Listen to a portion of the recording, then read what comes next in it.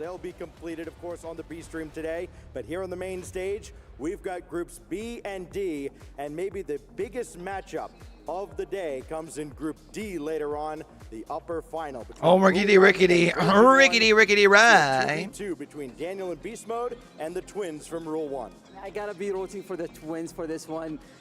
Everyone in the region has been talking about how good they are, and we have seen them grow and just dominate the RLCS scene for the past year. So I'm just really excited to see them on stage and see what they can do. أعزائي المشاهدين اليوم بيكون عندنا مباريات جروب بي وجروب دي، لكن راح نكمل اللي يصير فيهم، خصوصا ان نبي نعرف مين الجروبات اللي راح يصير لها elimination اللي راح يتم استبعادها. Yo. خصوصا انه عندنا مباراة بتكون I like it. I love it actually. أحمس المباريات عندنا في نهاية اليوم.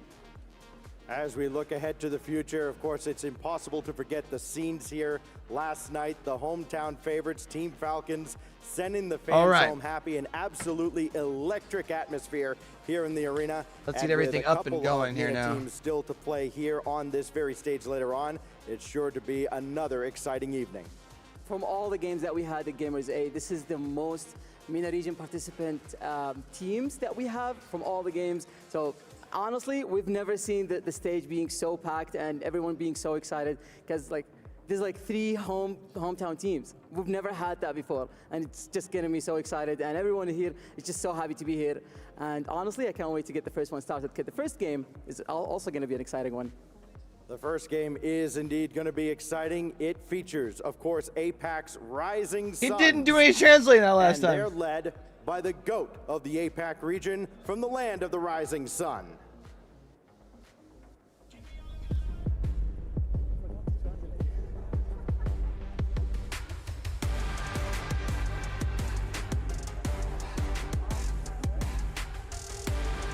Oh, this is the one we want. Yeah. All right. I like it. I love it. I love it. Welcome, Elevate!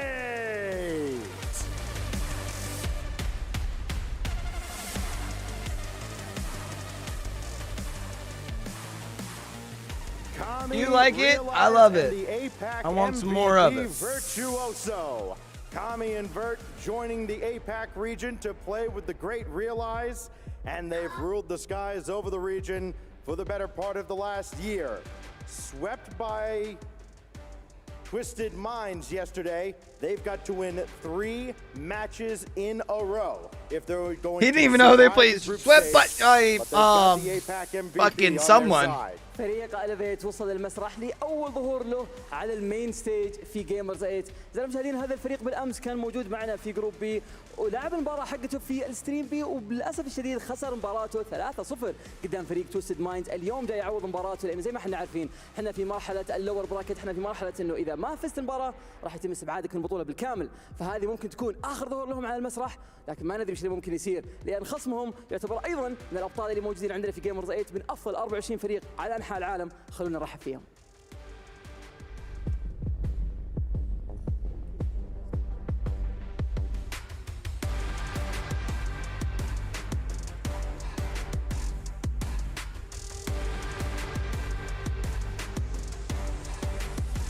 While this is getting started, let's get. رحبوا معنا في المسرح مونكيز.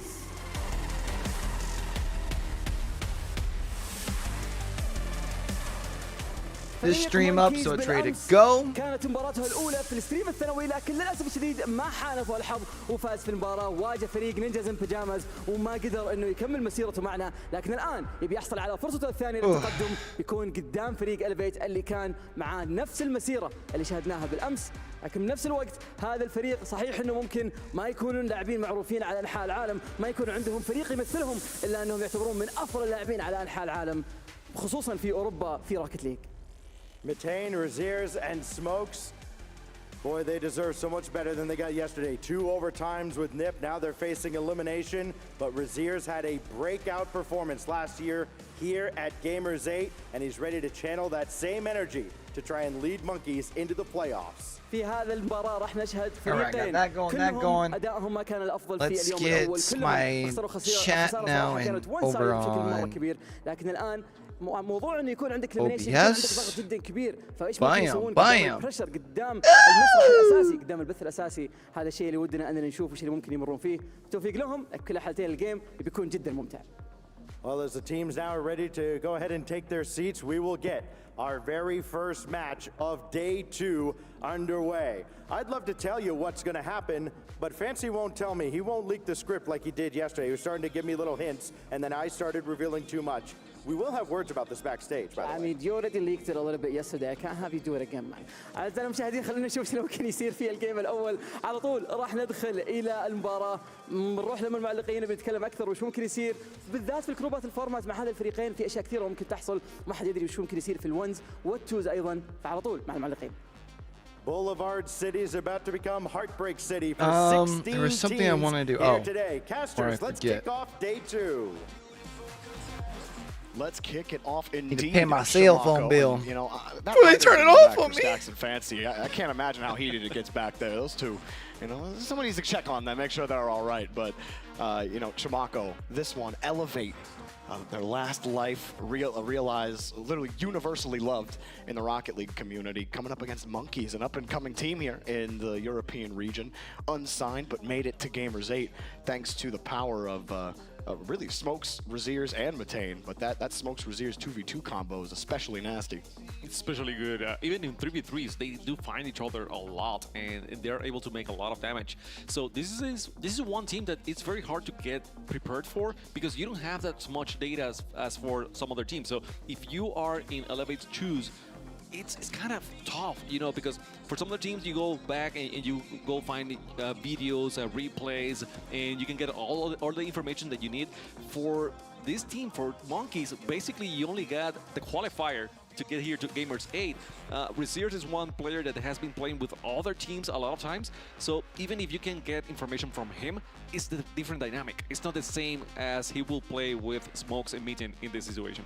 And the desk was talking about it beforehand, but they felt like this was winnable for Elevate. And it's still an uphill battle, not saying that, you know, they're the favorites, but one that they could win. And but Monkeys, I think they have a lot of power. You talk about Raziers and Smokes, they beat Appjack and Chronic yesterday in the 2v2. You know that's going to be difficult.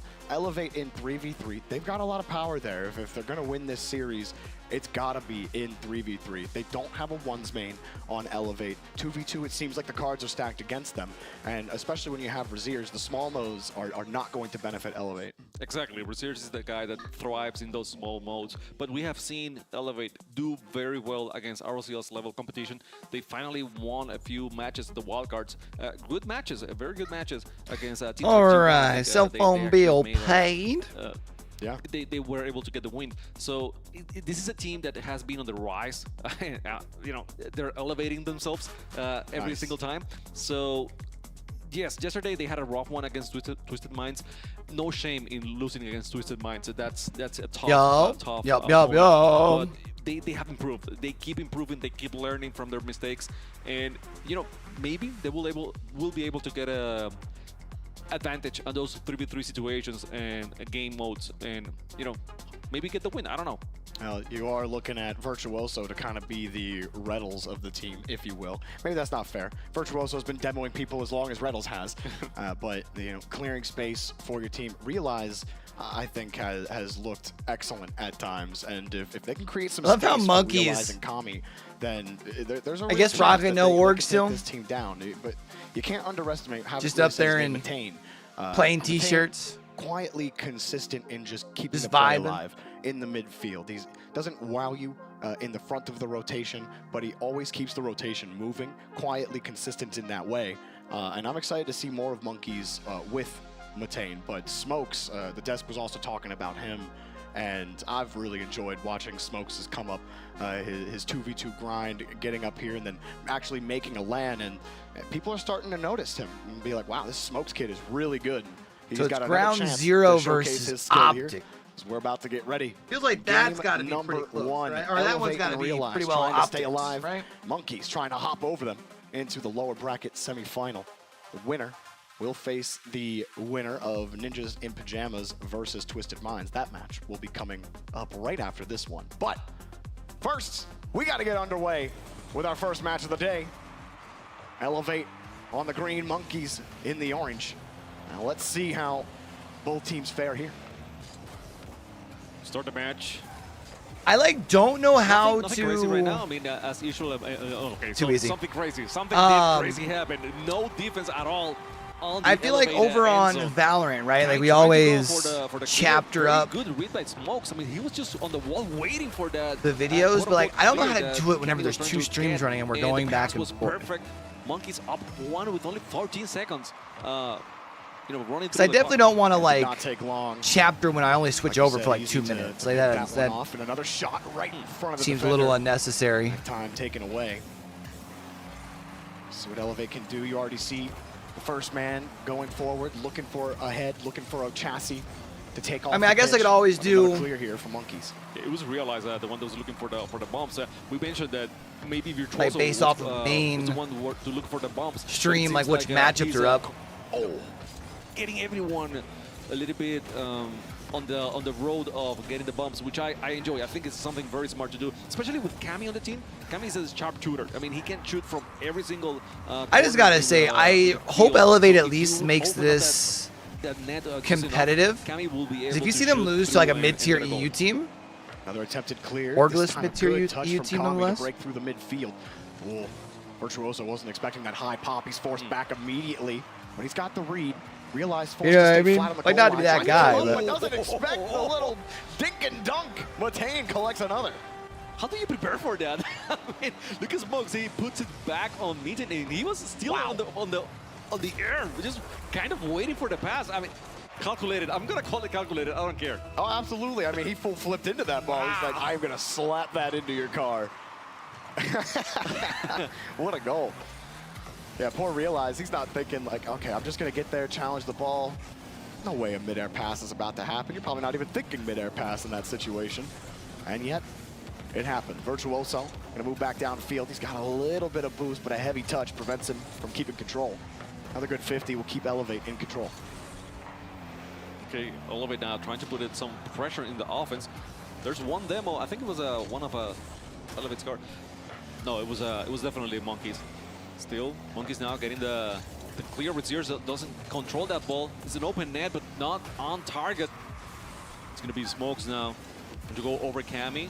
Kami waiting patiently. He got the touch. Reziers reacts. Monkeys to that just one. He's going for dictating the pass pace now. No one heavy, there to bro. get it. It should have been an easy Like clear, even but there, like a I don't know what mistouch, like happened no one's there to Elevate. follow up He the decided to pass. go with, Look how quick now they get the ball Smokes back. was able to steal it. It's just easy. Don't know if Realize was called off on that last play. Kami in some trouble here.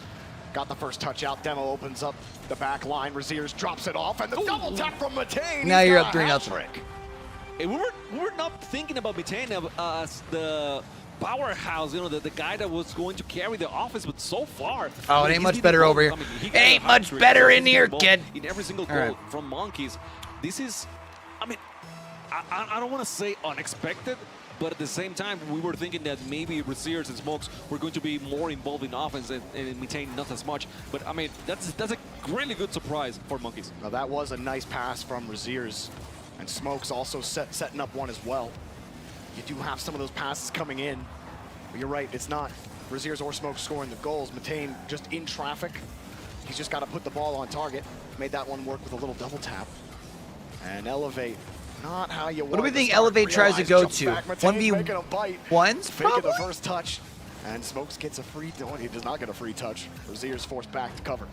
The free touch almost became something very dangerously for Monkeys. Now they're trying to get the clear off the wall. It's going to be Kami for Virtuoso. Virtuoso saw Mitane on the midfield, so he decided to wait for it. The passes are good for Elevate. They tried to make a shot, but too many defenders for Monkeys to defend that one. Yeah, you got to work a little bit harder to break through that Monkeys back line. And another solid 50 game from Reziers in the corner.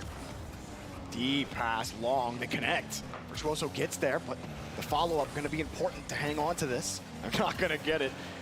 You see him come up, Virtuoso able to get that touch, and the ball just slings right by Kami.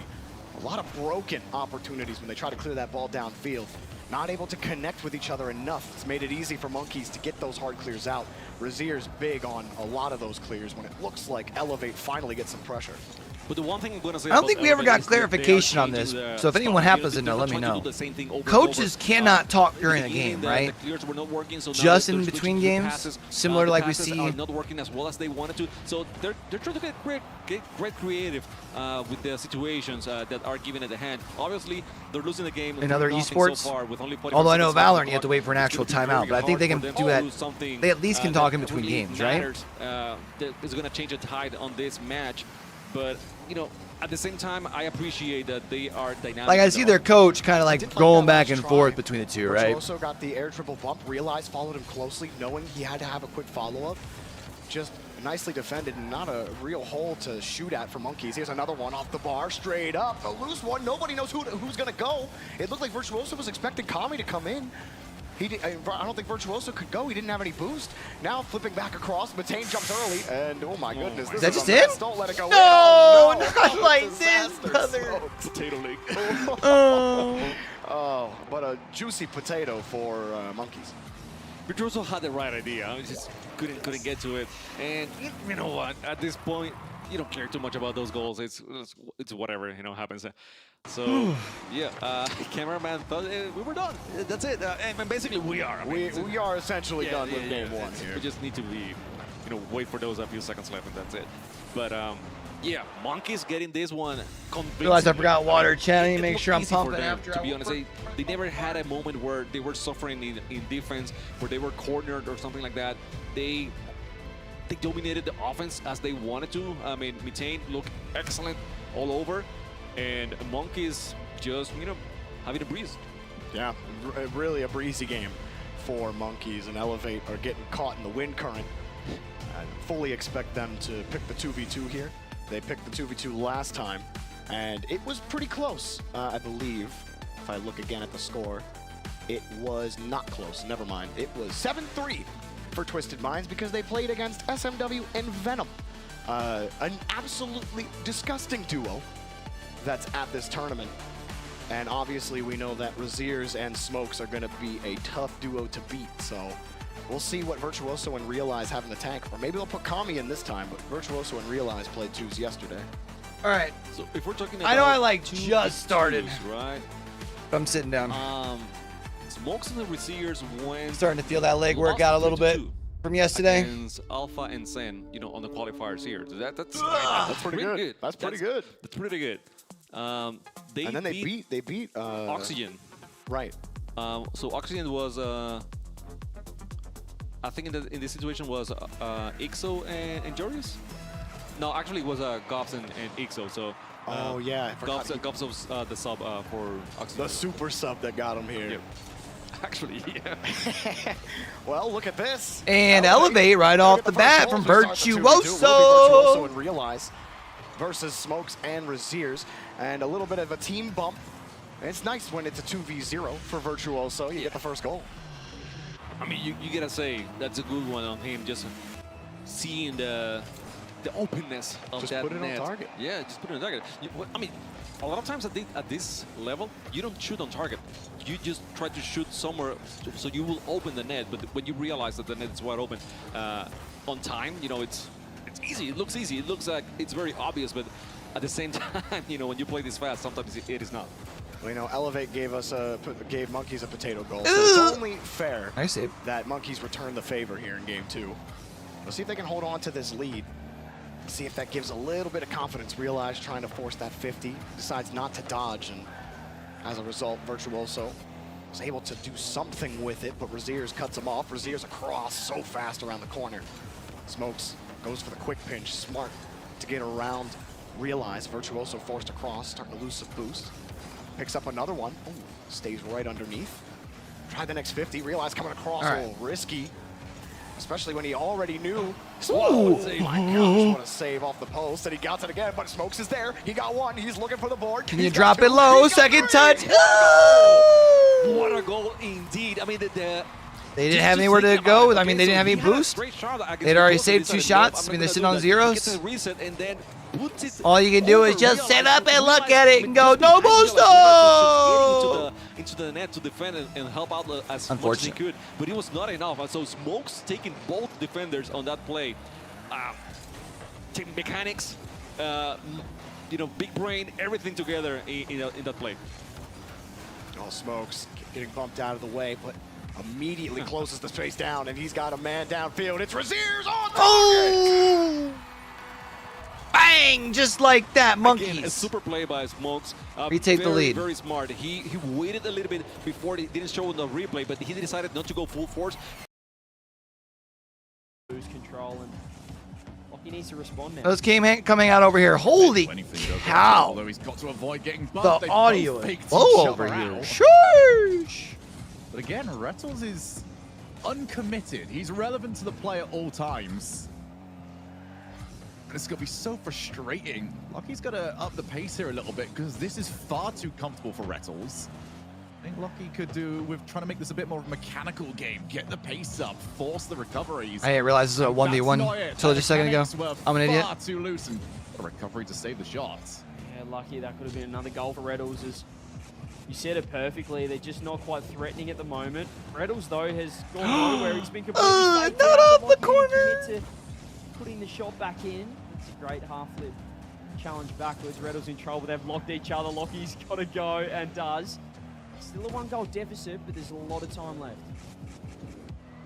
Ooh, just avoid the ceiling. Reset. Oh! The fake works. That's disgusting from Lucky. As you said, he had to turn it into a mechanical Oh, look game. at this. Took it up high, got the early reset. Resets. Oh! Think about things a little bit. Took it under him. To do nothing at all. Fakes it underneath. Tie ball game. Lock gained a little bit of control just in his past 35 seconds. It's a decent kickoff for Lucky just to control the ball after the fact. Again, the fake challenge from Rettles. I don't think I've seen him actually commit to any of those. Is that a read that is going to happen, or is it just something that both players are willing to commit to? But here we go again. Rettles is it the play? Oh! Is it the fake? This time it's the outplay. Now Super Lucky's got the lead. Lucky does the exact same move, same Minutes, wall, plenty of time same for scenario. singles, Gets the right? Reset. This time he uses it. Rettles waiting for the fake perhaps, but he just had no momentum back post. Lucky had all the goal to shoot on the left side. And now he gets the lead. Oh, Lucky doing a great job, and he's followed the ball. So easy to give up on those and just allow the opponent to grab boost and ball. Instead, followed it the entire way.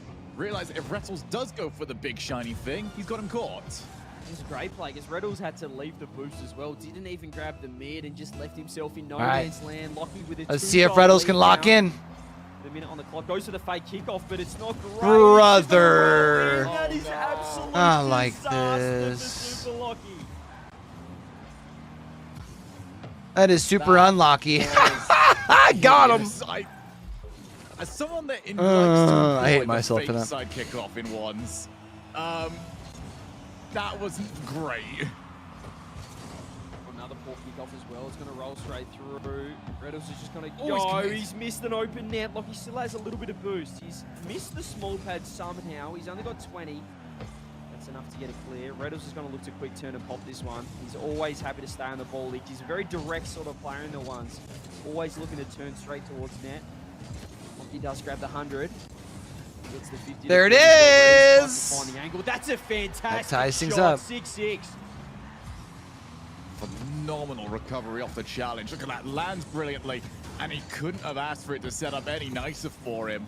2 goals down, Rettles does not care. And now with 30 seconds on the clock, Lucky has got to come through clutch, and he's in a really rough spot now. Now it's all about the kickoffs, and Rettles Damn, takes man. the win there. Gets the lead. He was 2 goals down, and so quickly has turned that around. Only 30 seconds of game time between 3 goals for Rettles. He gets the lead now, 27 seconds Shogun. All about this kickoff for Lucky. Yeah, ground zero need him to come through clutch. He tried to delay his kickoff. Rettles goes straight through.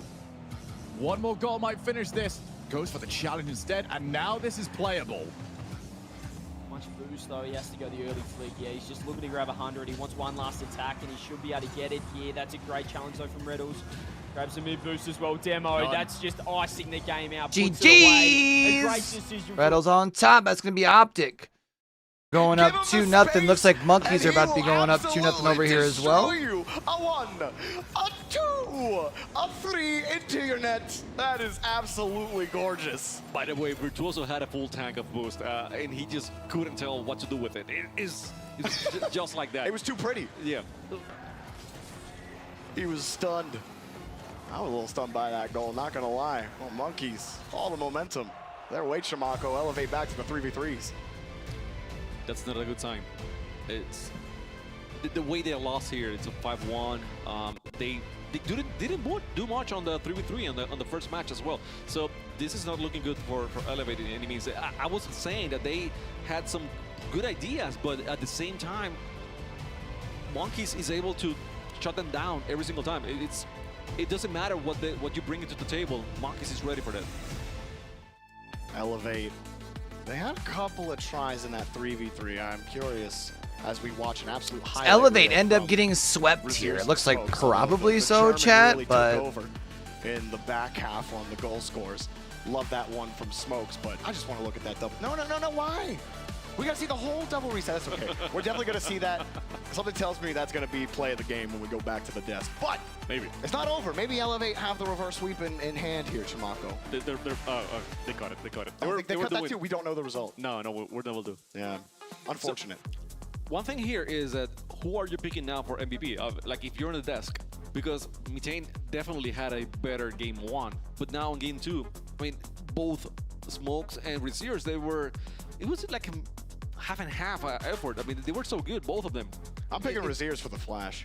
Also, Reseers had 2 sick passes to Mitane in the first series. So, like, he had that one off the corner, and then he set him up on another one. Wait, what was the one where who set up Mitane on the where he just hit it into him on the midair pass? That was Smokes. Smokes, okay. That was Smokes. Yeah, Smokes did that one. So Smokes is the big brain guy, and Reseers is the very flashy one. Yeah. Well, I mean, Reseers has a brain too. he has a brain too. You know, we gotta stop putting Rocket League players in boxes. You know, it's like you're either mechanical or you're smart. Which is like, if I call you mechanical, that means I'm calling you dumb, and that's not nice. That's not what we're saying, Derby. Right. But mechanics make you smarter, don't they? Mechanics make you Mechanics smarter. give you the ability to be smarter, but they don't necessarily make you smarter. I don't know where we're going at it. You know, yeah, I don't know where he's going. Discussion. Elevator trying to score. So Elevate on the board. That's a virtuoso play, definitely. Excellent shot recognition. You know, Reseers was trying to get the clear, get the ball out of the net. He recognized that it was a very difficult shot from Cammy, so realized was not going to have an easy save, and he was there ready to get to clean up the mess. So very good one by Virtuoso, and they get another one this time by Realize. Okay, Realize picking up this one. Some nice early insurance. Great demo from Kami on the kickoff. Love that design. And then Realize chipping it across. Reseers getting kicked, and I don't even think he was getting there. It wasn't, but Kami, I mean, get the first demo and then gets a bump. So the guy that maybe you and me thought he wasn't going to be that physical is getting very physical now, and that's a good thing because maybe Monkeys were not expecting him to be physical as well. So it's paying off, at least in this. Hey, that's cool. So the director for Virtuoso playing tight in this rotation, and now Monkeys might have found a way through. GG Longshot's going to be directing in game this time. So they're changing it after the last one. That is funny. This is a great start for Elevate. Really, you don't have to do too much here. Forcing Monkeys to make the play is probably your best option, but you still see them playing a really tight rotation. That's a great pass, a good win again from Kami, who's really been their most effective midfielder when it comes to those passes. If he's there to receive it, more times than not, he's winning that touch. But when he's not, that's when Monkeys really find the seam. I think they made some changes in the passing from the first game to this one because, oh my God, that's tough for Virtuoso. Okay. Yeah. So that's the first for Monkeys here, trying to start turning thing around. Let's do a quick look in over here. Optic up 1-0. Slips through one. We're gonna stay here. 50 across in the demo, absolutely smokes the last defender, and again, no chance that he was getting there anyway. I feel bad because I think that Kami was the one looking for the bump and not the other way around, and he ended up getting the worst part of the interaction. And now that was close one. Actually gets in. What happened here on the kickoff? Reseers coming up, Smokes taking the back, Mitane cheating up, and it just pops right over his head. And Smokes turned up the field, going for, that's the pure confidence there from Monkeys, but it comes to bite them and Elevate to get their insurance back. Elevate getting the best of the of the kickoffs here. Now another demo. There's a bump of Virtuoso. So elevates it. Oh, almost close. What a second by Smokes. The defender was coming in quick, but he had that right side of the net. Tried to hit it just a little too close to center. Monkey's plenty of time to get another demo play like that. Elevate can be put on the back wheel, but it's Monkeys that are the ones forced to respond after some completely gaffed kickoffs. But Elevate will take it, as you've been taking your hits so far in the series.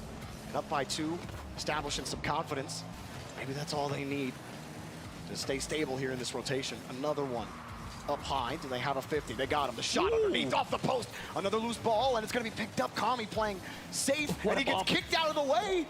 And Smokes is going to score. Damn. What happened in the third? Excuse me, get out of here, okay? This is not your place. Get out, Smokes. It's all yours, okay, man? It's all yours. I cleaned it up. It's wide open. Do whatever you want. And now we have only one game difference game. 1 goal difference game. I'm sorry, guys. I'm sorry. It's all right, Shamako. No, it's not. You know, it's your second language in casting, which is ultra impressive to begin with. For real though, It's man. understandable if you mix up the word, but here's Braziers. Bro, the amount He's of been times mixing like I have casted with Not that somebody time, though. Well covered by Kami. who is casting in their So now, second trying to or third Get language, the like press it's of that, so and he actually impressive. does. Moving forward, doesn't have any boost. Kami was trying to get there on time, but he missed it. And now it's Smokes once again in the air, going for the big brain moves, trying to go for the drop-down pass. No one was there to find it. Retain on the back end, getting demoed. A weak shot by Elevate. Actually, I'm disappointed. I don't like those shots because it's basically giving the ball away. And then you have that tight rotation as well. You can't give the ball away in that situation. Kami had to waste all of his boost to get back. Somehow Elevate are able to break out, but look what it cost them. Yep. Now they're on small pad duty. They are able to recover a little bit here, but surely they'd like a little bit more, and they're still getting harassed by Monkeys, slowing it down in front. I'll pop back up to Braziers. He got it over 1, and Smokes see there's no entry point, so he waits for the clear. Receives it, got a man on the wing. Pass it over once to Braziers.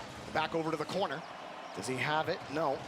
Virtuoso going to take that one out. Braziers got the boost. Smokes takes it away from him. He chips it over 1, straight down. No!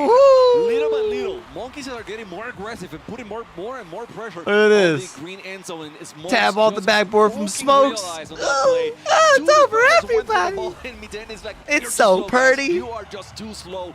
Nothing for you to do here. And now the game is tied with only 1 minute left on the clock. Elevate, all of that goodwill on the kickoff is gone. They got to create another opportunity. Braziers denied on the 50. Elevate pushing the demo. Goal for Damn. Virtuoso. Explosive Just like entry. that, huh? Demos again coming in handy for Elevate. That was a great way of getting Miten out of the way, and then Virtuoso beating the Smokes as well. So, I mean, credit where credit is due. Virtuoso doing the job as well. Elevate, who was only winning by, still winning by the demos. So and, chat, like the yesterday, kickoffs, how is I still needed hanging strong to here in the go final minute pick of up the game. Little Man. Again, I'm it's just Kami, dropping the Little one Man game real physical, quick here in opening up about the an gap. Here's another one, but hour-ish. This time he was on the shot. His school is Couldn't right around find the it. It was block. defended. Monkeys flying back on the board. They need to find one more. Dropping them off quicker than picking them up, so I don't have to wait. Yeah, I feel like, he's like, Elevate, 35 seconds. They force game 4. They won't get swept. But a hard touch, and there's the rotation coming in clean for Elevate. Well, like Virtuoso was going for the... oh, keeping it low? He was going for the bombs, but no one was there to get the second touch on the ball. So they need to communicate a little bit better for Elevate to make those plays work. Now Virtuoso another chance. It's stopped. Only 10 seconds here on the clock. The Monkeys trying to make something happen. Miten going for the double touch, maybe going for the pass. Braziers waiting for the moment to attack. He needs to catch this ball. He passed it to Smokes. Smokes still in the air. Uh-oh. A chance to the pass for Braziers. Oh my God, what a block. Nice try, nice try. All right, well, Elevate get themselves one. Maintains the lead and gets a win. It was like Optic 1 and 3 over on the other map, Quite or on the other done, map, on the but other channel. Shamako, the game just got a lot harder. Yeah. Because now you got to play against Braziers. And here's how the deck is stacked against Elevate right now.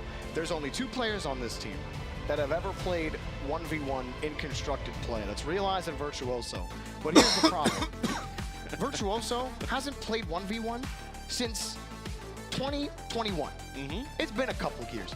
Realize is the other player who has played in constructed 1v1s. But his last 1v1 was a Johnny Boy show match against Scrub Killer in 2017. Wait, you mean that Johnny Boy has been doing content that long? He's been doing it for longer than that. Damn. And it went 5 to realize his credit, but that was 6 years ago. And Rocket League is a much different game now. At Razier's, everybody knows how good he is at ones. It is an understatement to say that the deck is stacked against Elevate. That's why winning the 3v3 games were so important, because there is no threat for them in 1v1. Could they have a Raise Bull like come up? Do they throw in Kami and all of a sudden Kami's a ones god that we never knew before? Like, remember that last year, Raise Bull, before he queued a 1v1 game at Gamers8, he had only played 8 1v1 games before. But it's going to be Virtuoso. All right, let's get it. As he's been the most recent one to play. Let's see what he's got here against Razier's. To Raise Bull's point, I do see him play 1v1s a lot with other players, but it's mostly private matches. Just funsies. Funsies for some of them, not all of them. Okay. Well, Virtuoso's going to get the first goal. That's easy. That also is something, Shamako. That's easy. Best of 1v1s is you can get the crazy results.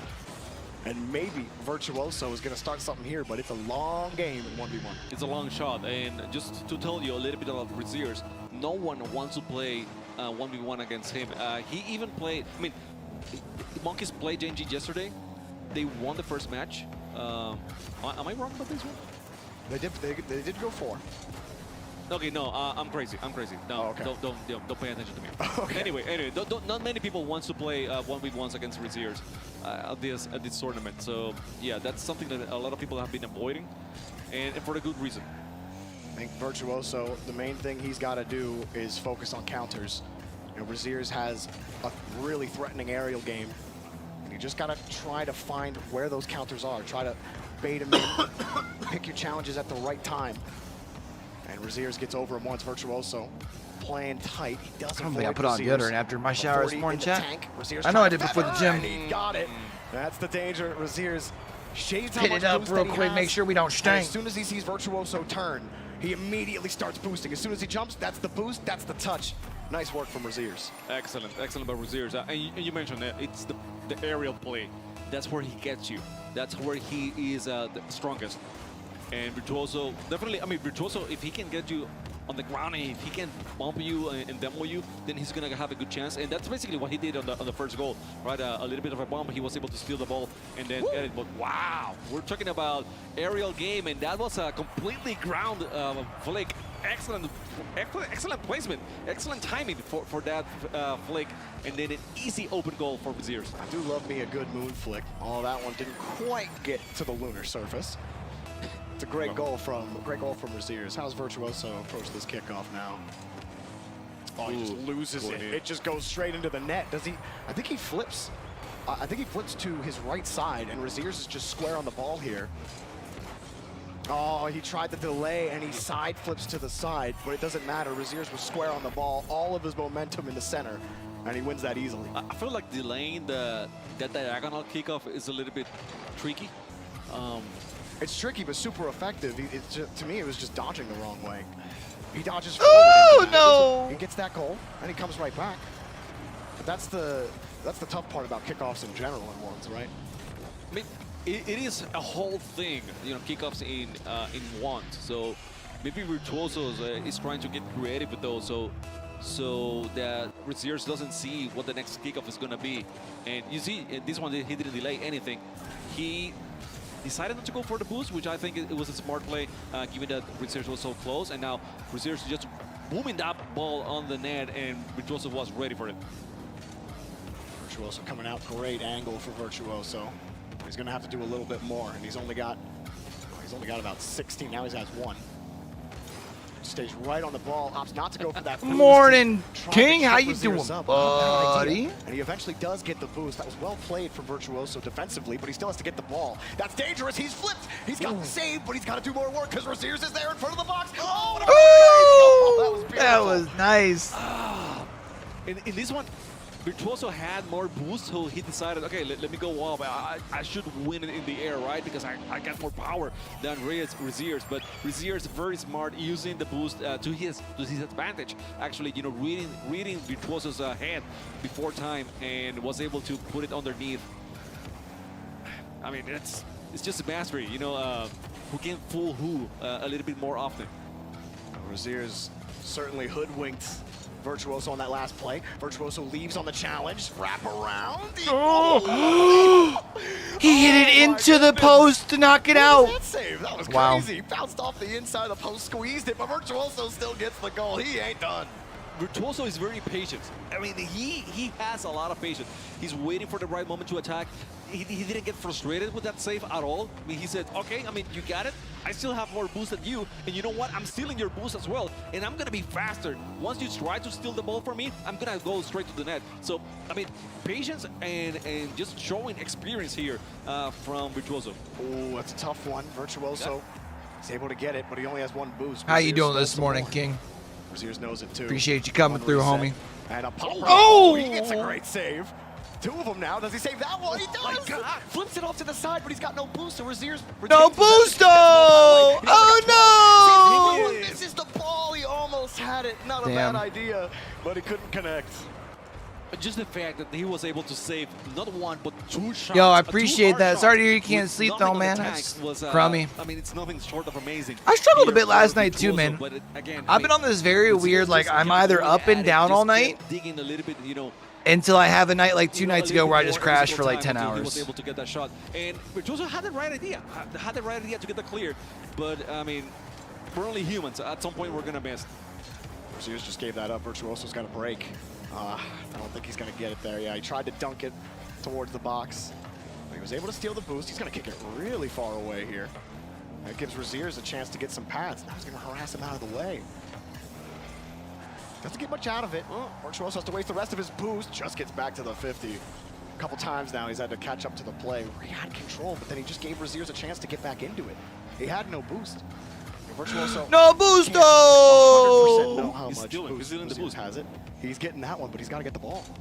Well, I mean, he is betting on Reziers having nothing, and then he been able to steal the ball a little bit easier. Not when Reziers is at 100%, but whenever he is a little bit more starved. And I think it's not a bad idea. He still have time on the clock to do so not too bad. But in this situation, it was all Reziers. He was able to fool Virtuoso. This Get the one's better end over, of the chat. exchange. It might not be a Got sweep. him on the flick again. That's This has close not enough. been There's a bad 12 game minutes from till they're back on the other Virtuoso. channel. My He has good. played, I think, as well as you could against Reziers.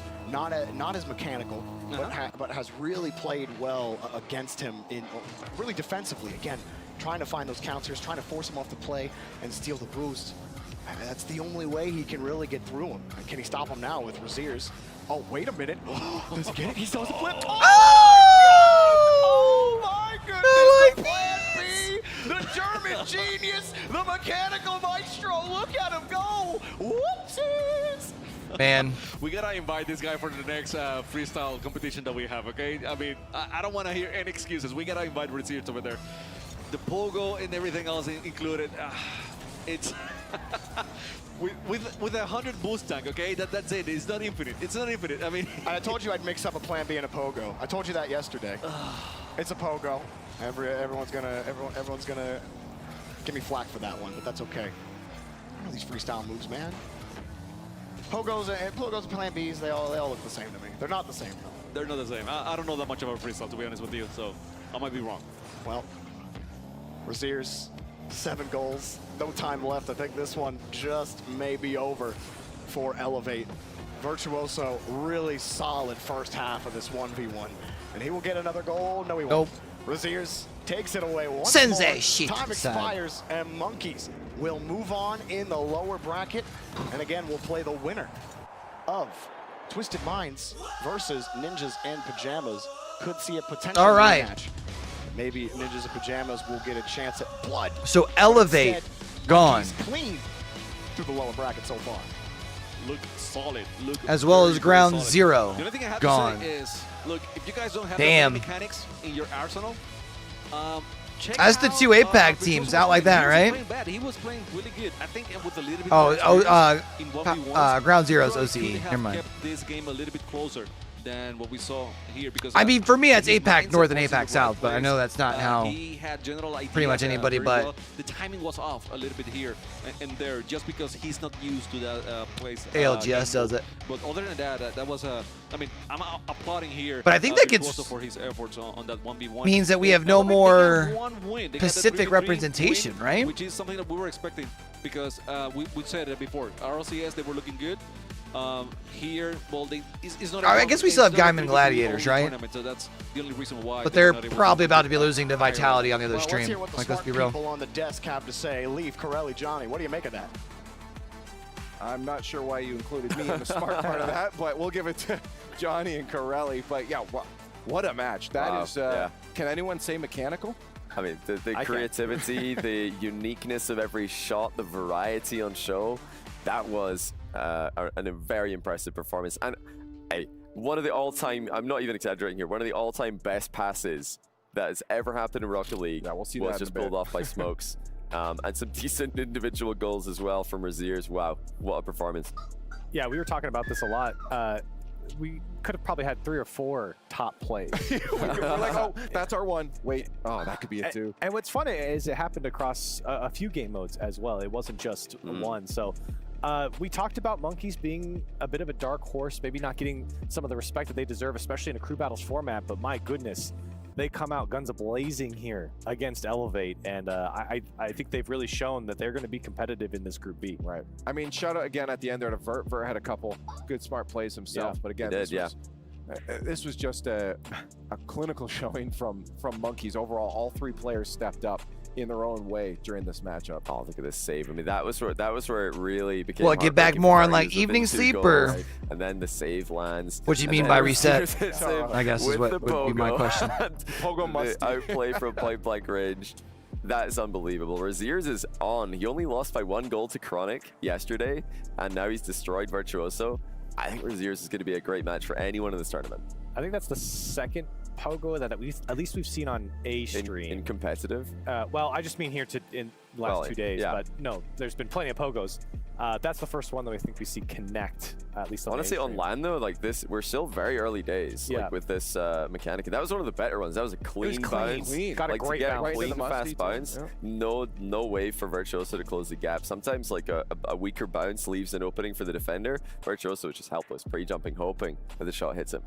Now the question is, going forward, are mechanics going to be enough for the squad, right? It has to be. Yeah. It has to be. Because if you get yourself into 1v1s and 2v2s, which you're going to get where your mechanics matter the most in the group stage, it has to be. And now you have to play the winner of NIP or Twisted Minds. Mechanics are on those teams as well. So you need to be at their level or higher to take them down.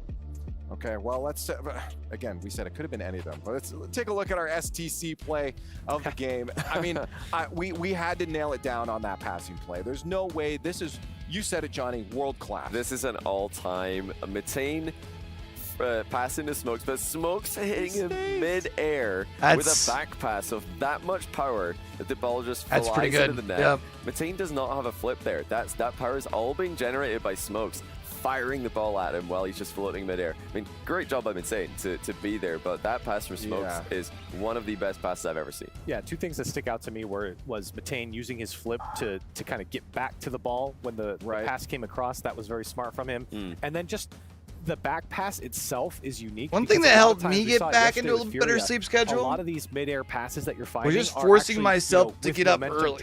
For me, it's for the gym. So to actually play it backwards is pretty unique. Yeah, I don't know how that kind of power to generate that kind of power. Like if you've got a friend that you can just hop into a fighting match with, try and do that. It is much easier. There's still some nights where like I struggle to sleep, but the pass was already going. It hits different when you know that like 3:30 a.m. wake up's coming. You don't have to wake up that early, obviously, if you're not doing gym. I just do that because I need to be back here by 6:30. Raziers had most of the runner-ups. I want to take a look at some of those too, because again, during the 1v1, and usually I'm trying to get home by 6. Set across the entire field. So I'm not. Yeah. You know, I mean, they're winning 4-1. But We're it's not just bumping clean. into It's each other just in the so bathroom. Clean from Razier's. I said to Johnny when he hit it, I was like, man, that's a great play. And Johnny's like, yeah, it's just a clean free play. Double He looks like he's in free play, doesn't he? And that's kind of the beauty of that shot. Almost all of the goals look like they were in free play. And that's nothing against Elevate. I mean, Elevate, again, gets in the way. But these guys just have so much control. Oh, my gosh. That's the moon flick. That's I mean, it's just a very well-rounded offensive repertoire. And that Any would have been predictions the as far play as of the day for the many other matches? times, but, yeah, so if I do to do like a quick run through looking at them, but we've still, seen Razier's Optic and getting a Monkeys shot like win. that on Team live Vitality is next beats level. Gladiators. And again, was popping I off, think but, we'll I do probably think, again, you mentioned Smokes there. see We will be giving our Kitty MVP to Smokes because, again, all around probably see Smokes Twisted was Minds over involved in the Ninjas in plays. Pajamas. Mechanics for all three players, but Smokes was just watching him out there something else. I think for Monkeys, Smokes. See upper brackets for A and B who are currently running. I think Oxygen, how can you not beat Vitality and carry that over to qualifying through upper bracket with as good as G2's looking? Although I wouldn't be surprised if G2 wins that, but I think I'm taking Oxygen. Again, that's why I feel like they are dark horse. Now a lot of people are talking about these guys, and and I gotta roll with history. I gotta take BDS qualifying the top group of and Razier's and twos. I mean, B? the 2v2 and the 3v3 matchups here were the ones that were a bit. So that would leave us what? Optic versus Vitality. Vitality wins that. You know, we're giving a lot of MVPs this week. Probably beats G2 Esports because in close matchups. That can I really don't see be Vitality the not make or getting the break playoffs. For what you decide so that kind of matchup. But has them that was always running through lower brackets. A win for Monkeys. You know, no disrespect to Elevate's Virtuoso, who tried his best there, but Razier's is just too good. So the fact that Smokes is able to step up and turn the 3s and 2s in a pretty one-sided match. I think the Monkeys Twisted Minds game probably pretty close. Deserves the MVP. Wouldn't matter though because they're gonna end up losing to Gen.G. But probably Twisted Minds wins that. More time here. We got to go to a break. We got a lot more Rocket League coming your way for the rest of today, day 2 of Gamers8. So please stay tuned. We'd love to have you here. And shoot, let's run through them here. How do I pull up?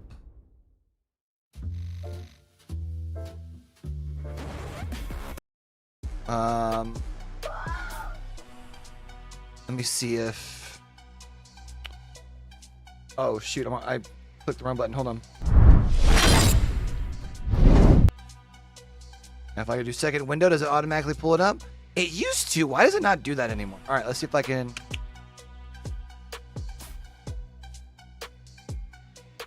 So yeah, Oxygen I think qualifies on top of A. I think BDS qualifies on top of B. Vitality will end up running through lower bracket just because I don't see them not making playoffs. Gen.G goes to lower bracket and qualifies in Group B. Furia, I think Limitless upsets FaZe Clan. Nah, I'm kidding. Furia, FaZe Clan.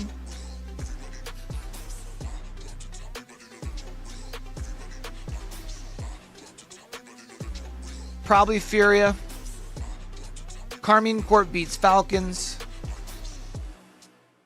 Furia and Falcons play against each other one more time. Furia gets redemption. Ooh, but that means Falcons don't even make top 8. Does that happen though? Ooh.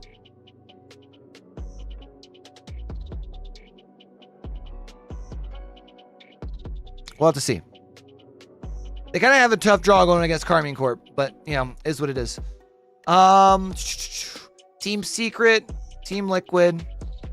Team Liquid wins here, plays against probably Rule 1. Nah. Rule 1 will qualify up here. They'll play version 1. And I think Team Liquid gets redemption.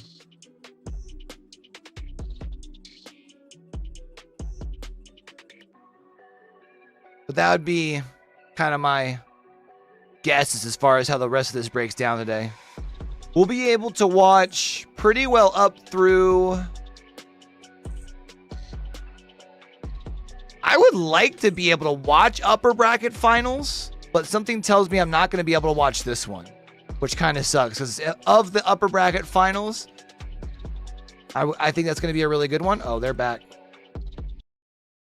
Recently at Worlds. Yeah, super impressed. Making it through the wild card with strong performances against Falcons, nearly sweeping them, but unfortunately getting reversed. How are you doing today, YK? On RLCS land that's happened. But wins against Moist. Happy Friday. And, Appreciate you coming through, really hanging out. Established them as a top 16 team in the world.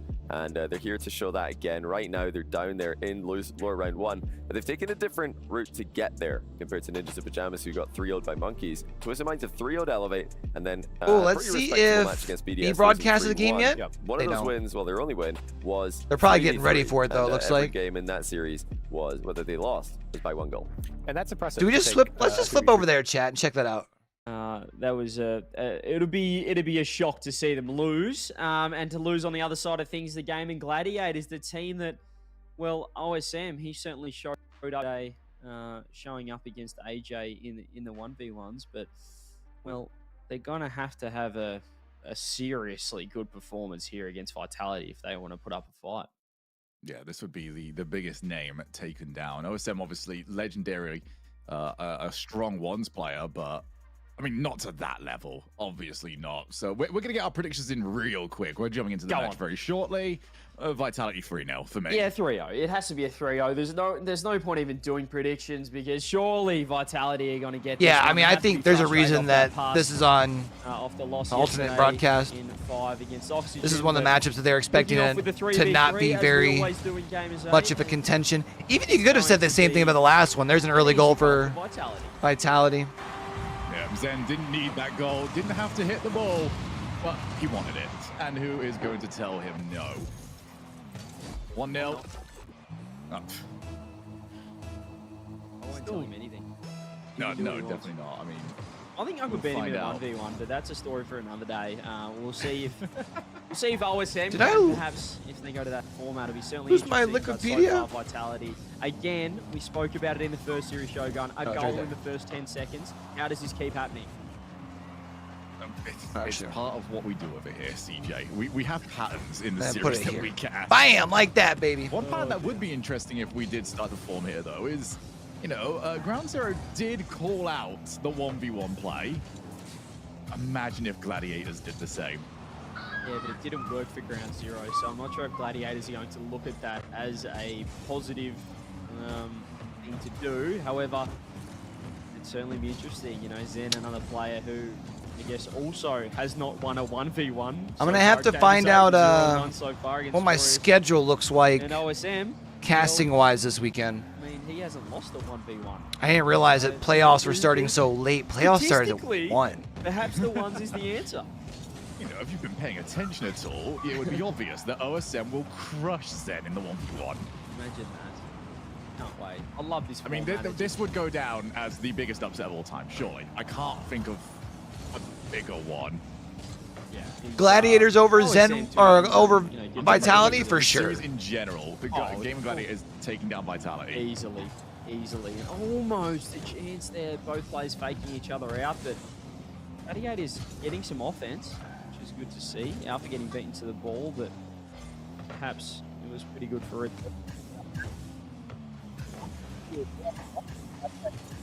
And the only reason, King, by the way, if you're still in here, that I say that is it's worked for me. The next season over in APAC for the Gladiators, be interesting to see if he can. I was struggling with really sleep warm up into this tournament a lot in like the spring and early part of the summer. So far, but once I got like really regimented on being up at 3:30, 6 days a week for the gym. Sometimes I go to the 7th and just do cardio.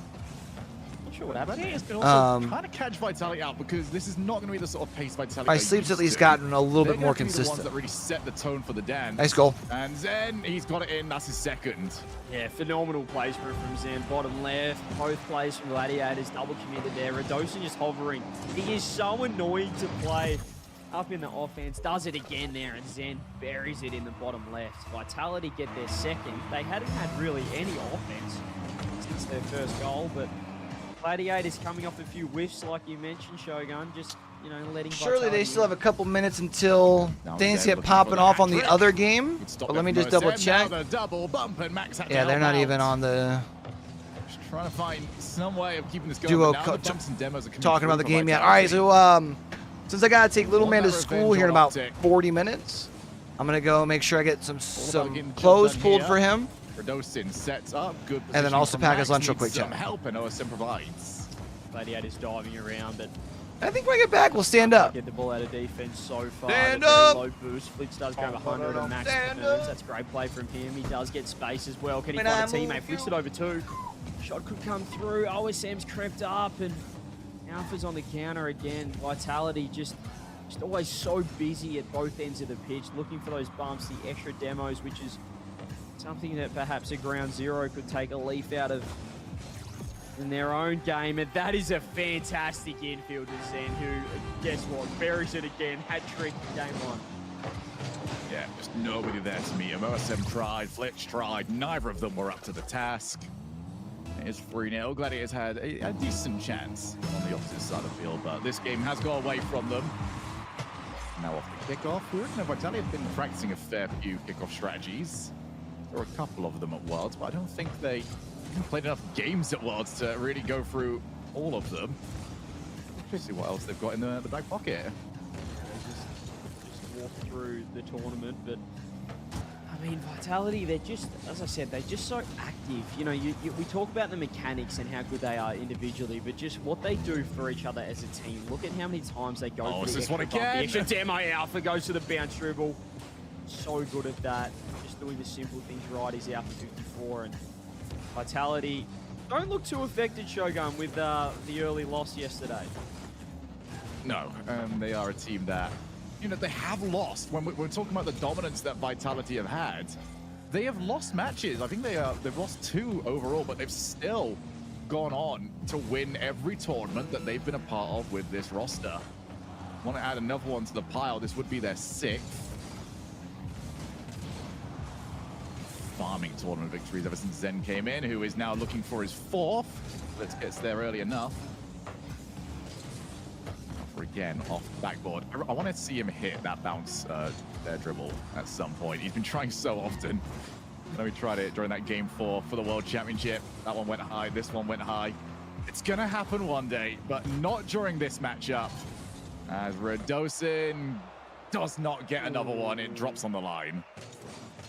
It's just got to be Zen's 3 goals, MVP performance from him as well. They're looking very comfortable, and now the question falls to the Gladiators. Go on, OSM. Go on, do the call. Where do they go? They've got Alpha and Zen in 2s, or do they want to just have a look at the young maestro? What do we call him? The man, the magician, the superstar. Do they want to take him to 1v1? OSM, when are you going to get this chance again? No, he's doing it for it. He's done it. Ladies, gentlemen, we have the 1v1. OSM has decided, you know what? I'll take this kid. 1-on-1 solo duel. Zen versus OSM. OSM has a chance to end a career right now. I mean, this is going to be so much fun. And this is the exact opposite to what we had yesterday, CJ. People are starting to think, you know, going for the 2s off a loss doesn't seem to be the play. Wow. Well, OSM, to give him credit in his 1v1s, he is a bit of a counter-stratter. He's a little bit unorthodox the way he plays 1s, quite defensive and quite a grounded player as well. Let's see if Zen has had many reps against a player like OSM. This is going to be interesting.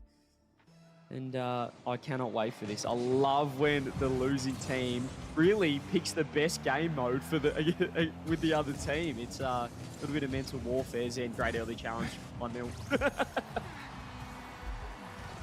Zen might try and make OSM regret this choice, but I respect it. Like, from what we are expecting this series to go like, when is OSM going to get this chance again? Have a shot at it. See if you can take down Zen and get that next to your name. Still a lot of time. Zen's absolutely stuffed this kickoff. His flip went nowhere. His jump button got stuck, but he was able to pre-flip out of it. OSM couldn't capitalize, but that's a great pre-jump. It's a fantastic pre-jump. Can he recover in time? Can he put it away? Can he get 1-1 on net, in net? OSM, fantastic challenge. OSM knew what Zen was doing before Zen knew what Zen was doing. Up there, met the ball, won it clean. And that is 1-1. the first 24 seconds, pretty good. You asked for it, Shogun. You asked for OSM to just do his Oh, thing I and go love for it. And this. that's a big delayed kickoff. Super Lucky in the last game tried to do that, but they weren't effective. But this time it is. Lucky Zen also does grab sort of the stood 100. still. He just watched the ball bounce off him. Yeah, it's that wasn't a soft grab, but that is just a phenomenal shot. He just jumps up early, baits OSM into thinking he's going for an air dribble, but Zen's got his second flip and just buries it into the left-hand side. OSM, great kickoff, but just didn't capitalize off it, Shogun. Yeah, OSM needs to make sure he doesn't get too reliant on those pre-jumps. He got the first goal from it, although he's going to depending on score the here. Zen recovery. Actually, I heard we've got a 1v1. OSM's getting weird with it. He's got unique kickoffs, and this time it was just a flat-out hook kickoff to the left, off the diagonal, and Got a Zen, little man all prepped up surprisingly, for school. lost that. Again, so reminder, hard. I am going to be taking him like I did during the Quite aware of that one. Here VCT we watch go party again. He's done it yesterday. again. Zen's gone slow. OSM Since will he's get right another around the goal. corner here from Walks us. it in. OSM, he took down AJ. So I'll be a very quick walk and I'll be But back. This is another step up. But that's still and here in a little leave bit. right It might now. even be after, maybe after the main. Kind of pulling for OSM. Yeah, I'll admit. Oh, there's a- absolutely. it would be really funny. This would be a massive win, and it'd be. Got it. He's going low 50. I like the play. Zen recovers in time. OSM needs to get back. He's turned the wrong way. Insta challenge should be an open net for Zen. He is going to be able to find that. OSM just chose the wrong option on that attack. He tried See, to I go the think low this is 50, the thing about 1v1s for me. Yeah, I mean, when you're coming in from that angle from OSM, Zen can see you. I don't know if I would You're not want to hidden at all. see them Zen knows exactly where you're coming from, and consistently the in side tournaments. challenge always going to be weaker than Like, the this front is cool challenge. for like a one-off tournament. So, well done there for Zen to set that one up. You know, if they were to do OSM, other though, not tournaments, getting like, you know, a results 2-week after it event here now. and there, I wouldn't mind seeing Low it. boost, has But to I don't think it's retreat. something that I would want to Zen's see, taken to the air. He's got OSM on the ground. Just gonna like, take the even every challenge. second or third Well event, played on the right? defense. but Zen got the Personally. 100 in the corner, and Maybe OSM y'all has feel to do differently in something chat, I'm not here. Zen sure, went for but- the early snipe. Still no boost for OSM. Has to stay on the ball. He has to do something, and the bump is going to help out. He's got 100 now. Grade 50 again. Is that just going to go in? It's a little bit wide. Zen perhaps got away with one there, but OSM is able to grab the 100 and perhaps work this one into the orange end.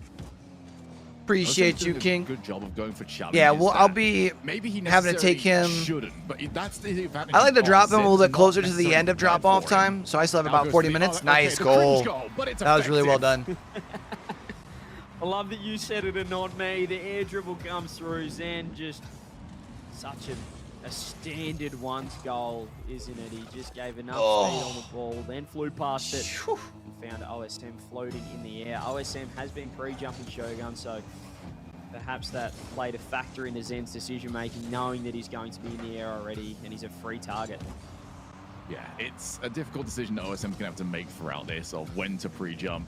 If he relies on it too often, Zen will get him, and he's set up pretty well, but once again, OSM, when he can get the challenges, coming out very, very well. That one's slightly off target. Oh, Zen almost. Actually, if I'm OSM, Own I'm goal. thinking, thank goodness that didn't go in. I've seen what Zen does after he own goals, and I do not want any of that.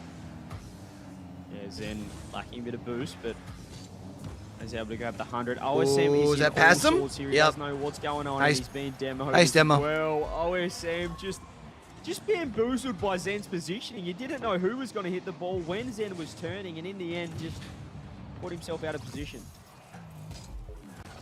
Yeah, there's been a lot of delays on the challenges. OSM, he's not really shadowing a lot. So we got Nip versus Twisted Minds are going to be over on the main broadcast next. He's retreating back for boost and just to, wait on the goal line, more or less.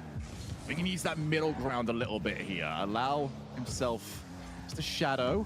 And this might be getting out of hand as OSM tried to Yeah, get this is where Zen just starts to run it up, Wasn't and happening. it gets ugly Time and time really again, fast. OSM overcommitting Zen, getting Time and time fantastic again, take a defensive drink. challenges, and I mean, Zen just right there is playing with his food. 6-3 to Vitality / Mr. Zen himself, and starting to get a little bit ugly, but OSM still winning the kickoffs. And OSM's done great, but he has to score, and he has done so. The delayed kickoff keeps working out pretty nicely. And when Zen's done it, Zen's been scored on. When OSM does it, Zen's got scored on. Yeah, it's certainly a pattern here for Zen that he might need to work on. Let's see what happens here on the kickoff. Zen going for the standing kickoff. This time wins it. Here we go. Boost as well. He's going to go off the ceiling. He's going to start cooking. He doesn't use the ceiling. Gets the reset. Gets 2. Tries to go the ground pinch. Doesn't get the power required. And OSM with a great first touch. But Zen's instant challenge. He's playing that fast game. Trying to get him with pace here. And OSM's been wow. there, again. Zen's going low. Golly. 7-4. Yeah, OSM made one mistake, which was not committing to the boost when it spawned. Zen, I think, still would have had good control over that ball, but it would have at least put some level of pressure on him. Maybe get the bump on the way through as well. Instead, he let Zen have time on the ball. Another delayed kickoff, and this one has now worked for Zen. Finally, Zen gets one off the delay, and well, now it's 8-4. Very quickly, Actually spotted him. From OSM in the lead to Zen, as you said, recognizing the change up in the kickoff. This guy can adapt on the fly. He adapts mid-game, and he's done it here again against OSM. I just love that Zen is now sort of peeking over. We saw it with his camera, that he's just taking a quick look. Make sure he knows what OSM is up to, and then he's adjusting the actual contact on the ball. Although OSM is now through, and that is going to be a goal. Yeah, OSM's already not moving. Zen's not going to follow it anymore. OSM's going to have to keep being weird with these kickoffs. He needs a few of them in a row here. He can't. I mean, that's the beauty of 1v1s, though, right? Is like if you need a couple of them. Side of things, a terrible challenge. You get 2 here. Have a little game, trigger happy or have a there, little, you know, back and forth, then score, and then too aggressive, go back and forth. Yo, what it do, Nightmare? I just realized I missed you coming in here. What up, Pup? What up, big dog? My bad, man. And Does trying to keep it. He loves playing that 1-2, but OSM They're can't doing get good. back to it. Zen might be able to just turn pop shoot this one. OSM's in big trouble. No boost. Huge save. Zen follow-up. Puts it wide. Hopefully you're off to a good start to your Friday. This time. It's Friday. He's going to be able to get that goal back. He's just having fun. 4-goal lead. Well, he's back. Yeah, wanted to go and get the boost. Zen also recognized that fact. Knew where to place the demo attempt. Well, OSM, I think the late kickoff has been sort of figured out here. Even Zen's trying. All right, they started pulling off over here. Get something. Oh, a technical break. Oh, come Zen on. does get another good challenge win. He's also quick on the recovery. And whilst he's got the demo, OSM saves his own shot. It could have been disaster, but I mean, it still could be right here. Zen's grabbed the 100 boost. Zen's pre-jumped it. Now he's in big trouble. Zen's walked it over the top, wedged it off the bar. 10 goals here in the 1v1. Zen is just growing in confidence, and OSM is starting to overthink it a little bit. He's getting aggressive. He needs to. He was 4 goals down, but now he's 5. How you feeling this morning, Nightmare? That's not much time. Yes, How's Texas Chainsaw been treating you? Zen's recoveries a lot better than they started in this game. And this looks like it's just a little bit too much work to do here. I do really like what OSM has at least attempted. That was the reset. That was so good, OSM. Classy from OSM. A honing missile. Well, as you said, gets the reset. Got a bit ahead of the ball, so he faked it out, found the pop, and found the man as well. Zen in net could do nothing. 4 goals, still 36 seconds. It's possible in a 1v1, but he needs great kick. If you're offline on Steam, so those notifications stop popping up. My bad, my bad. The boost, he's got the ball. Has he got himself? Oh, what's another one? Get a little breezy from Zen. Throw the towel. Comes through. That is sensational, and he has got everything on that bar down. Zen calls game. This is what happens when you call out Zen. Did take the loss yesterday. He's come through and he's taken on a very tricky OSM who came in with some strategies. Had a lot of success earlier on, but the game was 3 minutes. I've had every chance. Zen for the last 2 minutes, though, has been fully in control. Taken to the ceiling. Oh, I tried. One more time? Not happening for One him. more Now he's just time? merely settled for a double tap. He's always got And now he so doubled much him up. boost. Someone It was checking close for a while. At the reset, he didn't use it. And Just then up Zen against was like, the all right, let me ball, actually play, though. Still gets back to it with 21 boost in the tank. OSM just could not do anything there. Zen is ridiculous at this game. 5 seconds left. It is just a ceremony at this point. Zen 1-1 in the 1v1s for this tournament. And OSM, we're now looking to get his teammates back on the field and try to reverse sweep the world champions. How on earth did Jorius beat that? I mean, Zen's so locked in, 17 shots. First day jitters for Zen. As you said, he's kind of known for being a little slow out the gates. His own right, showed some fantastic defense, but Zen is just too good individually, too fast, too strong. And now we're back to the threes. Gladiators could be the second team getting sent home here over on the B stream. I think there would be some teams, though, looking to that match and thinking, oh, there's something we can use against Zen for a couple of free goals. You know, the delayed kickoffs was something that he had to, you know, make a purposeful adjustment for to start spotting them. If he's not starting these games looking for those sort of plays, there's maybe a chance for 1 or 2 goals against him in these ones. There's a chance. There's certainly a chance, and Vitality is certainly beatable. Well, when I say certainly, we saw it happen. I still don't know how it happened, but I mean, back to the threes. I think they said, what, 15 minutes on their technical delay? Oh, that was just local time. For Max and Flitz versus Redosin and Alpha. You know, how were they in slow-mo? Were they really keeping warm, or were they just sitting back and watching the Zen show? I could play a factor here coming into the threes in Game 3.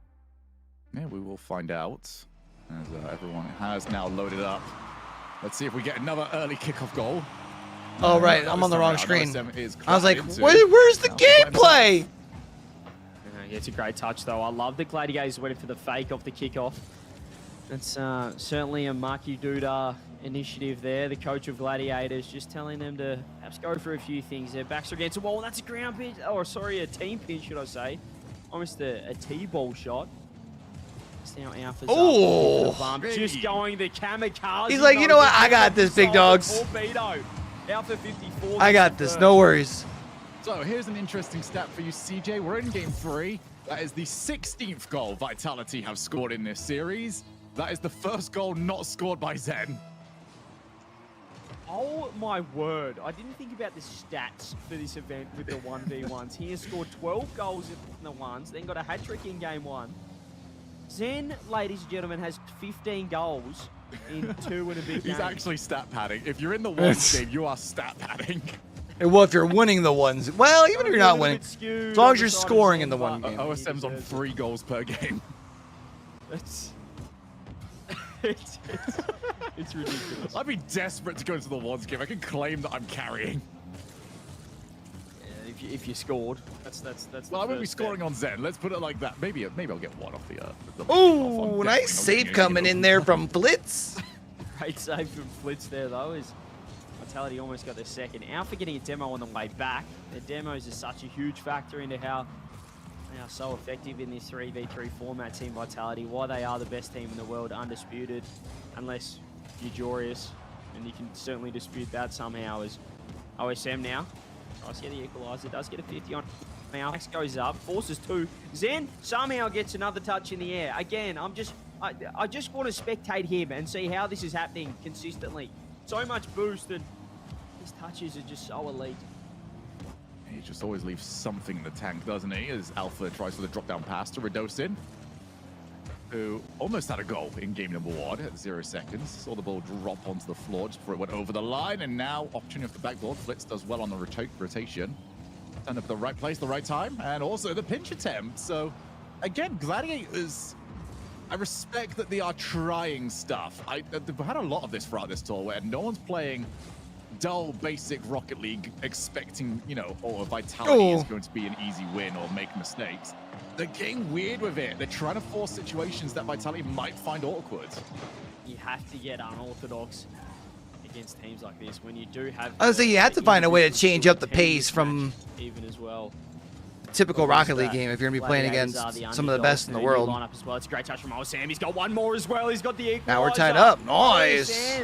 A little bit of magic coming off the 1v1. It's an incredible recovery. Got clipped on his way up. All right, looks like they got some stuff fixed. OSM is coming out of this series with some It's good for you nerds. Plays. Means I'll be able to park y'all over on the main broadcast. I'm gonna take a little man to score real quick. Here in about 30 minutes.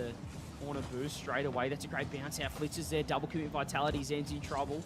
Gets it to the corner though. Finds Radosin, but again, low boost for Radosin. Alpha does have 100 back in net. Zen's going again. The challenge is coming through, and an open net for Zen, who just does not miss, unless it's at the World Championships where he missed, but or he owned gold. I'm sure he really thinks back on it. When he won Worlds, but owned gold once. I'm sure that'll keep him up at night, but certainly they weren't up. The own goal was like almost what locked him in, though. And these guys look ready to go. Farah, the I would coach of say. Vitality, has these boys locked in. They've got the 1-goal lead again. Alpha is just proven to be an absolute menace on the offensive end, and Gladiators need a little bit more OSM magic. Yeah, they need to get him in a position where he can at least create something. He has jumped up. That actually might make I keep thinking about wanting to get TCM, man. I don't have time to be investing into a new game, and it's just not happening for them at the moment. Here we go again. I don't know. I guess maybe I'll check it out on Xbox just for funsies one night since we have Game Pass. Instead, he settles for wiping out the goalkeeper. Here it is again. Vitality, they don't rotate out. They want But I to get definitely some ain't more paying for it on value Steam. I don't know, 40 bucks. No thanks. Single rotation, and Alpha got the first touch. The bounce dribble didn't work. He looks straight for the third man, clears him out of the way. Radosin gets a touch. Vitality's so effective at stealing boost and getting those bumps. Another fake kickoff from Gladiators. I know certain Johnny Boy would be very happy with what Gladiators have at least attempted throughout all of this. And they did get ball and possession. There's two things I want to be around for, CJ. I want to cast a 1-0, 1-0, 1-0 series. Definitely not happening in this format. And I want to be there when Alpha finally hits that bounce dribble. He's done it many times, but we haven't seen it for a while. He certainly attempted it every single game 10 times over. Radosin gets a great musty. Alpha's right there. That's a great redirect. Max has got the touch of his life. Counter attack. Can you get yourself one and cut the goal deficit to one? But Zen's pre-jumped. Could have been Unfortunately, not the case. Oh, hold on. Nope. Just can't find that. Here it is again. Zen just in net. He wants this game over and done with. He wants that 3-0. Flitz. Oh, has to get a second touch. That was very nice, actually. I managed to get the ball over to OSM, who takes a very weak shot towards Alpha. Realized that the time was running out to get anything from that play. Max tries for the ceiling recovery, and the rest of his team now needs to scramble. They're running out of time here. Need at least one goal with some time on the clock. Flitz is going to try and provide. Yeah, 7 seconds now, and I think this is going to be it. Gladiators, they put up a strong fight. It was OSM almost. You're right. Well, it looks like they're back over on the main broadcast. Let's go ahead and check on in over there, shall we?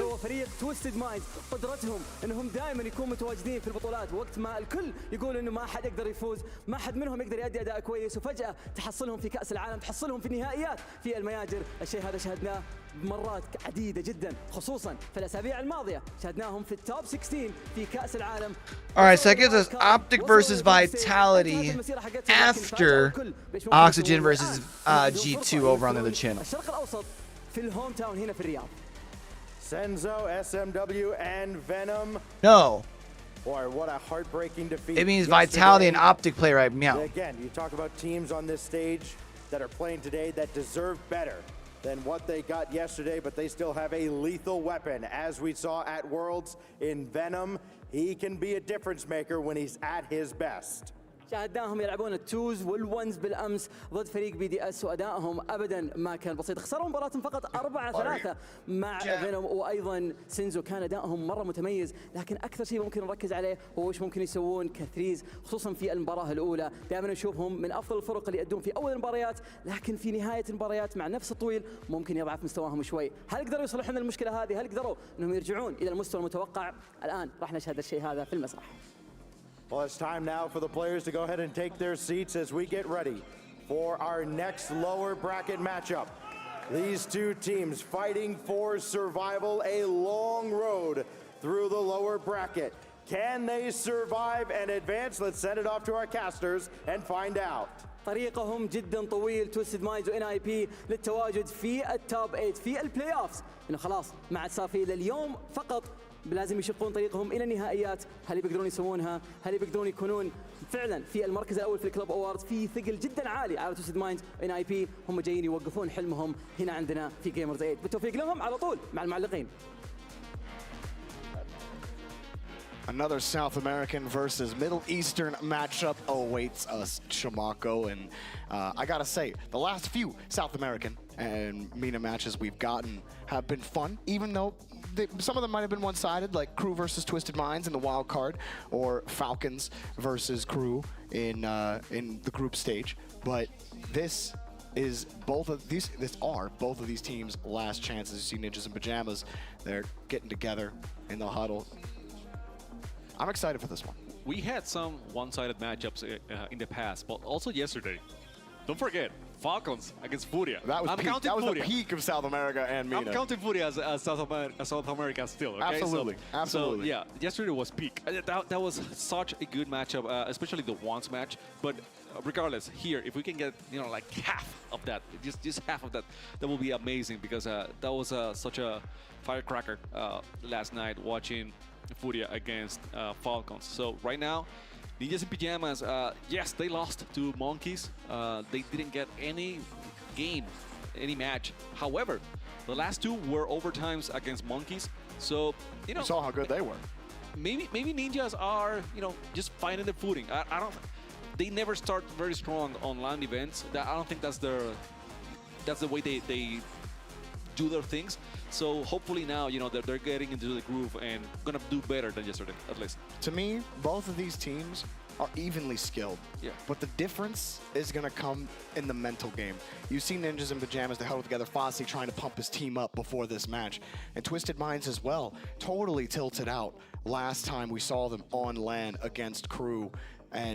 But we've seen Twisted Minds, how well they can play. We watched Ninjas in Pajamas take down Furia in Boston, and we saw how good this team was. Mata hit some highlight shots during that. All of these players are absolutely capable of taking it to the next level, but the question is, can they will themselves to do that? And Twisted Minds, they won 3 in a row against Falcons, right? Yeah. They were about to get the whole series, and you're talking about the mental, right? That's a problem. They were not able to close it down, but they have the skills. They are such good players. We have seen how good Falcons are, and no one is saying, okay, so that was a poor performance by Falcons in the first 3 games. No, it was such a good performance by Twisted Minds. Afterwards, something happened. They were not able to close it. So yes, I'm with you. Both teams need to get their mental on top shape, and whoever does it faster in the series might have the lead and might be able to take the whole thing. And the Death talked about it, about the 1v1s, particularly talking about 1v1 with Astramic, who was scrimming against TRK. Apparently didn't go well for him, but not surprised. But then Venom, playing against Monkey Moon yesterday, had a chance to beat one of the best 1v1 players in the world, and he couldn't close it out. It comes down to closing it out for both of these teams. Ninjas in Pajamas yesterday, 2 overtimes, couldn't close it out. You got 2 stellar 2v2 duos here in Astramic and Mata. I forgot that Nip had 2 overtimes. Across the board. Back to back, too. An insane series, Chimako. In both the 2s and 3s. Should be. We know we're gonna have the game 2 and 3 as well. Probably we're gonna have the 2v2s. I'm praying. I'm crossing my fingers that we have the 1v1s as well. I wanna see at least 4 games here in this series. It doesn't matter who wins. You all know we're biased here for South America, but we're gonna do our best. Okay, I don't want to see any comments afterwards saying, Jorby and Chimako, they're too biased for South America. We're gonna. Well, I was the biggest fan of Twisted Minds leading up to the World Championship. There you go. I was afraid some people, some South American fans would be like, "Oh, Jorby's leaving us, plastic goat," but didn't happen. We're just fans of good Rocket League here. We love great Rocket League. We love watching new teams come up and beat forces. And for the Middle East and for South America, that's been their story, right, in Rocket League, is coming up, playing with the big dogs in North America and Europe. But they've showcased some excellent Rocket League. What a save! What a save to start the game. Excellent save now, but but no one's there now. We're not able to take the counter-attack and make it happen. Still good one by Mata, not allowing the pass. Regardless here, Senzo. Nothing on the tank, so it was easy for Ninjas in Pajama to get rid of that ball. Astro not controlling the ball well enough. It's going to be SMW faking the ball, allowing Senzo now to go up the wall. He's got the ceiling. He's got a trash. Oh, man, that was so close. That was so close. Another shot, too, but taken away already. Some laser shots fired at the net. A mechanical chance for Senzo. They're trying to get the bump. He avoids one. Bems gets some help. Doesn't have to save another shot. They get down. Mata able to win a 50, but the ball gets away from him. Ninjas in Pajamas still looking for a way in. Now you see the bombs here, the attempt, right? Ninjas, they're going to have to do justice to their names, get very sneaky, get the dexterity up high to avoid those demos, because I think that's going to be the part of the plan from Twisted Minds, and that's something that South America as a whole has been working on a lot. So I wouldn't be surprised if Ninjas in Pajamas also start getting physical as well. Twisted Minds, they've had pretty much all the opportunities so far, and Venom won't give up the ball, just drives through the 50. Bro, I feel every bit of my workout yesterday on my chest. He's had on land. He's had some really insane plays as well. Venom, that speed, you can't ever count him out when he's coming up in front of the ball. Coming across, the pass from Mata. Now Ninjas in Pajamas, do they get set up on offense? Bems, nothing really developing for him, and it's cleared out again by Twisted Minds. Yeah, Ninjas in Pajamas have been struggling in the offense. They have been defending a lot, and whenever they have a chance to attack, it's only one attack and that's it.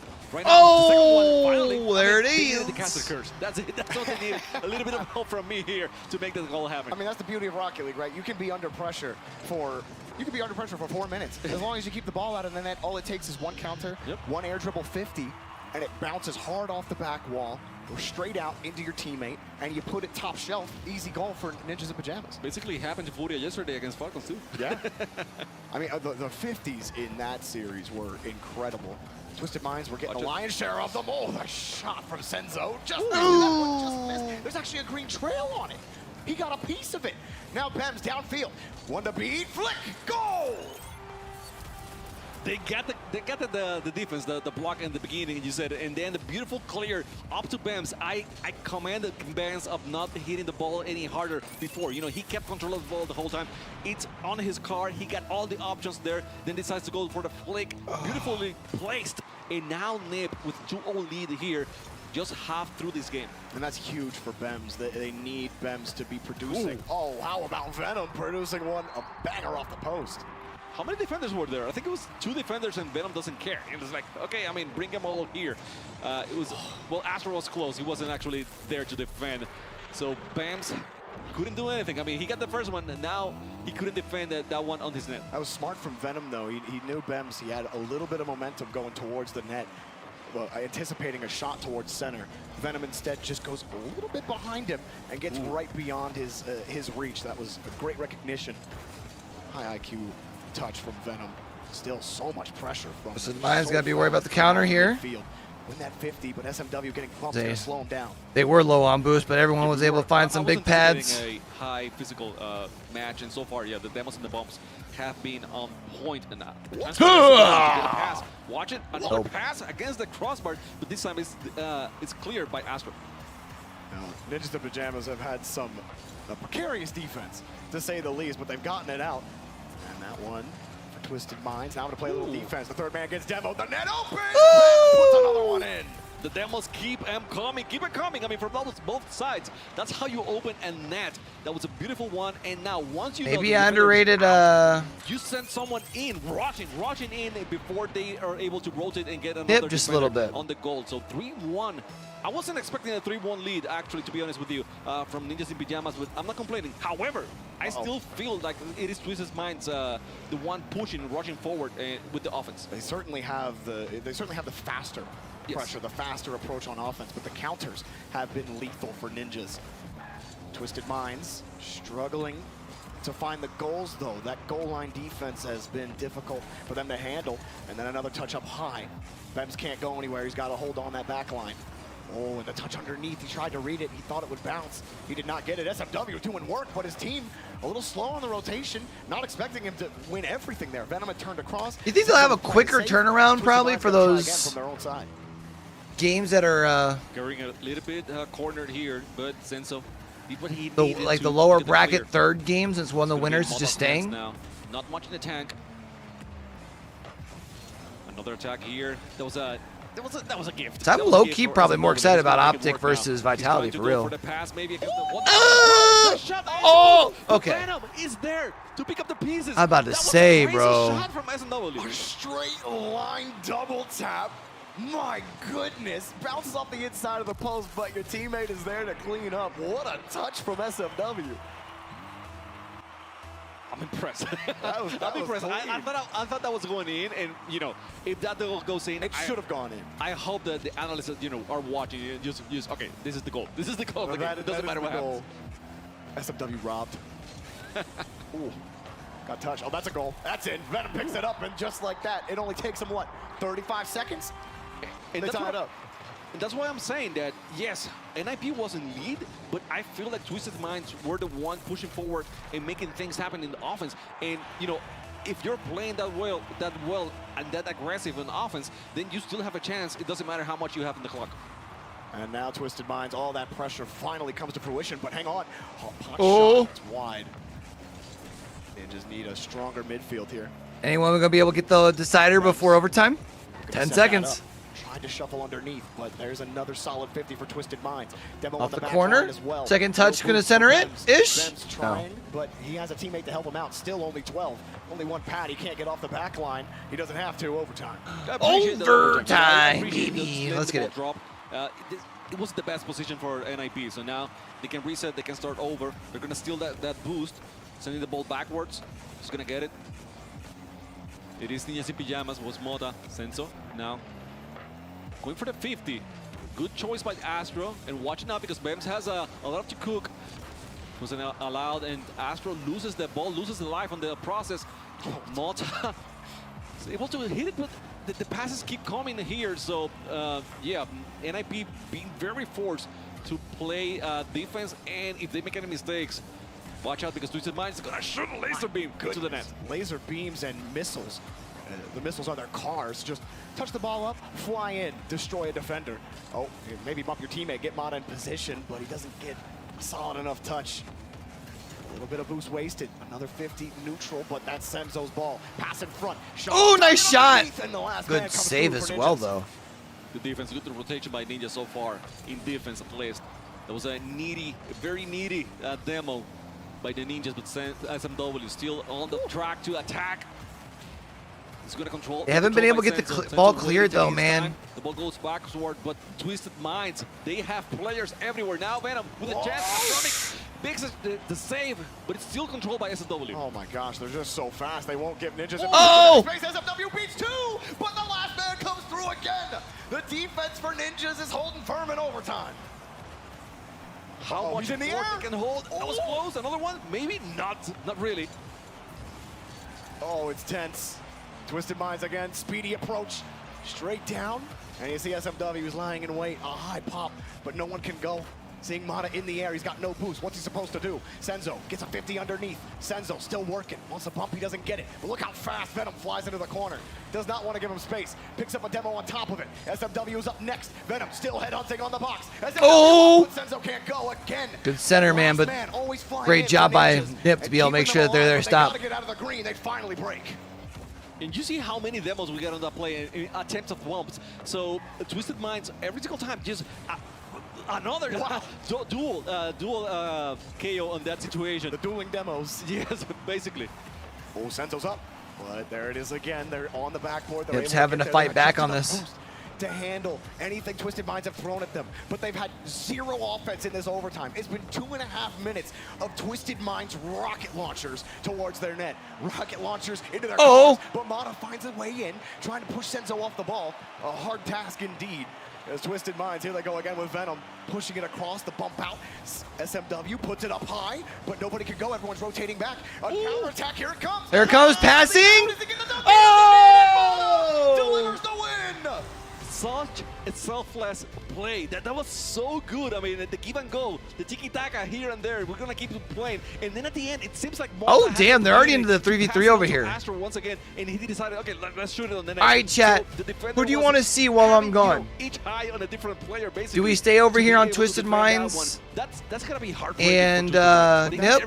Or do y'all want Vitality versus Optic? Ninjas, after you lost 2 strenuous overtimes against Monkeys, the first game you play against this team, it's overtime again, and not just in overtime, but one where you were on the back wheels the entire OT, and then one counterattack kills them. We're probably going into 2v2 next. I can't imagine Twisted Minds are gonna pick ones. Or maybe Venom goes with the ego pick, who knows? Who knows? But still, I mean, the defense to me was the difference maker for Ninjas. How they withstood the orbital strike from Twisted Minds beyond me. It's weird because Twisted Minds, they had so many demos. So they were good. They were making contact with the cars, but they were not able to take advantage of those 3v2 situations, and they had a lot of 3v2 situations. However, Ninjas, kudos to them. Their communications was on point every single time. Even though they were cornered on the net, they didn't double commit on defense. They didn't send 2 players on the ball at any moment. So they were able to remain calm and have someone defending for the most part of this match. I mean, for the most part, because they still had 3 goals on their net. A tight one in the first game of this series, and Chamaco, you said you wanted at least 4. Yeah.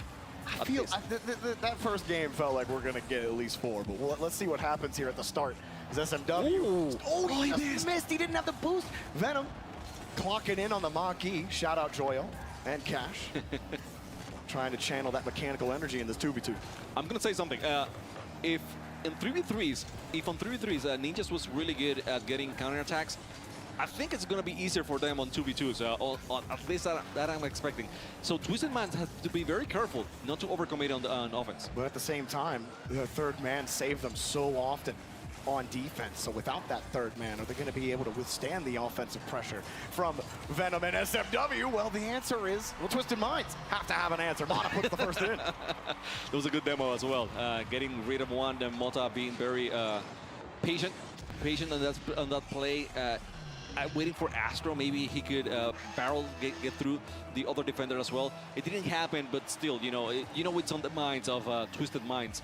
The demo that coming up, the bump, well, they were expecting it. They were trying to be careful and not to get demo by that at that situation. SMW got his boost taken away. He was forced back. Ninjas gonna try to set up a little bit of pressure here. SMW challenged off the ball. Has to win that boost battle as well. It's a fight to the corners to get the air dribble 50s. Both players immediately boost towards those big boosts. Feels like whoever gets 2 or 3 of those in a row just might be able to catch them out. So fast up with the ball, he's whipped. Oh, he almost got back. Venom will tie it up. You gotta be careful with those. You gotta make contact every single time. I don't know. Is Mota a little bit nervous here? Maybe too much pressure.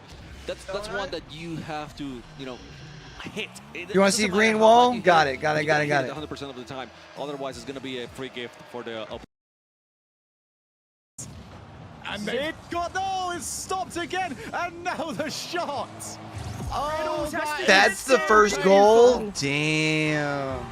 Gen again just finds a way through the demo. That's and Reynolds great. spawned. Could he have got back? We don't know which way he turned. I couldn't quite see it. But Vitality pinch a goal. All right, I'm gonna be right back, chat. 2 or 3 times. King, hold it down for your boy. And it's not like they didn't take the shots pretty well. But Zen not only found a save, he got the pass from the save. Feels bad, man, for Optic Gaming. And there's no shame in the way that they have played this at all. They have been, for my money, the better team when it comes to expected goals. But that is not how this works. It works by putting the ball in the net. Radosin was able to do so. And now Optic need to go coast to coast. Reynolds goes high, it's blocked out. Ball should be hitting the ground. It's hit the corner, staying up. Zen's on it, trying to get this ball down. Goes around. Vitality win game 1. I dare say that Optic were the better team, though. I agree. That's how these best of one sort of game modes sometimes work there. You don't always have to be the best team. You just have to put more goals in the back of the net. All right, well, here's your conundrum here, Optic. 1v1 or take on the French in 2s? We're about to find out right this instant. I think Optic have already sent it through. You ready? Those watching at home, are we going to see Zen in the 1v1? Reddles had so much confidence in the interview, but was that all for show? Got my As he bag, I can have my... try and take down Zen, who scored 12 This is the goals. Vitality won, Rettles yeah. move Won to that, claim right? the ones. I guess they Nah, probably we're had gonna to. It's already lose. over. And it's So not it's going Magic to and be... Rettles No, versus be right Alpha back. and Zen. So AJ clearly dealing with a little bit of illness and not even participating in the twos today. So it's, you know, you'd expect AJ probably to be in the ones and twos, but not partaking in either game mode. It's going to be Magic Bear and Reynolds, as you said. And on the other side, Alpha and Zen is the expected 2v2 lineup. Those two have played, I'd say, thousands of twos games together. Yeah, it's just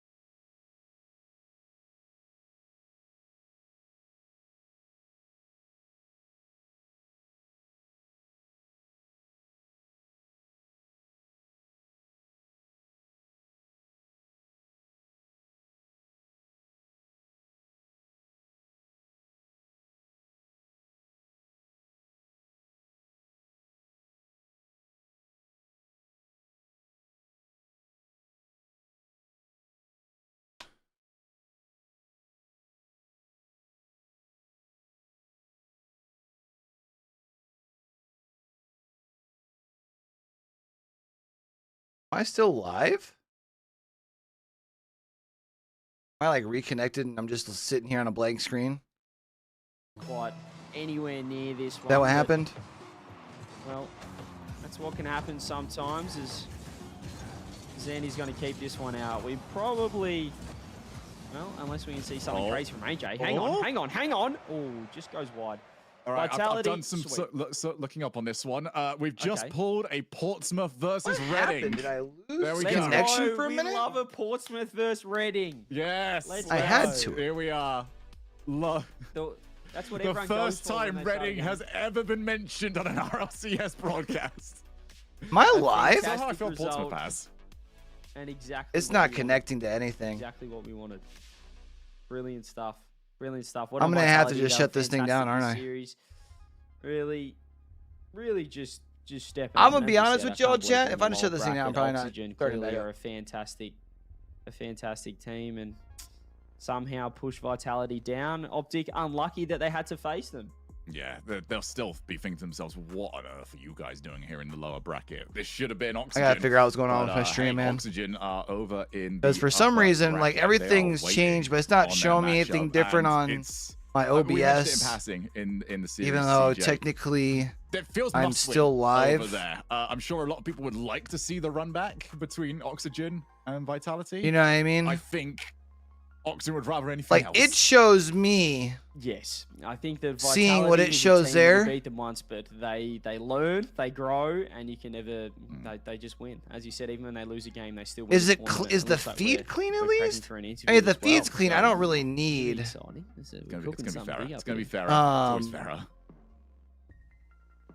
It's always so, once we've got the interview ready, we will cut over to that.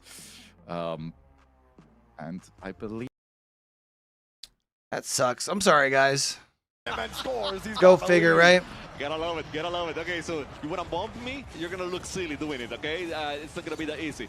Wow, the reflexes from Venom avoiding that bump. Oh, it automatically bumped us down to 360p from whatever issue I had. What happened, bro? Venom just made a great play. Oh, that's another good. I gotta figure out what we got going on with our internet, man. It is so frustrating. Possession. Here he goes again.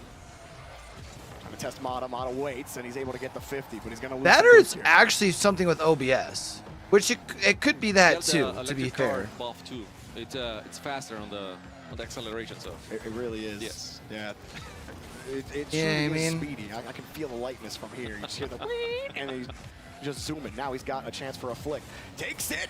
Great save, but he's got no boost. He got boost now. Corner. Yeah, he took the 100. He can continue, but Venom is also going to catch the 100. He puts the ball on the. Yeah, I just got to figure out why I've been having so many connection issues lately. Be careful though. He could have banged that off the post, but saved his dodge for the right moment, and he does tie it up. Venom aggressive challenge in the corner there. Usually ill-advised. Most times, even if you get that 50, it's not going to go in the best place for you. Venom thought he had him beat. Because like I wasn't having the issue, twice now and it's like ever since the storm, Venom is overcommuting a little bit. I've just had so many problems. It's going for a 50 or going, for the ball, and it gets beat. And now a counterattack from Mota. It's going to be an easy one, and we're going to have Mota on the lead once back again. Yeah, Venom, he tried to. But what's weird is it's like it doesn't hit everything the same, right? And Venom, if he wants to like, really force Mata to work for that, there that time, favorable spot, farther across from the net. It obviously affected my Twitch video, and it said it crashed OBS. But clearly OBS is not crashed because one way or another, just trying to. He feels confident that if it was is stronger and that he's gonna win him again.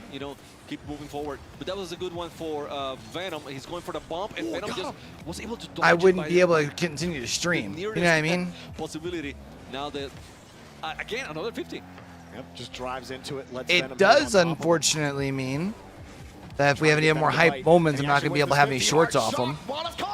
Nice goal. Does look like this is going to be going to 5. Mata trying to keep ninjas in pajamas in the tournament. I'm just surprised. Again, I've said it before, but the 50s, the confidence he has on those 50s is incredible. He feels that he's not gonna lose any one of them, and so far he hasn't. So it is on Venom to figure out how to win those 50s and be able to control the ball a little bit more. And because of how Bro, you ain't lying. It was right after I left, though. I see the timestamp on your chat. That's funny. Go figure, right? I'll steal the boost on top of it. Venom's not gonna give up though. Mata takes all the boost, bumps Venom out, and he has possession. He might just catch Venom out here with nothing, but he can't get a touch centered up enough. Ooh, and Venom wins a big 50 for some relief. Finally, you know, when he didn't have any boost, he actually wins a 50 and was able to win this one. Oh, man, and the ball is going straight to the net. Mata able to interact with the ball on time. Waiting for Venom very patiently. I mean, this is frustrating, to be honest with you. How much patience do you have to have in 1v1s? Even in the corner, Mata, he ended up not challenging. Hang on. Venom's got the break. Oh, the demo? Out quick. He should have it. No boost. No boost, though. Okay. Pulls within one. That was a good play by Venom. It was unfortunate by Mata because Mata was the one looking for the demo, not the other way around. However, you gotta be very careful with those. You know, a misjudgment, just the tiniest misjudgment, will get you the demo on your car instead of on your opponent, and that's exactly what happened in the situation. Oh, Mata's getting bullied off the ball, off the boosts. He's gonna go the whole way back. Now Venom's got space and fuel in the tank. Mata waiting for it. What a shot, but Mata gets there in time, and Mata's quick out of the net as well. Does force Venom back a little bit, but Mata didn't get a good touch. Oh, it bounces on the post, and he kept driving.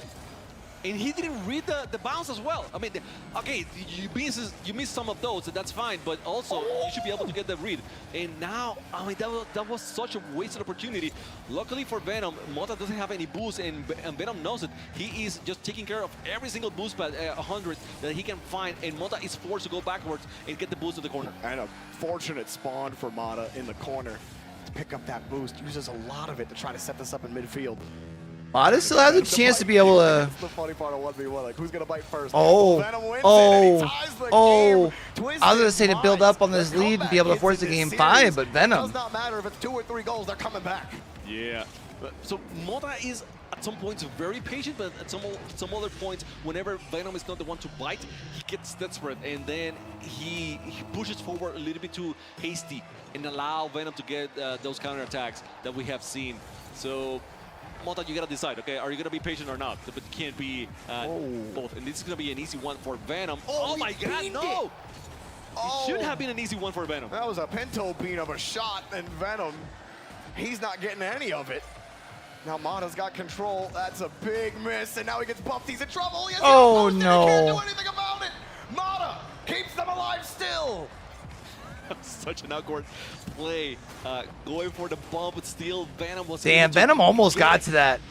Like, got enough to get it, like, up above. Regardless, Mata decided, this is, I mean, I gotta go all in, and that was the right decision at the moment, and he got the goal. Now, this is an easy one. Please don't make me be wrong. Yes, sir, it was easy. It was easy. He won the kickoff handily, and now he has a 2-goal lead with only 29 seconds here. This next kickoff, Shamako, is crucial. It is. If Venom can win this kickoff, he can get back in it. 29 seconds is plenty if you can win this one, but if Mata can waste some time, he could force this to game 5. It goes to the backside of both players. Now it's a race to the ball. Mata trying to decide ball or boost. Well, he gets both.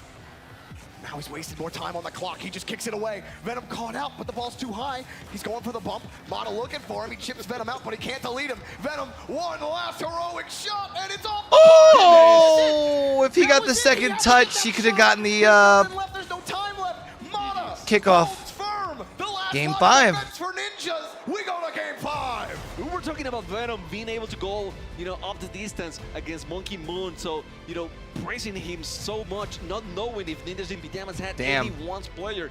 And then all of a sudden comes Mata here with the patience, with the fakes, with the demos, with the bumps, with everything, throwing everything he had against Venom. And at the end, I mean, it was such a close match up until the last 29 seconds. You know, that wasn't like, you know, your high-flying Joria's versus Zen type of action, right? But I still love this type of 1v1 where it's gritty, it's on the ground. Sometimes you go for an aerial play, it doesn't work out, but you recover in time to get back for the counter. Like the recoveries and getting back and getting those saves and getting those tight 50s, like that's exciting. And it's just in game 4 where you might be knocked out of the tournament and Mata just, he subs in, he's like, I got this 1v1. And it was so tight, Venom almost fought back again. But man, I love that game mode, man. And we always talk about the rookies, right? And Yeah. if you see Mota, he's the rookiest of the rookies here. He's the guy that wasn't on the team up until the last split of RLCS. He wasn't playing with them. He wasn't training with them or anything like that. He wasn't on any other team that was a big team in South America. So you're getting him at this moment. He only have 2 lands of experience. You know, 2 big lands, to be honest with you, Boston and, all right. and then Worlds Game number Germany. 5. But Let's see who now wins it being all. Here and having all the Bro, it weight is of your so team on weird. that 1v1 and Looking showing up over. and doing great. I mean, that's big for Moto. Now, And it all seeing a comes black down screen on my to OBS. the main mode, the 3v3. They've traded it. Both 3v3s have gone to OT. Mata's been the hero. Bems. 'Cause it is was stuck big on in that whatever first game. But SMW, Senzo, the thing and Venom was, you know all what I three mean? Like, contributing that's in so that weird. second. And they were getting shut down on a lot of their offensive tries. Until that overtime comes and they finally break through on a couple of 50s. Can Ninjas and Pajamas continue that challenge game? Are they going to face that high-flying offense we know that Twisted Minds love to play? One thing about Ninjas is that they had only 1 goal in game number 3. In the It's second crazy match. to think that And Rocket it was, League's it technically was like a clear. 10-year It was game. They had 2 open nets. They were able In to like get 16 the second months. one. After that second, Well, not 16 months. I don't know open net, when it released in Twisted Minds 2015, decided to but play it released in differently. 2015. They stopped being so aggressive, having 3 players on the green side of the net, and that made That's their kinda offense crazy. defense so much better. So since then, NIP hasn't been able to score on them. You know what I'm Around here saying? For Twisted Minds, Senzo shot right into the defender. A little bit of height. He would have been would have been threatening. SMW gets by the first attacker and neutralizes the second. The third man comes in and helps out Mata. Runs forward again, trying to get mechanical. Bems next up, Astromik coming right behind him. Can't really force the ball across though. SMW would not leave the ball. Something really good about the Twisted Minds, all 3 players, they really like to have control of the ball. And, you know, they boom the ball every now and then, but they also are very good at keeping it close and getting more options. That was a nasty shot. And 2 defenders from NIP. All right, looks like still volumes are pretty good here. Maybe I'll turn this down a little bit. Ninjas Pajamas just pump it downfield. Not much is going to develop there, and SMW gives you a chance at it, who has also switched to the Maki. And cleared out downfield. Mata's got to get the catch, and we'll take it across away from the Twisted Minds rotation. Let's see if the Maki can give them some extra. Everyone wants to be like Joyo, man. I understand. Okay. Have you seen Joyo play? Sometimes, yeah. Sometimes. More, I think we're going to see those Makis. Trying to make it work for him. Venom pushing across, can't find a bump. Does force Ninjas and Pajamas to move around a little bit, but not a lot of shots right now from either team. Both kind of shut down. Like you said, Twisted Minds, they're not full on aggression, but they still have that high aerial play. There's just not the threat in front of the box. Like Venom gets the carry, sure, but where's the follow-up after that? 50 even there, goes away from the rotation. Everyone's got to reset. Venom with no boost forces Ninjas to be flat, and they're going to try again from their own corner. Oh, what about That was a lucky boost for Bems. He had nothing, and then the respawn allowed him now to get the defense. Mota booming the ball, and you were talking about how, you know, South America was booming the ball a lot more than they should have. Huh? What's up with that? I really don't know. I'm not a fan. I'm not a fan of it, to be honest. Especially when they're all capable of carrying the ball so well. But they more often than not, they just want the power touches. Well, hang on a second. Here's a little control for Bems. Not a lot of boost, though, and taken away. I just realized I didn't double chip. I do think Vitality swept. Yeah, Vitality swept Optic. I don't mind you booming the ball if there's someone else with you. So everyone knows, it's since gonna be we a pass. unfortunately If did not get to see there's that. ahead of, and you can you can give the ball to them so they can continue to play. But if you're going to boom it just for booming it and pray that your opponents are not going to have a good defense, are not going to have a good touch, then that's just wishful thinking at this point. You know, it's not going to happen. A lot of demos and a bump again! It was a 2v2 that was played, and here it looks like Twisted Minds might make my prediction correct, baby. Twisted Minds, a late goal. SMW getting that. The second demo was key. Astro just respawning. It's the moment where you respawn and you're praying that you're facing the right place, you know, on your controller and your joystick, but that wasn't the case. He couldn't get to the ball fast enough, and now one goal lead, maybe two, so close. So close, and that would have been the death knell for Ninjas. They got 40 seconds left, or they're out of the tournament. Coming across again, trying to push the 50s, but they're not winning them. It's a break, it's a 1v1. It's actually a 2v1 coming across. He wants the ball, missed it, goal! And yeah, Twisted Minds is going to be moving on. Excellent play. If you cannot make the goal, just leave it close enough so some of your teammates can finish the play. Exactly what happened here. Senso with the pass and the finish by SMW. 30 seconds left. NIP in 3v3s haven't scored in almost 9 minutes. So this is bad for them to get to 2 goals here with only 30 seconds left. And it's popped downfield. They get a demo. They have the net. It's not quite over, Jamarco. 19 seconds. A big kickoff coming up. Okay, so it took them, 10 seconds here to get the goal, or 11, or something like that. They still have a chance, yes, but... You get that extra time if you keep the ball up. Well, okay.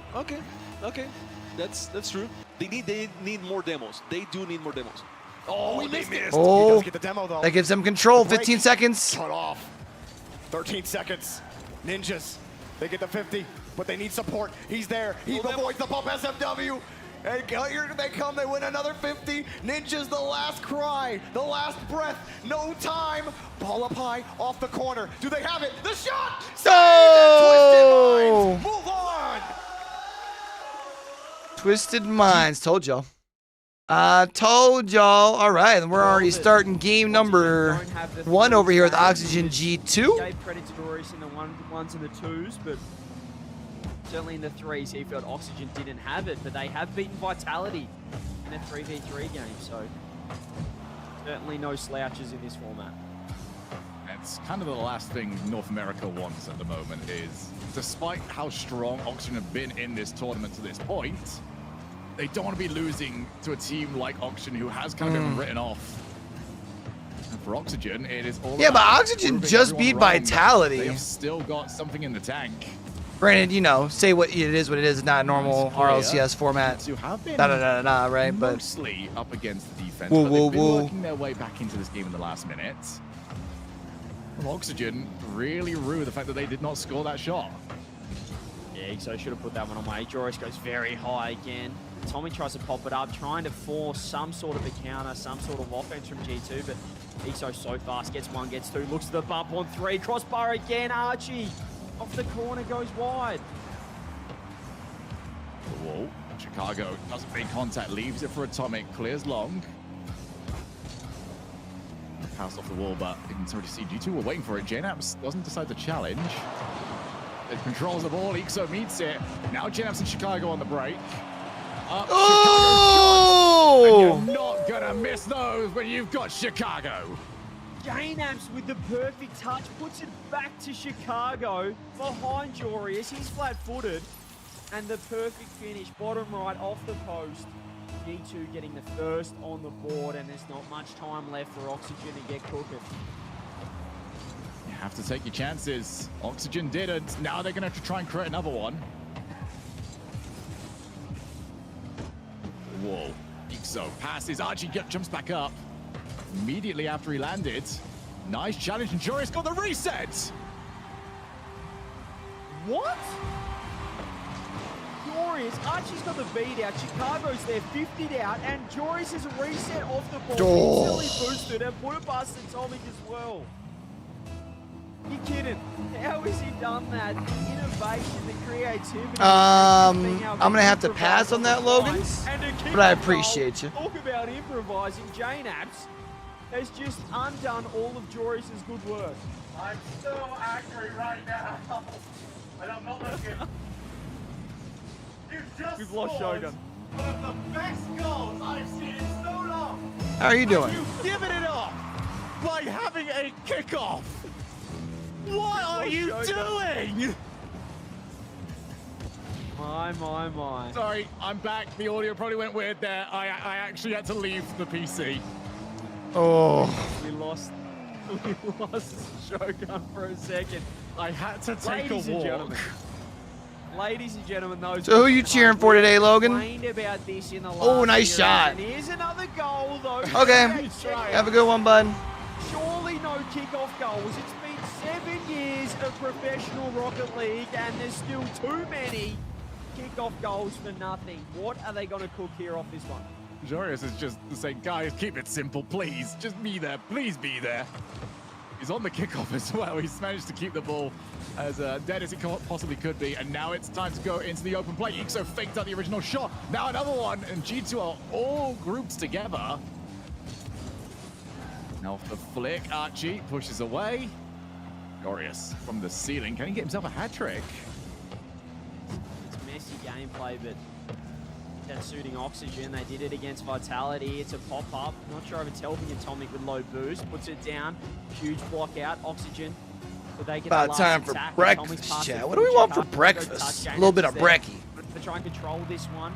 Looking for the ball to hit the ground. G2 will take that. We've got overtime now. Oh, that's a nice kickoff actually for G2. It's time to see what can JNAB's Cookie try to go for the ceiling pinch. He went to Zen and just pinched himself instead. Perhaps might have to do a bagel with some cream cheese potentially. But I like it. He's Joris off the sidewall. Chicago's missed. Huge fake out. Where is he? So here he is. Gets one, gets two. Floats on it for the reset. Fakes out. JNAF does well. Be a massive goal for shaping up the rest of this series. Atomic looking for JNABs. JNABs realized that he was not going to get there first. Oxygen are waiting. Had very good possession of the ball. Now Jorius with the hat trick attempt. Somewhere they would like to go to, but Chicago's recovery, again, phenomenal. He's done so well there, and G2 just holding on. Chicago again is being a menace in the midfield.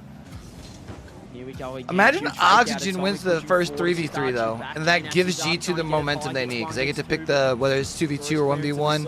I would imagine probably 2v2. It's the reset, goes low, tries to go to the pinch, but misses the ball. No. Archie now fakes the original. Do we shot. think Jorius? Hit the hook shot. Ego picks the 1v1 if they lose after beating Zen. Have not been amazing. They give up some very weak goals when they're in offense. Jorius gets the reset again. Jorius is looking incredible at the moment. And he's picking up that form from yesterday, as we said, taking down Zen 5-4 in a 1v1, but here is JNAPS again, pushing forward, but Archie right there, working the ball downfield. He's still got boost. Chicago, though, being that midfield menace, being that almost Redocin of G2, certainly working out so far. Jorius, that man you mentioned, showing the mechanics, double commits coming through. It's messy gameplay still, both sides just kicking, scratching, biting, clawing their way for that one goal. A huge win in game one. Will be massive for either side. Archie didn't find the pinch, can still control the ball. G2 doing a very solid job of gauging when to send the fake challenge, just keeping the line exactly where it has to be. Jorius, oh my goodness, he is cooking so much at the moment. Sorry, he's got some deep penetration on this side of the field. Unfortunately, a big clear there, though. But just sometimes it's few and far. Now you got to fight out of your half again. He was disappointed with how he felt. Just didn't feel. See if you can make it happen, Captain. I feel like he was in control, but certainly here at Gamers8, he's been very on point as Chicago working the ball forward for G2. Trying to get something going here. A huge boost grab. Archie's going to have none to work with now. Running the ball downfield. Chicago, more boost, but it's not in the right end for G2. Jorius has to backtrack. Chicago tried to fake the challenge. Jorius happy to take it on the reset. He still has boost available. Didn't quite find the flick. Love to see Jorius mix it up a little bit though. Just don't go for that every single time. G2 will start sending the early challenge. Archie Now with his own turn, it's him and Ixo. Archie. We've played almost a whole nother, well, not a whole nother game. We played 2/3 of another game, though. Chicago's been so influential in those interceptions through the midfield, blocking out those passes as well, but they're still not getting anything working down the offensive end. It's been all Oxygen, and Jorius right now, he's brought his own ball to the pitch. He's that kid that just brings his own and says, this is my rules, we're playing it my way, and those resets are automatic right now for that man Jorius as Jane Apps pushes forward. Could this be G2's chance? No way, says Jorius off the backboard. Another reset as well.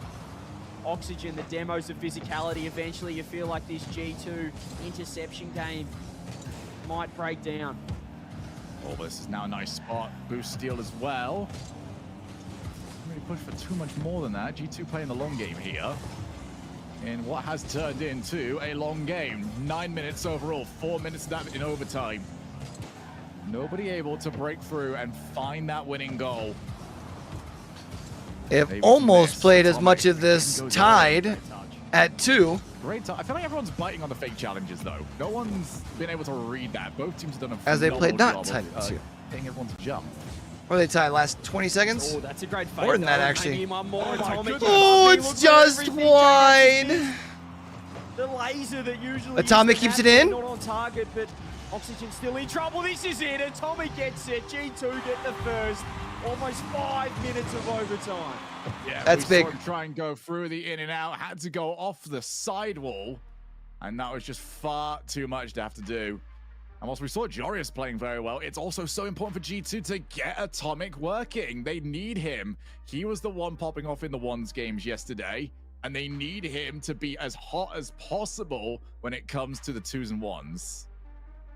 And now you'd think that Jorius, after beating Zen, does he take the ones? Give me that 1v1. I know that you said Atomic, he's got that hot hand as well. He dominated AJ yesterday, but Jorius, I mean, he's, well, technically one of, if not the best 1v1 player here in the tournament after taking the mantle off Zen. And we are going to get the 1v1 again. There it is. The 1v1 is locked in. Jorius taking on Atomic. 2 players undefeated in one so far.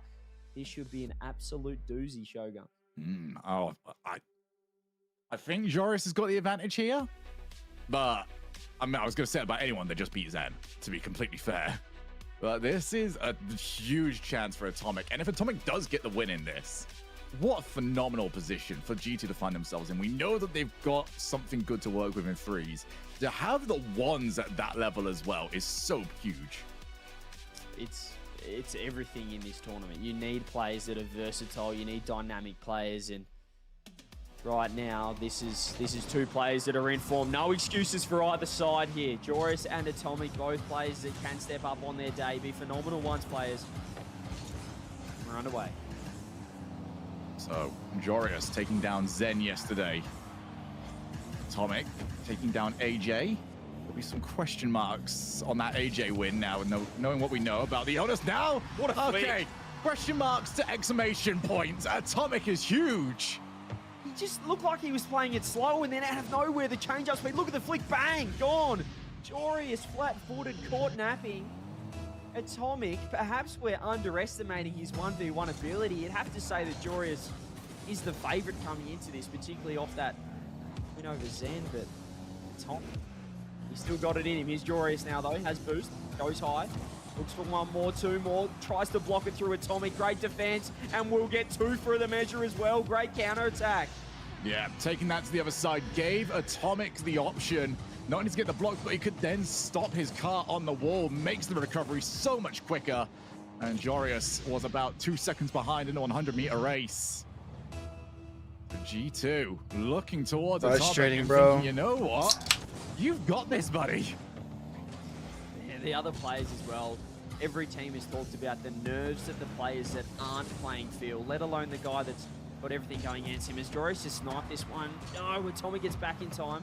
0 boost still. Jorius has to put it on net before he can pick up any pads. Goes 1, 2, and Atomic's back so far into his net. Now I'm just kind of caught in this Yeah, perfect weird play spot from Jorius here. As soon as you've got that advantage, You need to try and force the play. It's like I technically can't get any clips now. That he took it up to that corner where 12 boost, you can do a lot of 12 boost. You can't save that shot though.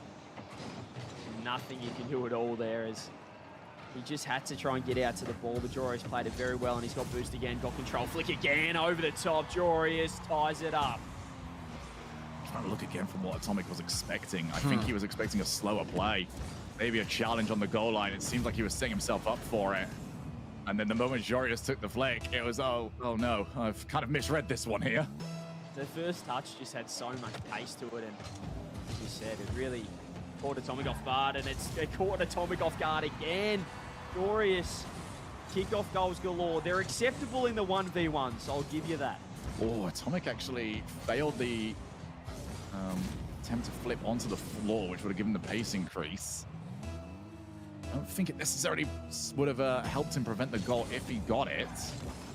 But you want those recoveries on in a series like this, and especially in a game like this. Now Atomic with a chance, takes the early shot. That was so wasteful, and now he's got a scramble back. Atomic, not gonna get there. You can't take shots like that one. So costly. It's almost a 3-shot for pressure, but Jorius is so quick to get onto it. It's an easy save. He almost put too much on the clear, but was still able to get around it in time. Atomic couldn't get back. Jorius was 2-0 down. All of a sudden, puts 4 unanswered goals on the board. Oh, and Jorius is starting to run away with this here. Knew it was already in.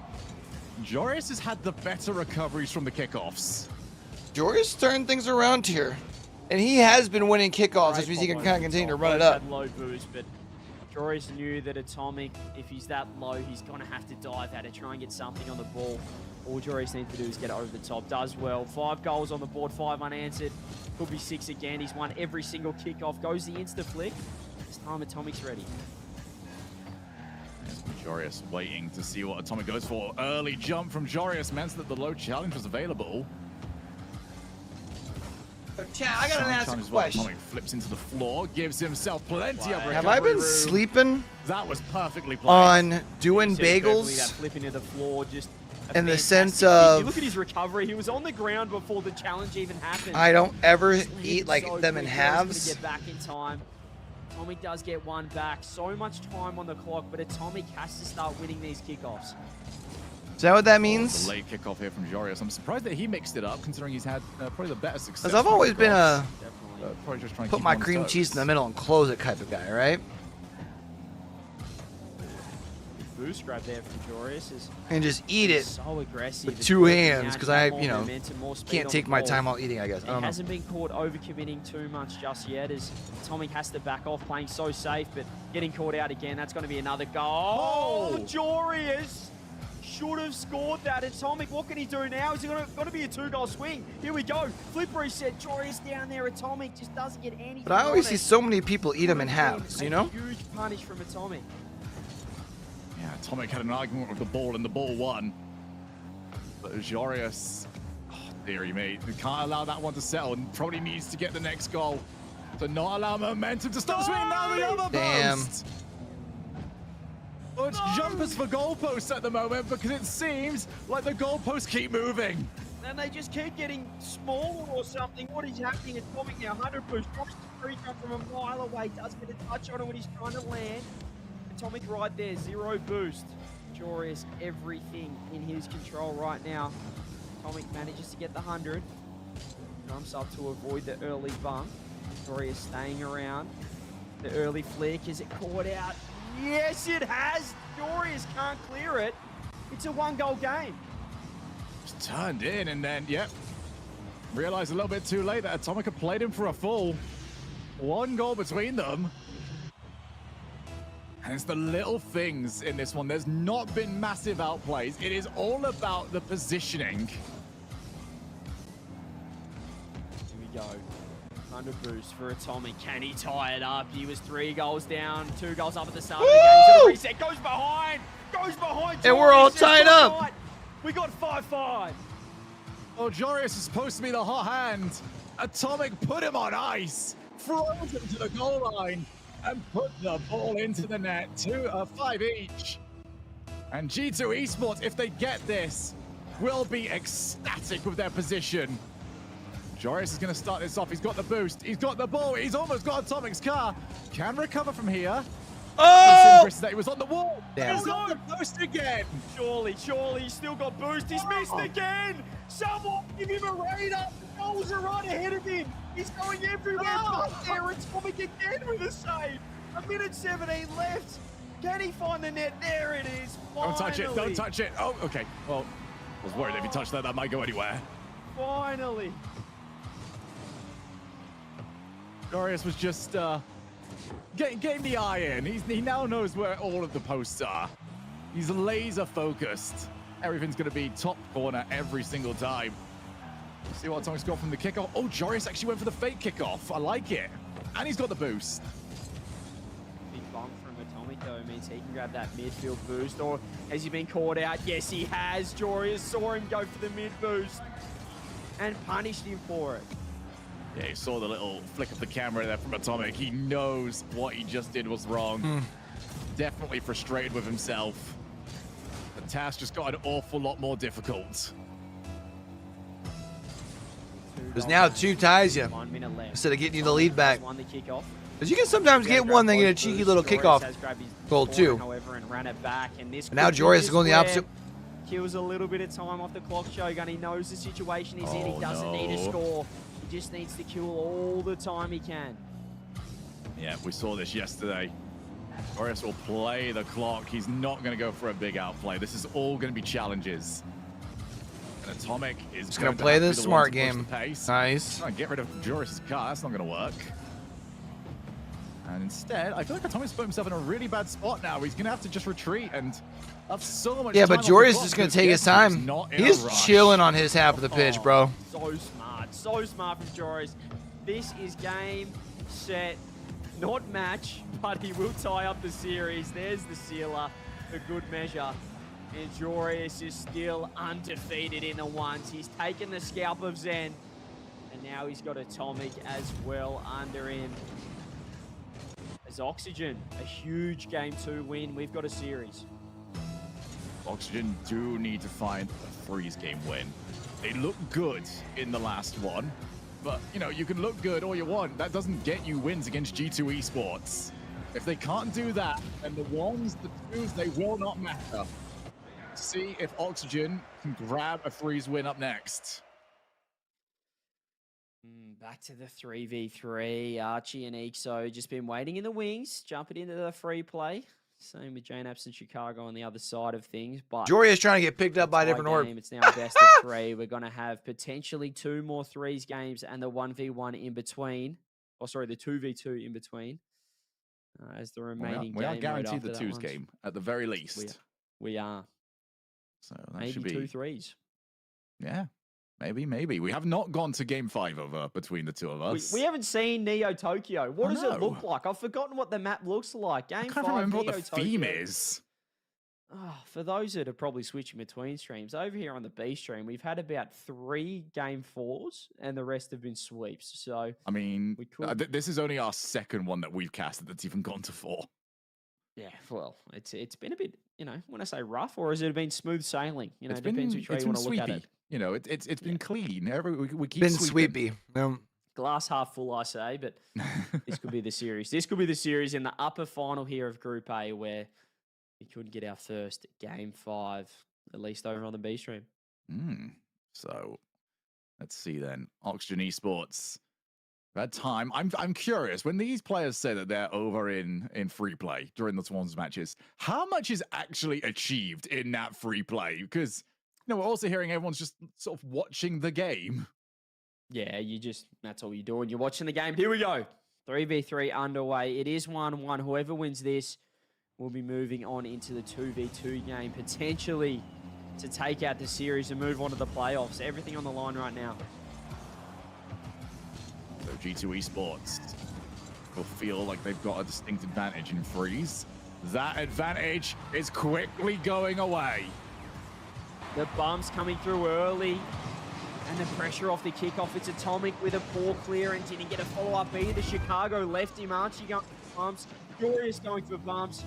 Ixo sealing the deal. 1-0 for Oxygen. I think we're seeing a pattern here, CJ, where the player that is involved in the 1s and 2s games kind of, you know, in the second and third. The other game, the main stage, is always during their third matchup.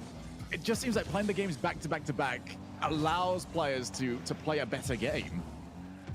Yeah, it's almost like they've just had more time to be in the heat of battle. You know, we look at football players off a penalty shootout. Those players that have played 120 minutes, they've been in the heat of battle. They're up for the situation. Whereas you had to bring this thing up where we lost the Euros because we brought up players from whereas the when you come in fresh, Shogun, when you come in fresh, you haven't been in the heat of battle, experienced the pressure, you can certainly crumble. This is a similar situation here. That 5 minutes can cool you down.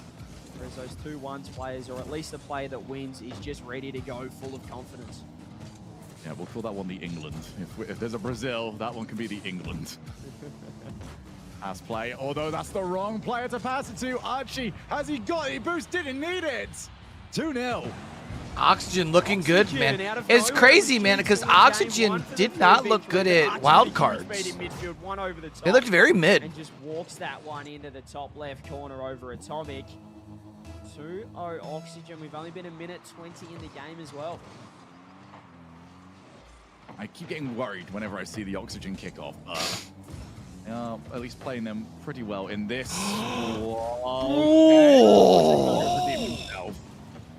What a save from Chicago. Took that one too casually, thinking he could just wedge it in, but a great save coming through. As you said, G2 just making it work, and this is their best chance yet. Chicago, best touch that he wanted. Oxygen able to work it downfield. Exo, little chain dash off the sidewall. We love that. And Oxygen very in control at this stage. Best touch, but Atomic couldn't do anything with it. Now Jorius, a little bit of time. JNAP's realized that could not afford to let the talisman for this series really get on the way of the ball. I wonder, would so that was very prepared. G2 be favored in the 2v2, even though Jorius just kind of looks very impressive in the ones, just because it adds a whole nother player. Just cover the passing lanes. Get the so Oxygen will have the momentum if they win got that this. second goal. G2, they need to be very careful. Focusing on positioning over pace as well is huge. Coming through from Oxygen, you see it there again. They're just, as you said, sitting in the holes using. I mean, it's probably what, Atomic, Chicago versus Jorius and Exo, right? Jorius working their way forward, 50 with JNAPs. Atomic's here, does get the dink, but you would imagine sitting so deep. They know it's similar to Jorius in the ones game, Shogun. They just know the situation they're in. They don't need to score. Got the 2-goal lead. They're making G2 come forward at them. We're seeing a lot of teams find success with just getting the early lead and then playing a lot more defensively. Monkeys yesterday were sort of the kings of the 1-0. Not necessarily having the best of times with it right now against Twisted Minds. They're 2-1 down in game number 1 over on the A stream. Over here, G2 Esports would love for it to be 2-1. They'd give anything for it to be 2-1. Oxygen have kept them to the clean sheet. The interesting thing is on this next game as well, if that 2-1 in game 1, I think, right? In the 2v2 format, you think Atomic's going to be there, but it would be Chicago or JNAPs, or perhaps both of them. Did they rest Atomic? Here's another chance, though. The 3s game certainly well and truly still alive. Just over a minute left, but G2 need to get their first on the board because they don't want to leave 2 goals too late. Too much to do at the end of the game against Oxygen. We're just looking to close it down. Going low. JNAPs with bump attempts coming through from the rest of the team, but everyone's already jumped. There's no one to find to bump over there. And 50 seconds left. Oxygen have taken all of the sting out of this game. Just so good at saving all their boost. And as you said, just sitting in the hole with the demo. No! Got the demo, just couldn't put it on target. Wide off the demo, perhaps not tough. Expecting that to come through, not trusting it, but that could have been the goal. There's still a chance. He's going low, got the reset, goes low. Now I think Oxygen's about to take this game 3. Gonna work it in now. Tries to get it over the top of the 50. That's got to be game right here. G2, they just can't find a way through. Oxygen, a professional 2-0 hold. And grabbing the lead after losing the first game of the series. It's the worst thing in the world is losing a couple of goals against Jorius, because you just see every time he's on the ball, he's kind of just taking 10 seconds off the clock whenever he wants to. You know, Bringing it double back to slippery his sets, corner. forcing the and- challenge at the end. yeah. There's no real pace to what he's doing, but that's not up to him. It is up to you to go and prevent it. And now we head over to the twos. We've not seen a team, you know, split the roster necessarily. So when we're saying we're expecting Atomic, that's because, well, to this point, nobody has decided to go, all right, designated ones player, and the rest of the team is playing twos. Right. I'm excited. It was Archie and Eek, so it's now going to be 2v2, Jorius and Archie. Taking on Atomic and Chicago for G2. Very interesting. Oxygen changing their twos lineup from earlier on in the tournament. Against Ground Zero, it was Archie and Eekso. Jorius deciding to hop in. He's feeling hot right now. This is their first 2v2 lineup with Archie and Jorius. And obviously, Chicago, this is the first twos match for G2 for the tournament. And it's going to be Chicago and Atomic. I thought JNAPS might be in there, but clearly not the twos main. He's the threes boy. Yep. Ooh, we're in overtime over here for game one. Twisted Minds feeling the pressure. Razier's flip reset, and it's an easy touch from SNW to at least deny the initial shot. Smokes trying to push this one down. Matane's going to go. He puts it high. Razier's goes all the way back. So some space for Twisted Minds now. Full boost. Senzo to be the hero in game one. The shot is turned away by the defense, and maybe SNW found a little space there, but had no boost. Yeah, SNW trying to get a bit more power on that one. Nowhere near enough to surprise Monkeys. It's SNW now with a massive wall clear. Hits the ceiling though. That cuts off the distance short. Allows Smokes to come in for the play. Demo's landing now. It's Monkeys. Put the pressure on once again. Twisted Minds cannot afford more double commits. Communication is key. Reminder, this game is so important in a tight match like this one, especially with the weapons that Monkeys have in the 1v1, and including that 2v2. Twisted Minds need to win this game one, but as do Monkeys. Smokes and taking himself, flip reset. Batane causing chaos in the backfield. Razier's trying to get a piece of the defense, but again, Twisted Minds survived the push, and now onto offense they go. Senzo can't get through the corner, and Monkeys back into the driver's seat for the moment. The Monkeys know what Twisted Minds are doing here. They're just going for pure brute force, a bit more of a finesse attack. Oh my Damn! And Monkeys take it. Goal side. He's trying to force the ball underneath Smokes with a low 50-50. You would figure that if Razier's goes with the 1v1, that's going to be SMW, right? 56 kilometers an hour. So do you for go? The winning goal. Oh, they can't. They don't pick it. Head at the end of that. Other team picks it. I'm an idiot. Disappointed. He knew that one got away from him. But man, what a battle here in this 3v3. Monkeys coming out on top, so it's on Twisted Minds now to pick the 1v1 or the 2v2. Surely you're picking the 2v2. Yeah, I think unless they will. You feel really confident in that 1v1 against Razier's. I think they've got to be picking the 2v2 here. There are mind games available when you've got the stronger 1v1 matchup. Oh my goodness, Razier's the most unfortunate own goal once again. That's going to be on plenty highlight reels for the wrong reasons, but they had their own moments as well. They're good moments. Both Twisted Minds goals in this game, don't forget, were completely ridiculous. Nice finish by Senzo, but how on earth did they get that set up to work? I still don't know. Much more organized with the Monkeys goals, and that's a careless move by Senzo. He's not goal side, not flipping into the ball, just hoping that he can get a bit of a mind game onto Smokes, and yeah, Smokes not having it, just knew exactly what to do. Yeah, like you mentioned, it has to be 2v2 now for Twisted Minds. They don't have a good 1v1 matchup. I mean, they're going to need to play it at some point, but if they pick it and lose, then they have to obviously win every remaining game, which is pretty difficult to do. If they can just get a 2v2 win here, and then a 3v3 win, then suddenly, at least when the 1v1 is being played, it would be on match point. Right, because if Twisted Minds were to win this first game, Monkeys were probably going to pick 1v1, so it will be 2v2. You're going to get Smokes and Razier's, we knew that. SMW and Venom back on the field for Twisted Minds. And if game one was a must-win for Twisted Minds, game two is most undoubtedly. You go back to that 3v3, and if you win that, you go into that 1v1, and you can't allow Monkeys to have that 1v1 on match point. So we'll see what Twisted Minds can do. Oh, that's a good good start. Yep, I just in. Beats his man. The commitment from the second defender here. Smokes is trying to pressure Venom. Not really a reason for Razier's to dive in. I mean, Venom only had a shot to nothing there. There was ball pressure from Razier's on the recovery. Smokes in the recovery, I should say. But yeah, a bit of a mistake there. Thought you had an opening. You've always got to respect the speed of Twisted Minds players. Yep. You know you're going to get that speed and that aggression. Another demo comes out. Space and boost for Venom. He's got one to beat, and he's not going to get through his ears. Great read as Monkey's trying to get control. It is interesting the pace differences between 3v3 and 2v2. 2v2, in a lot of points throughout the game, will slow down players trying to take their space because there's more space to work with. And you're seeing that even here as Twisted Minds nice read. Keep possession. Unfortunately, Raziers was quick enough. Venom countered it though. As this one is pinched. Keeping the ball moving forward here for Twisted Minds. Just trying to break up any play there, and you see Venom having to retreat back. Raziers trying to stay on it for Monkeys and take this one out. Smokes now has an opportunity. To the sky he goes. He's past SMW. This one on target. Is it going in? It just trickles into the back just post. Barely gets in. I don't think Twisted Minds thought Smokes had an opportunity to shoot here, but he's pitched it off the ceiling just quickly enough to sneak it past Venom. Perfect placement by Smokes, who continues to impress with his 2v2 ability.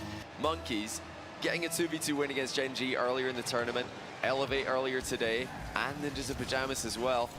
They are really good in this game. So a response from Monkeys comes out. Took him a second, but the space has been there. SMW to the sky as Smokes will deny, and he's trying to land on it. He will find the touch. It's tough here for Raziers, and Twisted Minds are all back, and he's out of boost. Nobody coming up the touch, that must have been called. As Venom gets the clear, SMW's got boost again, tried to cut past Smokes, but he's having none of it. Off the ceiling, looking for help, and Raziers knows he can't go. The speed from Twisted Minds to push back downfield. So somebody's just taking their time for now. This is good possession play from Venom. It's not really going to bother Monkeys too much. Oh, it might now though. That's a heavy commitment. Oh, no, that's wide. Enough on the block by Raziers. Nicely deflected into the back corner, allowing Smokes time to recover. He's not got a lot of boost to play with, but still a chance to center the ball denied. For now, Raziers is backing him up though. This is great team play by Monkeys in offense. They've got to look out for the Twisted Minds counter-attacks though. I think a couple times now. They have overextended with one player, left the other in a 1v2. That's not something you want to be up against in any 2v2, but especially against a team like Twisted Minds who will commit. They will demo if necessary.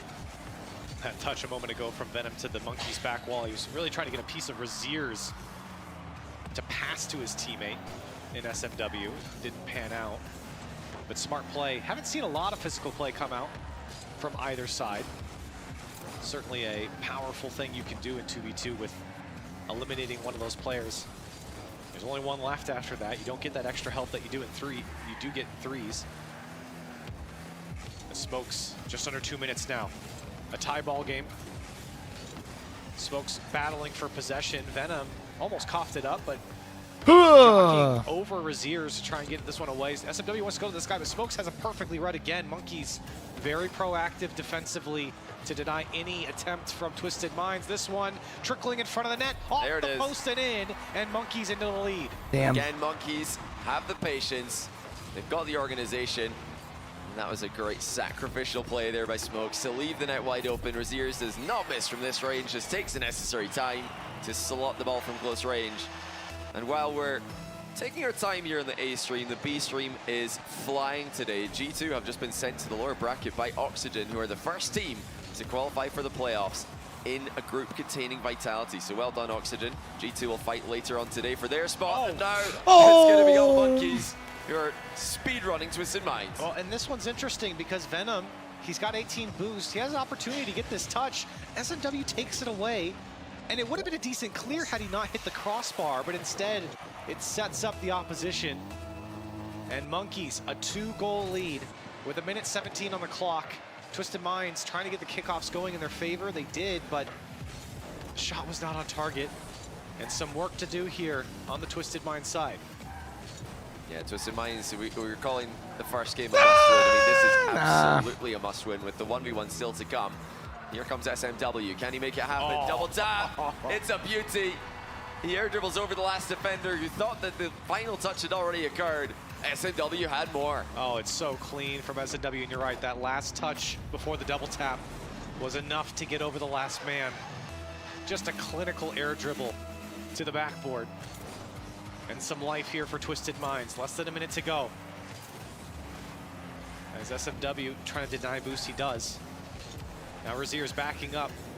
A little late on the challenge, but he was able to get there in time. The flip reset was not enough as he's It's so weird looking to my right and seeing that black screen, man. It's really throwing me off.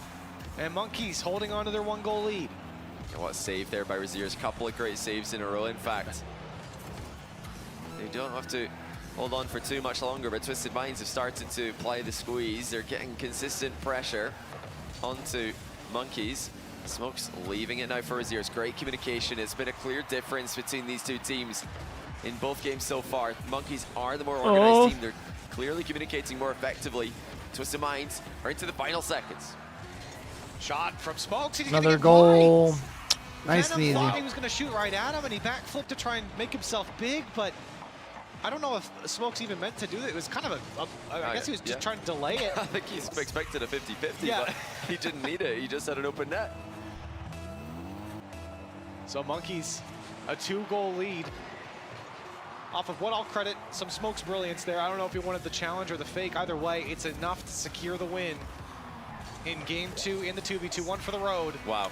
One more time for the one time. Crushing victory there for Monkeys. Twisted Minds. So Oxygen ended up winning over there, and they are in, with a favorable 1v1 matchup for Monkeys later on this series, if they need it, that is. They are now undeniable. They Twisted Minds sweep? No, they did not sweep. 2 3v3 games. They couldn't have swept. They gave gentlemen. So they gentlemen swept though. Step up huge for his team and beat Razier's, who's been an impeccable form in 1v1. And that game 1, remember, was an overtime. 2 minutes of overtime. A 1-goal separation, so it wasn't like Twisted Minds got crushed in that 3v3. You go back to that final goal, it was just that challenge from Senzo that put him away. So they're going to have to do it again. You put 5 minutes back on the clock here for this 3v3. Twisted Minds, we keep saying it's a must-win. Now it really is a must-win. Yeah. Because now you're going to go out if you lose the next game. You know, we're talking must-win before just to keep the series under control. It's out of their control now. You know, it's so heavily Monkeys favored with the way that they've been playing. I mean, even if we ignore the 1v1 matchup, they look great in 3v3. Twisted Minds capitalized on some crazy situations to keep the first game close in this series. They just have to step up their comms. They look like they're double committing. They look like they're completely in different pages with their plays. And now it all has to come together for Twisted Minds. Life on the line. Monkeys in great form across the pitch from them. What can Twisted Minds do? You said it right, Johnny. It's for Twisted Minds that they're just treading water at this point. They're just trying to stay above water, and you just have to take it game by game. Of course, every team takes it game by game, but at this point, you have to focus on winning this 3v3 and not worry about the impending 1v1 that you're going to get after if you win. So we start things off in game 3. Monkeys looking to sweep Twisted Minds out of the tournament, which I think would be shocking. I mean, sure, Monkeys may be favored here, but for them to not win a 3v3 here against Monkeys, that one is not in my script. Yeah, and it would really show the level of Monkeys and indeed the the depth of Europe as a region. That a team that struggled in EU regionals in the most recent split can come out to an international land and perform this well against top 16 teams at the World Championship. Monkeys have already beaten Ninjas in Pajamas in 2 3v3 games. They've beaten Twisted Minds in 1. They're racking up a great tally against RLCS main event World Championship teams. Yeah, but I mean, same could be said with Oxygen in their run, right? But so does that say something about both regions, which I don't think it does? Or does that just say something about the event, and it gives us taking a lot of 3v3 games, enough change where the full distance we can see stuff that's not expected, you know?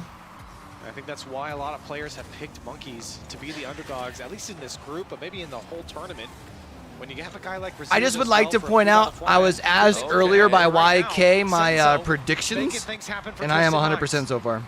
I know I'm not going to finish that way, so I'm okay with, putting that quote-unquote curse on myself or whatever. I'm not sure if Smokes got faked out by the initial challenge there that was trying to block the shot. But either way, it looked like he advanced a bit too far forward in the goal. So slight mispositioning there from Smokes. Left the back post open. Senzo perfectly sniped it. Now Monkey's trying to respond, and Senzo would turn it away. Twisted Minds scoring a lot of these first goals, but unable to hang on. Space in front of Smokes here as now Twisted Minds eats it up. This one comes out to Senzo, takes his first touch, 2 in front of the net, and he's turned away off the pinch. Everyone racing back for Twisted Minds. This is a pass to Matane, as he can't get there in time. You're really looking towards Twisted Minds to build this lead if they're going to extend this series. I don't feel like one's going to be enough to beat Monkeys with the way they've been playing. You've got to execute on the opportunities in front of you. Matane certainly saw an opportunity there, but had no boost. Yeah, I do really feel like Twisted Minds just stay in offense as much as they can. Just try to keep battering Monkeys. Try and get as many goals as possible because their defense has looked a bit rough. Their midfield has looked a bit disorganized. And yeah, Twisted Minds, I've always been in this, at least this iteration of the roster, an attacking team. So it's good to see that they're still trying to pressure their opponents. They're not getting all clogged up in defense here. So far, much cleaner performance than game 1, which was, like we said, full of chaos, start to finish. Yeah, you're not getting any of those crazy own goals or pitching plays that we got game 1. It's certainly a difference now, and you can see the level start to equalize here in game 3, and Twisted Minds are nurturing their 1-goal lead at the moment. They've denied Monkeys on a couple occasions. Full boost here from Matane. Dangerous situation for Senzo. Matane's got help under him. Shots off the crossbar from Raziers. Now Venom, can he respond? Smokes racing back. Senzo trying to get the bump, and he'll push him out of the way for Venom to score. Yeah, lovely placement by Venom here. Senzo immediately realized that the chase was on. Smokes wanted the in-and-out save, but before he could get there, the shot crossed the line low. And that's further away, of course, shooting low against an in-and-out saving defender, making the ball harder, further away from them. And I think Senzo would have had a block on the defender if they did lunge in from a low angle. So nice play again. Twisted Minds starting to wake up in this series. So now a 2-goal lead for Twisted Minds. Less than 2 minutes on the clock. And despite some opportunities for Monkeys, they have not been able to break through. A clean sheet so far in game 3 for Twisted Minds. And they're looking to hold on to it. This Monkeys just playing balls into space, it feels like, in a lot of occasions. Now this one coming out to Venom. He's got players under him. Takes the shot instead. It's going in all the way. Raziers doesn't have the read. Yeah, Raziers thought the shot was going quickly across the net. Lovely change of pace by Venom. Slotting it behind the pre-jump, and SMW with a goal secure there, padding the stats. Twisted Minds with a very impressive game 3 here. You know, shame that they couldn't put together this level of synergy in either of the games before it. And this is why we were saying game 1 was so important, because everyone knows that Raziers is going to be favored in every 1v1 against Twisted Minds, no matter who they field. Yeah. But now you don't have that buffer. Now, if Twisted Minds end up winning this game, they've got to win the 1v1. Yeah, they have to win it, and you know that's where we're headed if Twisted Minds can hold on to this 3-goal lead. I mean, Venom has kept his 2 1v1 losses close so far this tournament. 1 to Monkey Moon, 1 earlier on to Mota as well from NIP. I think, you know, he's got the ability, is maybe just within his range to give Raziers a good game. It really just, it depends what kind of Raziers shows up. I think if Raziers peaks, then it's over for Twisted Minds, despite their best efforts here in game 3. Flip reset for Matane. I think Raziers also pre-jumped that one as well. Monkeys looking possibly going to the next game here. Down by 3, less than 20 seconds left. Pass over to Smoke, shot on target, and Senzo is there to secure any comeback that Monkeys were trying to build. As this one will trickle down, and with 3 seconds left, Twisted Minds, they get on the board, but Johnny, we know this is going to be a very long road ahead of them, and a very steep first step, I think, going into this 1v1. Yeah, look like Senzo at the end there, trying to keep them in the 3v3 just a little bit longer. Keeping the ball in the air, but 1v1 is going to happen, Senzo, whether you want it or not. Will it be Venom for the 3rd time? He's 0 wins and 2 losses so far in 1v1. 2 losses against solid opponents, but Raziers is, I think, the toughest player he's going to have played so far. And he's on match point for Monkeys. And let's just hypothetically, Johnny, if it's not Venom, who Surprisingly, would it be for Twisted Minds? You put in no, Senzo, Twisted Minds ended you up put winning in in 3. SMW. SMW. SMW. Yeah, Senzo does not play 1v1. He hates 1v1. Yeah, it's got to be SMW if it's not Venom. But I think truthfully, it will be Venom still. He is the best 1v1 player on the team, and they should be telling him right now. You know, the other 1v1 games, they don't matter. This is the only one that matters. You can do this. You know, get in there, make it difficult for Raziers, and if he can up his accuracy in offense, if he can avoid unnecessary mistakes, then he can definitely keep it close enough to put the pressure on Raziers. And, you know, this is a Raziers favored 1v1. He should be winning it. And that, you know, could just apply the necessary pressure on him on match point to make it a little bit closer. Virtuoso managed to keep it 3. Oh my goodness, it is SMW though. Well, Venom's had enough. He's like, nah, this game mode is rubbish. I don't want any more of it. SMW, you try. So SMW is going to try to take on Raziers. This is mission impossible. All right, 1v1, let's get it. This was not the expectation for Raziers, but, well, he's going to start off the same way I think he would against anyone. The first 7 seconds goes to Raziers on an easy flick. SMW backwards challenge is not good enough. Yeah, he tried it. I mean, backwards challenge is more often something done against somebody dribbling with the ball on top of their car. Raziers was bounce dribbling there, so he could just see the reverse challenge coming. And, you know, that might be an experience from SMW, as a kickoff goal might be as well. Or it could have just been an aggressive play early. It looks like SMW there, so just way off to the side of the ball. So technique, you know, could be a problem here. Raziers might be about to put up record numbers. Well, you know, I don't know how much. I mean, I think Twisted Minds certainly intended on having Venom play the 1. So the mix-up here, I'm curious how much SMW has maybe even played against someone like Raziers. It might take him some time to Didn't SMW against what Raziers is bringing. The question is, how many goals will Raziers put up before he play in the ones? No, Venom's played in the ones. This Monkey's ones main is going to bring.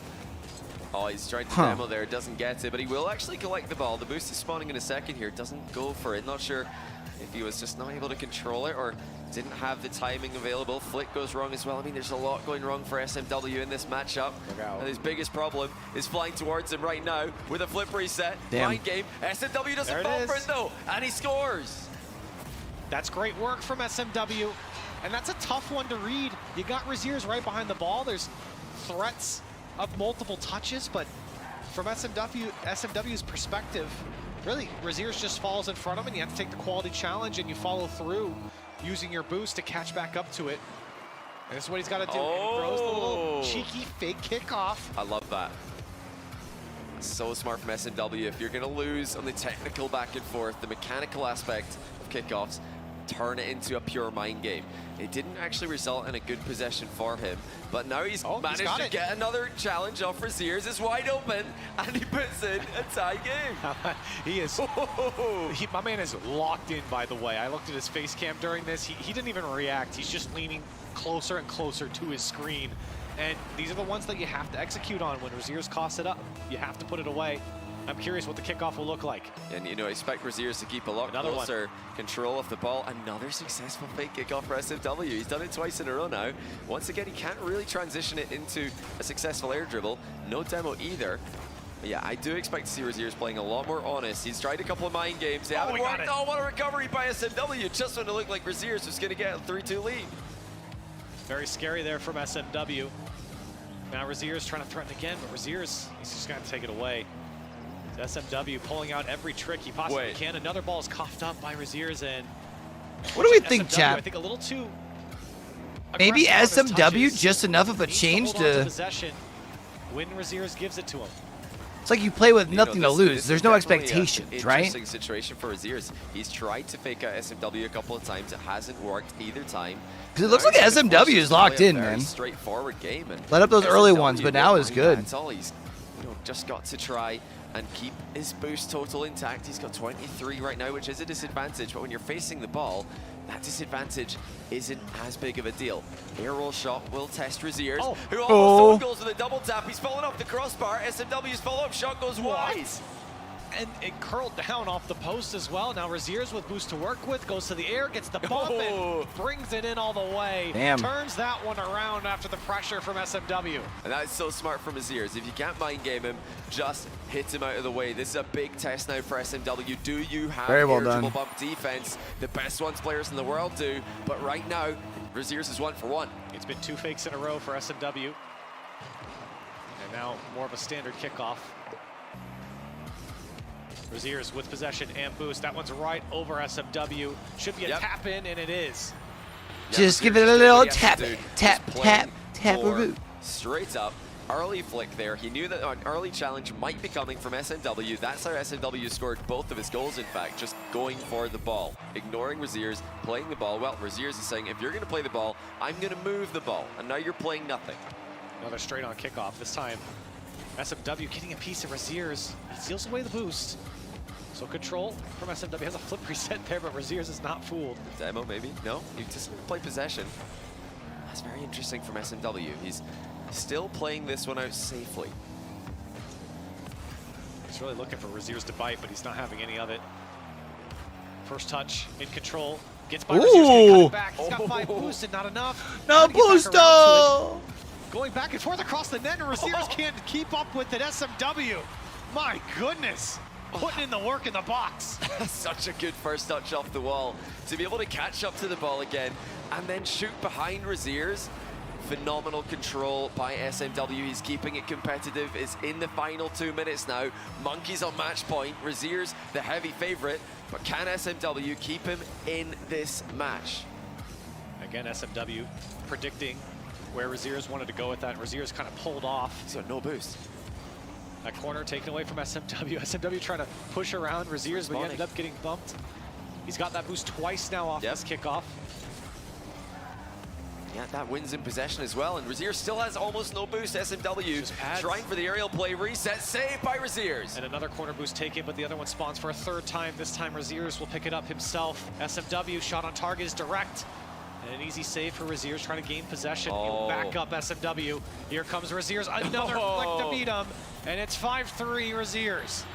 And a bit of a mistake by SMW there. He played a shot to the far post, and when those shots get saved, usually you steal the boost, but the boost wasn't there to be stolen. Raziers had taken it too recently, and that just allowed Raziers to free possession against a boost-starved opponent. Once again, the early flick outplays the early challenge. And think about how many times Raziers had his corner boost stolen. It was 2. That's the count, and then his back right corner, playing without boost, trying to just pick up pads while SMW is coming at you with air dribbles. Great defensive work from Raziers with low boost. SMW running out of time now. He's played a risk-averse style for the most part, an aggressive one. But Raziers has had him countered for the second half of this game. SMW looking to rapidly attack through the center of the field, but he's going to need to go off the wall. Once again, his first touch doesn't give him too many options, but the low 50 is and he's too strong. It's a goal game. Oh, I cannot believe that low 50 worked out for him. He gets this boost. And you see Raziers, he's got full boost here, and he's just trying to take the challenge across the box, but SMW stays perfectly behind it, and he's in business here with 34 seconds left. I mean, that's a great 50-50. He didn't have a lot of options there, but SMW was too strong. And what's he got planned with the kickoff this time? Wave dash recovery kickoff from SMW. Fakes the shot and grabs the boost. He's got a small advantage here, but that shot is not going to do it for him. But Raziers does land in his net. SMW has another play. I feel like SMW had the opportunity to at least bring that one down and dribble it. Didn't have to take the shot immediately. But maybe redemption here. Needs another touch as Raziers turns it away. Another boost stolen by SMW as Raziers picking up pads. Raziers still in the lead where it for ends? the final 10 seconds. SMW with a quick looks like it. Tough play for Raziers, and it's it is to turn it away. SMW has to keep. All right, let's go ahead and switch on over here. We got Vitality and Optic. They play the 2s. It's the impossible playing choice for now. a it's so difficult, but they've got to come up with something. Playing for a spot. A little bit of breaking news for you here, CJ. Yes. Monkeys have eliminated Twisted Minds. Wow. Wow. That's huge for the club awards as well here at Gamers8, but that is just another story of the European region being pretty good at Rocket League. Yeah, that knocks out the top team, right? On the main for Gamers8, like this series. 2v2 is like the overall thing selected by G2, And we're going to have JNaps and Atomic, the same lineup that they went against Oxygen, against Alpha and Zen. I'm not convinced anymore. Like, it felt like a wild way of saying this is the win condition of winning all the threes, but now that we're here, it feels really truthful, doesn't it? Like, we've seen just how good Alpha and Zen are at the twos. JNaps and Atomic, they weren't quite to the same level against Oxygen, and now they've got Alpha and Zen to deal with. It's not getting any easier for them. It's going to be very, very tough, but they have to. I didn't see that Paper Rex got warned for teabagging last night. That's hilarious. I say the twos is going to be easier of a task, but the fakes are coming through from Zen. Gee whiz, if this is an easy task, I don't want to see what a hard one looks like. Alpha gets the first. This might be all over Red Rover. It's so difficult to take on the French in twos. And Team Vitality look to prove that to be the case. They've got the opening goal, one of the many that we will add to our pile of opening 10-second goals in a game. Now Alpha taking the first-time shot. And this is where Vitality's ability, and it's something that I feel like they do better than any other team, where it's so hard to tell the levels the that they're taking the play on the B stream, bro, because it's like a almost like muffled sound. It sounds like on the casters. Continue on. And in twos, that becomes so prevalent because G2 have got to make decisions early. Oh my goodness! What a my read! Goodness. Alpha just ready for the clear from JNaps. Who won game one, by the way? Because it still says game one on the overplay. Best. Ready for the touch. New Zen is going to fire the shot. In case JNaps gets there, Alpha's ready. I mean, Atomic and JNaps in any other ranked game would look unstoppable. But Vitality showing that there's levels to this game. And the teamwork that they put on display, the mechanics, the individual ability, everything is just absolutely world-class. G2, though, could get one back. Alpha pre-jump the save. Zen's going up here with it. And Alpha against... Oh, it's Alpha coming in now. But it's one of those things, I feel like for people that are just starting to watch this, they're thinking, well, how on earth have Zen and Alpha got this level of chemistry? They've only been teaming, you know, since the start of the split. It's just not the case. Zen and Alpha have been playing together for years at this point. That's all they do over in the French community. But Zen will happily solo if he has to. I want to go early here, Shogun. It's party I would time. say, so Zen's from what doing I've whatever heard, he and wants, gets maybe if past someone the in ball, chat would know and be able to gets click, rid of JNaps, is in EU like twos the superior like playlist Vitality cruising their way, that like the pros play especially. Match point back to the 3v3. Maybe it's the case even stateside too. I just don't know. Very rough, and it's almost something for them. It just feels like G2 need a massive win in order to even get a goal here, but wow, for Team Vitality, bro, it just looks they so can easy. Slice them apart with barely any resistance. It's getting a little bit. It's getting a little bit scary at this point. It's one-way traffic right now for Vitality. 4 goals on the board. It's minute 40 gone in this game, and just here he is against Zen. Faking it out, leaving it for Alpha, but it's meant that he's now at a one-on-one with JNaps.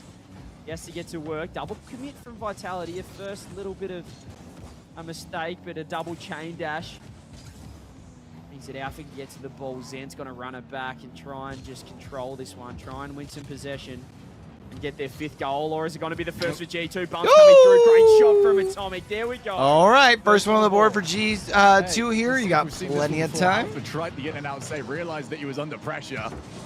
And Atomic recognized that so early on. So you can kind of, whenever you see someone go for the in and out save, there are areas in the goal that have just become undefendable. And if you can find those spots, there's no way the goalkeeper can get to it. So well played by JNaps. And Vitality, they're very upset. Okay, they're even more upset now, aren't they?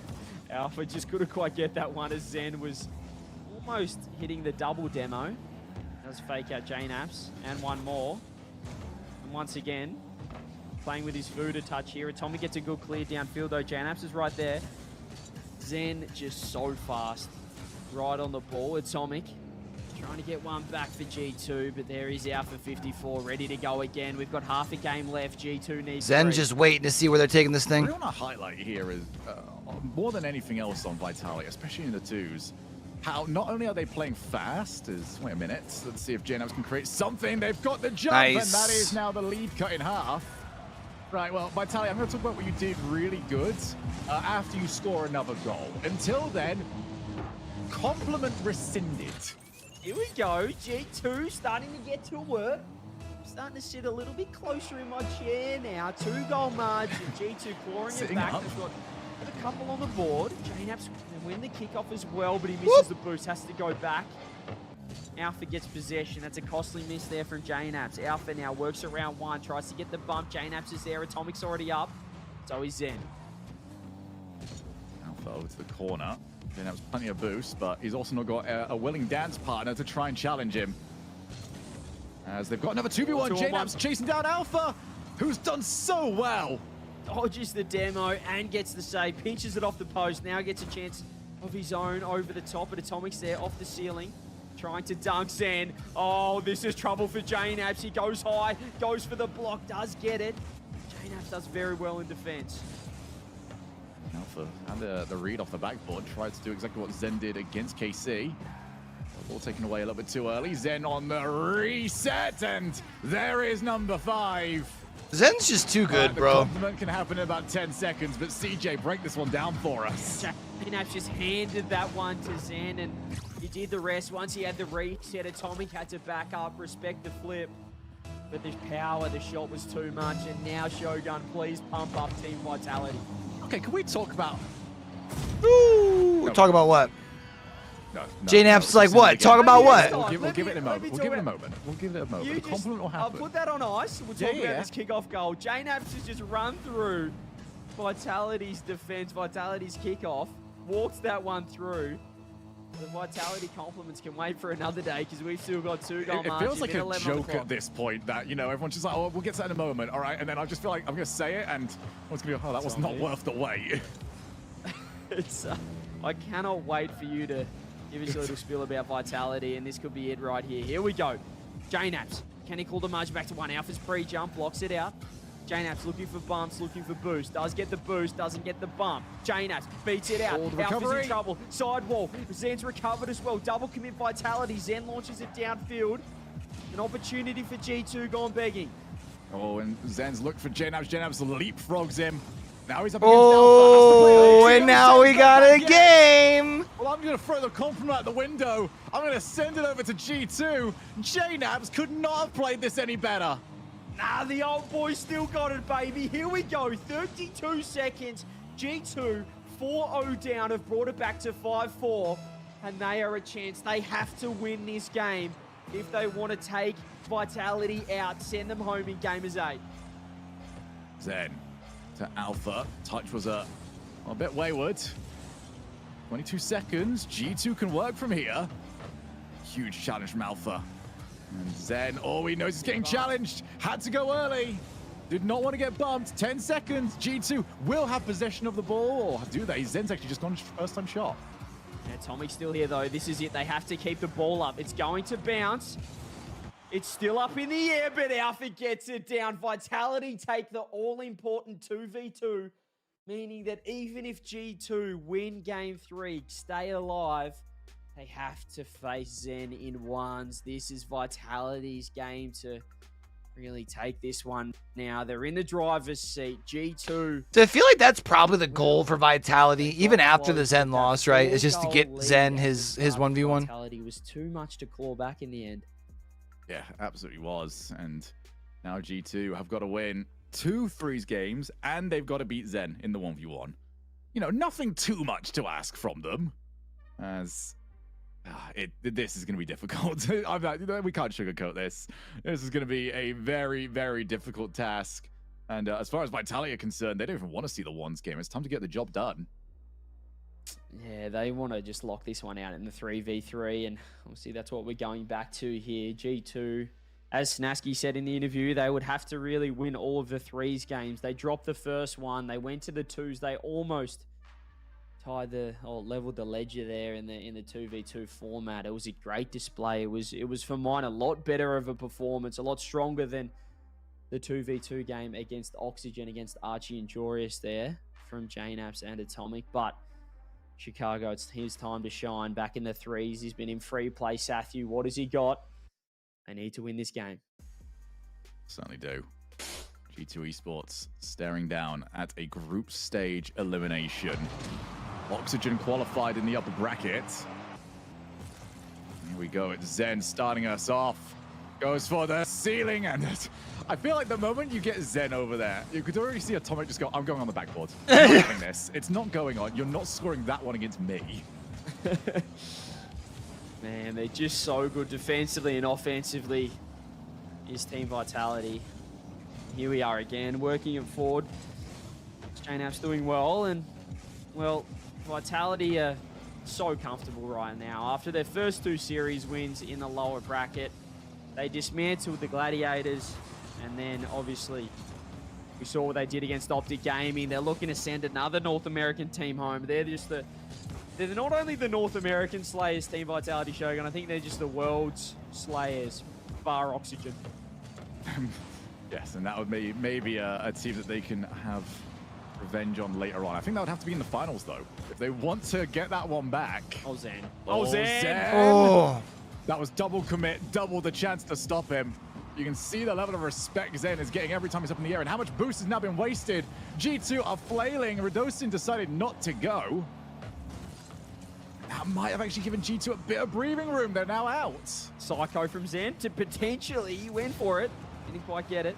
More demos. They are so physical right now. This Team Vitality, it's ridiculous. G2 just look just like statues in net. So stagnant, they can't get anything going. They're losing the boost, they're losing the bumps. The only thing for G2, it's like it's positive that you're holding Vitality here a little bit, but man, if Vitality is the one who strikes first here, it's going to be really deflating. We'll commit this time from Zen and Radosin. They both recover. Very nice from Radosin into the midfield. Nobody wants to challenge him. And Radosin's making an awful lot of distance with no real fight back. Damn. G2 do at least scramble to get the ball back. Not bad, though. Next time need to send somebody, otherwise that transition gets a little bit too easy for Vitality. The positive is, though, still tie ball game. As most of the time, Vitality's just score in 10 seconds, so there's a positive for G2. They've got that level tied game that they wanted. It's what we saw against Oxygen. The scores were level until G2 found that window. Won that game 1-0. See if they can do it here against Vitality. Oh, and this is the opportunity. Oh, okay. Well, the demo kind of came out of nowhere. Almost got a little bit jump scared by that one, CJ, as we were on Alpha's camera, and then we certainly were not. It was JNAPS walking through. Atomic got demoed as well there, but an opportunity out of nowhere. Half a game left. G2 did score early, though, against Vitality in game number 1, and we saw how that one finished, so there's still a lot of time on the clock. Let's see what Zen can do. Atomic's got a little bit too antsy when it comes to that Zen play.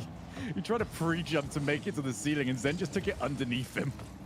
That's what happens. The best players not only get respected so much, but they just expect just anything could possibly happen, and it only plays into their favor. There's Radosin leveling it up. Oh my. Bro, I know I just had that bagel like an hour and a half ago. Was he? That was. But that bagel didn't cut it, chat. Absolutely lethal. I gotta keep it 100 with y'all. Between 2 players, we're both rooted to the ground. G2 did not get much time to celebrate their goal lead. It's time to go and claim another. Okay. I would like to think that was called, but there's no way anyone was that confident. No, that was very, very interesting play there, but midfield game, Zen, space, double commit. Everyone goes. When Zen hits the ball, 3 people from G2, they're up there pre-jumping already. I like it. Clearly, Sathu, bit of a directive from him. We cannot respect him. We have to challenge early. Knock him off the ball, not give him space, make him uncomfortable. But so far, Zen's teammates have been helping him out, rallying the troops, and Vitality have the control. Yeah, they don't want to let him cook. On G2, every single time Zen's on the ball, just turn off the stove. Here is Alpha now. into the midfield. Plenty of time for Zen to go for. He gets the pass to Alpha, who tries to lay it back over. Oh. They played that so early to try and go for the 1-2. Oh. Didn't quite work Get the out. bump on net. You can see how confident Vitality are still feeling. That would have been. Redosun was coming in. I thought he was going to be able to get the second touch on the Get follow. back to that one. It was a great pass up to Alpha, and Alpha almost found him off the backboard, but more attack here from Vitality. Redosun working it up, and this is where they just look for the bumps, look for demos, and just suffocate this G2 defense as more clears come through, but they're losing possession pretty easily here, G2. Chicago needs to land on this one. He does get a good demo. Alpha trying to work the ball around Atomic. Great pass across Zen. All right, 30 seconds here left. Can G2 force a game number 4? Almost got a bit surprised by that one. Double commit yet again. Chicago on the recovery. Does beat Alpha to the ball. Atomic with a little bit of time to work with. I think he was almost kind of surprised by that fact. Ready play for the outplay. Dosin towards the backboard now. Moves the ball out of the way of Alpha, who tries to pinch. And it looks like overtime might be required. Yeah, Alpha's still going for every goal under the sun. He's trying to get that highlight clip as well as send Vitality through to the playoffs. Obviously, we saw what Oxygen did, getting the #1 seed of Group A's. He's going to be Chicago. Can he steal the game here? Goes low 50. No Alpha's there. Atomic keeping the ball in. G2, this is their best chance. Out of the way. JNabs has to go, does so. Zen's there. It could be open. Can JNabs get a bump trying to fake Redosun? But Redosun. Oh, now they got the counter. Yeah, Redosun was always. Who was it that came and got the ball? Hit aside. Zen off the really good touch. He's got a second touch that he didn't want. Off the side, Alpha challenged early by Atomic, who has got Chicago coming over to try and help out. Now that whiff, and that might be costly. Oh. Alpha eliminates the goalkeeper and eliminates The whiff G2 doesn't from matter the because he tournament. still makes himself useful. Team Vitality sweep G2 in stunning fashion. They lost early onto Oxygen, but they move on in fine fashion in the lower bracket. 3 wins on But the like, trot why today. not show me the 88 replay in first? G2 stood in their way, but they did not drop a single game along the way. Day 2 is all about Team Vitality. That's tough, man. It means G2's tournament is over. Their season is over. Home. They managed to get along in the bracket.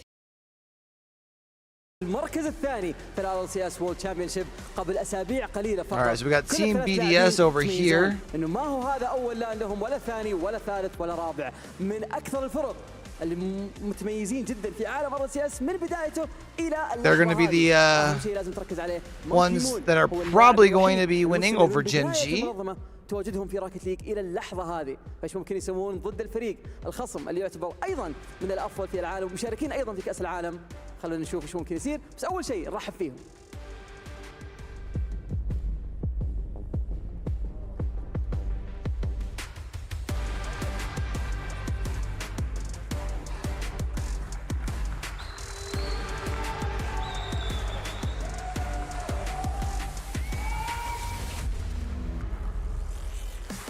أول ظهور لهم على المسرح Gen.G.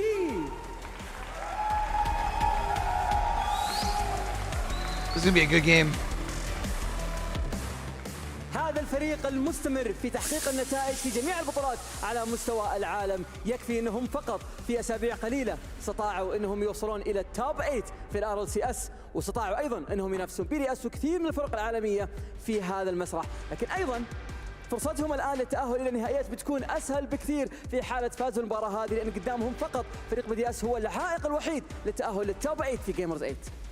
Apparently, Jack, Chronic, and Nolly, Gen.G rolled the dice and spiked nat 20s as they got one of the most dominant forces in all of North America. They got all they could ask for from Monkeys, but now the test with BDS to get into the top 8. As the players take their seats, we get ready for our next matchup in Group B. Fancy, we're going to send somebody into the playoffs. Do you have any predictions? Oh, I should say, Fancy the Mancy. Do you have any predictions here? Yeah, I changed it, by the way, thanks to you. Anyway, so it's Team BDS, I would say. Honestly, they've been looking really dominant, especially in LCS. The fact that they have reached the grand final and getting second place, that alone should be a big achievement, so I gotta vote for them. But what about you? I tend to agree. I've learned a long time ago, don't bet against Team BDS. Yeah. We hope you enjoy this one at home. The casters are ready. We hope you're ready as well. Let's kick off our upper bracket final. نهائي الجروب سي أعزائنا المشاهدين الآن راح يبدأ هذا الجروب اللي يعتبر من أقوى الجروبات اللي معنا في جيمرز 8. الآن واحد منهم راح يتوجه لنهائيات ويتأهل للتوب 8. واحد منهم بيكون عندهم مباريات أكثر. So does that mean on the other channel we're now moving on to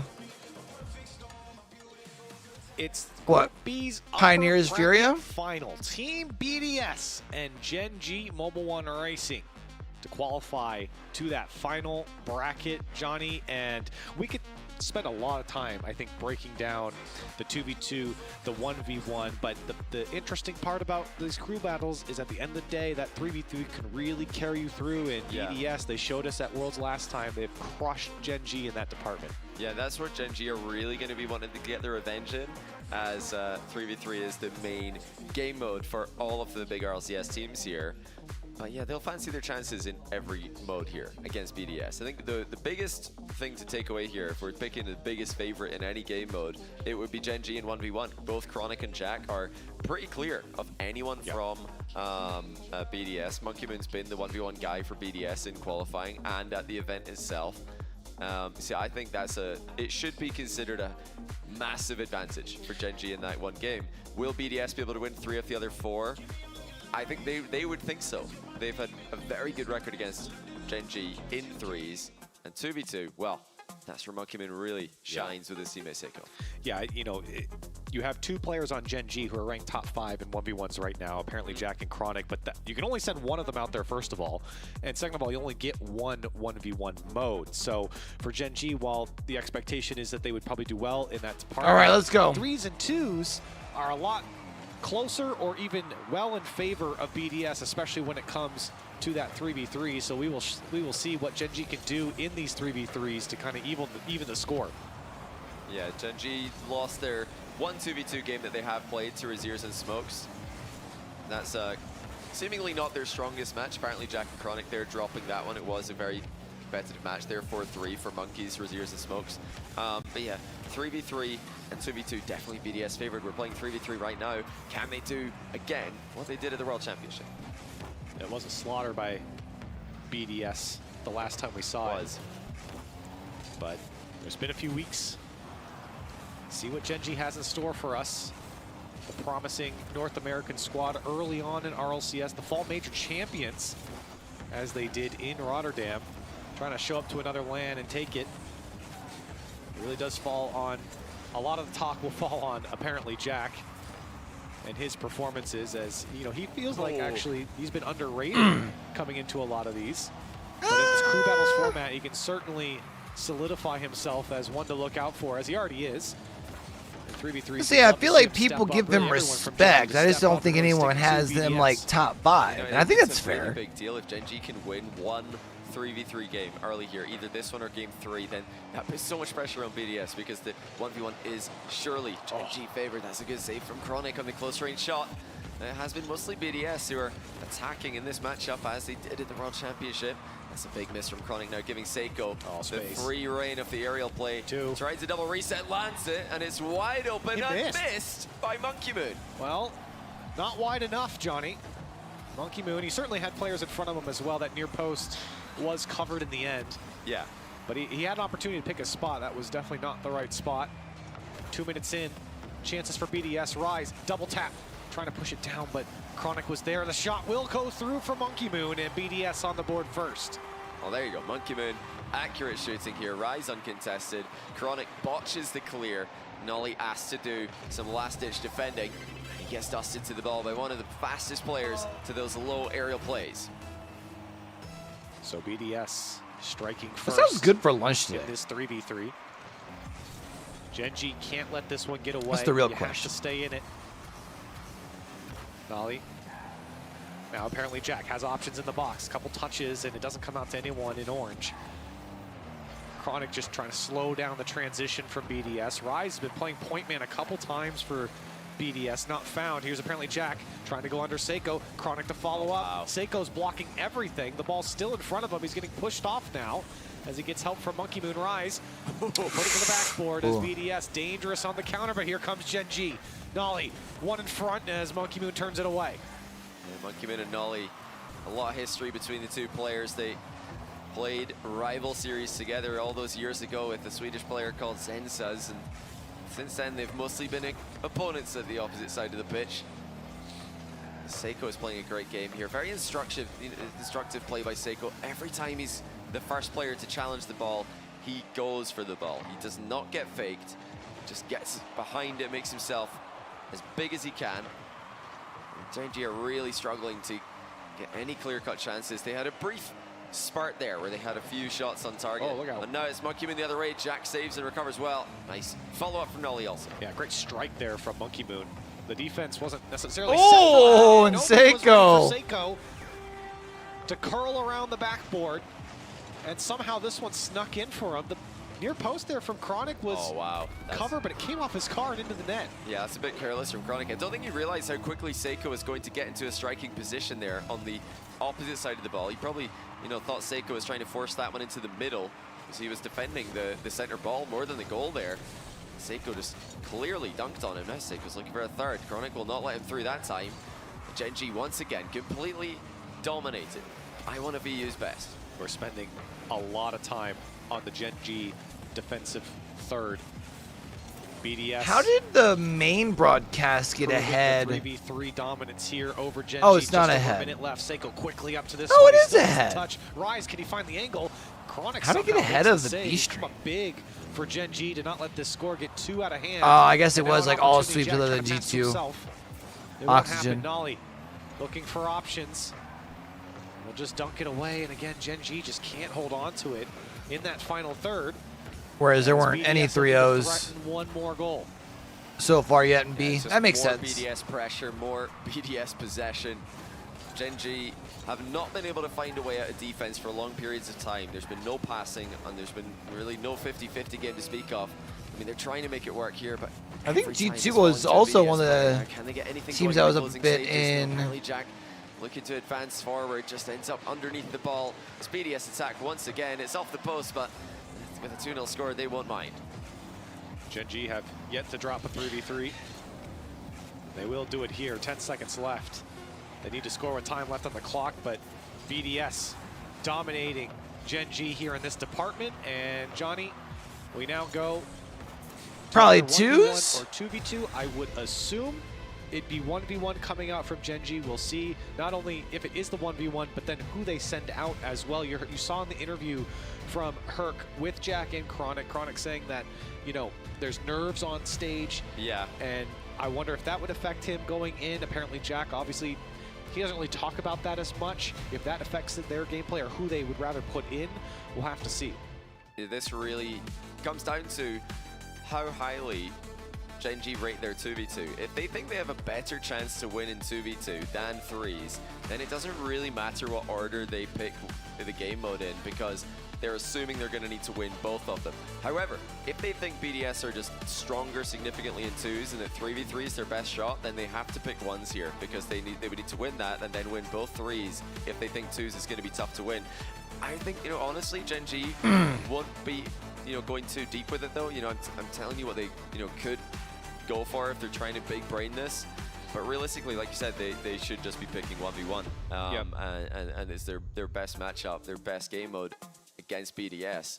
If they do pick 2s, it's a mind game. It's a plan for a long... It's crazy. Of the 7 regions, save 1v1 to get a free win leading into match point and maybe have BDS tilted. only 2 of them have match over a point in game 52% win so, rating, and then one of will them they do that? No, they won't. They will just straight away is, pick 1v1 yeah, you're up, against who is Monkey a Moon. bunch. Both players have a win to their name from yesterday.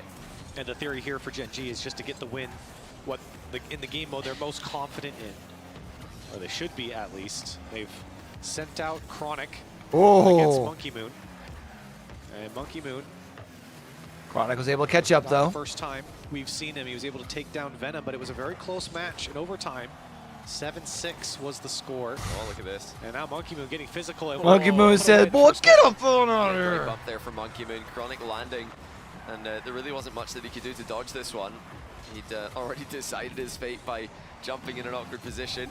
Monkey Moon gets the opening goal. Now, Monkey Moon is, these days, much further down the 1v1 rankings than Chronic. Chronic, with his recent performances, has really been impressing everybody. And, I mean, if you want evidence of that, just look at who's playing this game. He's playing instead of apparently Jack. Even his own team recognized his brilliance recently. Monkey Moon's pedigree is there. He came from a 1v1 background. He came from the 1v1 world. And he is using every ounce of experience to put goals past Chronic right now. Yeah, regardless, Monkey Moon is certainly no slouch. Just individual skill, regardless of 1v1. It's certainly there for Monkey Moon. You see it, especially in 2s. But you've seen it in 3s plenty of times, of course, as a world champion. And right now, a fantastic start, but you're only 45 seconds in, and that one almost was a third. Chronic trying to find some possession here. Oh my goodness. It's Monkey Moon. Good recognition there to go all the way back to his corner and pick up the boost. Chronic not really threatening so far. Giving up a lot of possession. This one going back up to Monkey Moon. Space, time. It just feels like Chronic Monkey Moon has to is make the firmly save. in Monkey Moon drops control. it down. Yeah, it's just like whenever he starts coming down this way, it's pretty well a goal. And Chronic bit hard on this mind game. Re-jump into cover high, and Monkey Moon just slides it underneath them. Chronic got a piece of it, but nowhere near enough. The pace carried the ball across the line. Well, what a start for Monkey Moon. It's Chronic struggling in the first minute here as Monkey Moon will get this kickoff control. Quick back wall touch, Chronic having to react, and again, Monkey Moon. Quality challenge there to keep him in the final third. Chronic, feels like Chronic's really stretching out for a lot of these challenges, flying past Monkey Moon, and just having to use a lot of boost to recover. Well, it's an interesting matchup here. Monkey Moon's playing very grounded, as you would expect. Chronic coming in, trying to turn it into an aerial game. Got him. Lands Wow. the bump, leaning back to get it, and he does get his first goal. And that was an impressive bump there from Chronic. He knew he was going to go past Monkey Moon. Monkey Moon trying to wait for Chronic to go by, but Chronic bending backwards to make sure Monkey Moon hits him instead of the ball. Interesting to know, every time we get a look at Gen.G on the stage, no words really being spoken. They might be speaking under the camera, so not all of them, but Jack and Illusion both remaining silent for now, letting Chronic work, and Chronic is starting to do just that. And he's locked in there. No reaction on the goal as well from Chronic. I hope they're all right by tomorrow Now morning, you're because seeing tomorrow's him leg warm up, day. Getting Smiles. comfortable. He talked about the nerves. We mentioned it before, and seems like those are starting to be shaken off. So he's come back to 2-0 run here from Chronic, and it's on Monkey Moon now to kind of turn the tides here. The bump is there. Oh, good job. Monkey Moon saving enough boost. Look how much boost he's got, actually. Enough to retreat back, and is forcing Chronic to make a play with 18. You've got to be so careful. Good speed in the recovery. And I've heard Jack talk a lot about... I really like that Monkey plaid Moon skin we game see a lot of the capacity. pros There's a lot of using. respect for Monkey Moon's ground game in particular.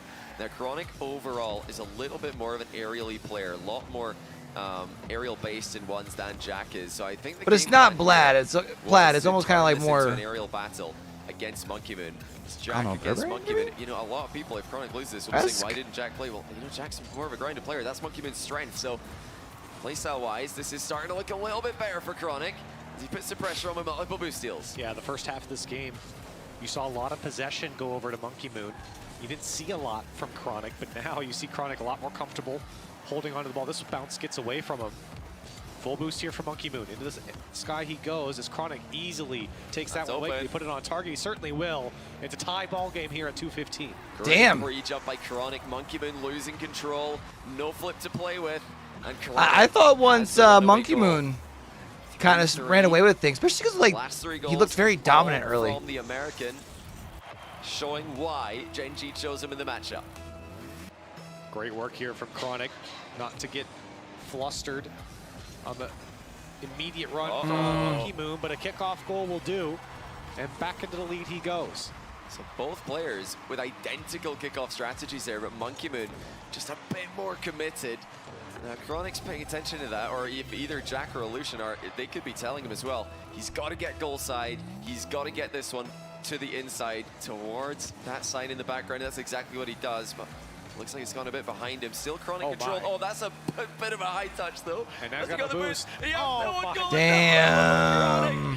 He had the right idea, but he's completely misplayed it. That is an all-time own goal from Chronic. Oh no! You're right, he had the right idea. He wanted to get more on the ball there to push it to his corner or any corner, and instead into his own net. He had the advantage. He actually won that kickoff. It might look like, well, he's in defense, so he lost it. No, he won it. That was his ball. He could have taken it to his back corner, grabbed 100 boosts, but he's just own goal. And not only that, he assisted his own goal. Yeah. I don't even know what to say. Chronic down by 2. Into the air again, trying to get the bump this time. Monkey Moon will not fall for that one twice. And Monkey Moon, oh my. Oh! Getting the flick towards the back wall, and Chronic calmly trying to pick this one up, but maybe too calmly here as Monkey Moon picks up his pace. Monkey Moon is and just so like fast that, on the turn. Team Chronic Media thought he had by time to 3. grab the boost, but Monkey Moon still beat him to the punch with the aerial shot. Unfortunate. Not only that, he slotted it. 3-goal advantage again. And he had no boost going into that. I mean, just maybe 6 No or 8 boost from what I saw. though! And on the turn, confidence there, the game sense through the roof there for Monkey Moon. Catch back up. Here comes Chronic. Has a flip, and he'll get him. I mean, He does look better in the aerial game. Chronic with a reset. Looking good at times, Almost but unstoppable. man. That was a brilliant shot once again, and Monkey Moon tried to challenge it. As soon as he moved in, Chronic slammed it over him, and this is a close game. You know, 2-goal difference, 3-goal difference in other game modes. That's a, you know, a really difficult goal line to come back from. But 1 minute and 28 left. Chronic is well in this, and he's making their necessary kickoff adjustments. We'll see another back post shot. Monkey Moon can't save that one away, but he falls into his own net. So time, space for Chronic. Monkey Moon, 36 boost to his name. Takes the high challenge. Chronic will take the low, and he's rewarded here. Just a 1-goal difference now. Yeah, good pathing by Monkey Moon. He's grabbed a couple of small boost pads there, but Chronic switches up on him. It's been aerials, aerials, aerials. High ball every time going over Monkey Moon's head. That's conditioned Monkey Moon to go a bit high on the challenge. All right, Chronic all right. switches low. I had to give me like an actual 13 meal. in That bagel, here would, in 1v1. that bagel didn't cut it. Threaten another kickoff goal. Chronic gets back, but he won't Damn. get that touch on the flick. Monkey Moon taking his time. What a commitment by Monkey Moon. He just got the ball on top of his car here as Chronic flipped away. And with absolutely no time wasted, he flicks it behind Chronic. Still plenty time left for the American. Still plenty time for Gen.G. But he needs possession, and he needs it right now. Monkey's half flipped. That's going to give Chronic the ball, but it's a boost advantage to Monkey Moon. 50-50 goes into the post. They're both in the net. And Monkey, with some boost, is able to get back to the ball. Chronic knew he was in a tough spot. Now Monkey, look at this. Just going to take it up the wall, let it go. Wants to get the full boost, trying to run out the clock. And now he takes a quality challenge. Can he put this one on target? It's free if he can. Chronic gets back in time. Huge save from Chronic. But he still has to turn this one into a goal. And Monkey is happy to take this into the corner and run out the clock. Look at this. Across his own box. Chronic can't do much about it. Monkey still in pursuit here. This one's going towards the net. It's just wide. But look at the time trickling down here for Chronic. He's got to score here. This is world class for Monkey Moon, not just in the mechanical game, not just in the positional game, but the strategical aspect as well. He pulls out the half flip kickoff, and it's just been time wasting since then. He knows that that is a kickoff that yields less time on the clock for your opponent. Hold on. Gotta pitch it. It's an impossible angle shot. He can't put it in, and that might be game. It's still trying to the last seconds, but Monkey Moon can breathe a sigh of relief. He has done it with the upset win for BDS. And Chronic, despite his best efforts, just did not have it in him to beat the great Monkey Moon. The number 5 in the world, Chronic, falling to Monkey Moon here. And you can kind of see some frustration. I don't know if you saw the Chronic cam there. He kind of threw his hands back behind his head after the end of that game. A frustrating one, I'm sure, especially with that ending. Yeah. The time wasting there from Monkey Moon was clinical. I mean, what Monkey Moon did, the final kickoff of the game, he just half flipped. He just left the ball. He said, "You can have it. Yeah. I'm going to go get my boost. You take the ball, and let's see if you can outplay me. Let's see if you notice me doing this." Chronic did not spot it. If he spotted it, he could have dribbled the ball to his back corner. They say 5 minutes till they're back before. Instead, he was forced to attack with 30 or 20, whatever he had. No, they're still not back. And that's really difficult at this level. It's tough to get the ball past 100. All right, so it's tied up 1 apiece now, You don't right? have momentum, and you don't have boost to your name. Yeah, that's what Chronic it is. couldn't do it. He hit the post with a flick, and then Monkey Moon wasted the remaining time. Yeah. So, that's so smart by Monkey Moon. I love to see him thinking about what he's doing in the closing seconds, and really just limiting Chronic's options. So, I mean, we go back to 3v3. Gen.G have to do what they have not done yet in this matchup, here or at the World Championship, and that is beat BDS. They need to do something that really does not come around very often. And I don't want to get too far ahead of ourselves, but even then, if Gen.G were to win this, they go back to a game mode that they're not as confident in, I guess. Right. At least against BDS. But of course, we'd have to see Gen.G win this 3v3 first. Yeah. And BDS have to feel so confident after that Monkey Moon win in 1v1. That was the ringer for Gen.G. That was the one they were supposed to win. They don't come out on top, so the pressure's on Gen.G here. As BDS for the rest of this series will feel control as Monkey Moon's shot was well wide again. Is that Monkey Moon again? What? Yeah. Did he just boom the post from 2 yards? What on earth was that? It just came out of nowhere. It looked a bit open. We'll have to take another look at it. We'll have to see if it was, in fact, more of an awkward angle than it looked. But yeah, that looked familiar. So we'll see. Still 0.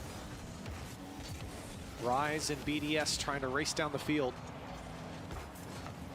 Gen.G, the pressure's on here. Rise trying to put this one away. And where is Gen.G? There it is. Apparently Jack will let that one fall, and the clear is right back into the hands of BDS. Yeah, I mean, yeah, BDS can just do whatever they want with this game. They can go all guns blazing with so many match points now, 3 of them.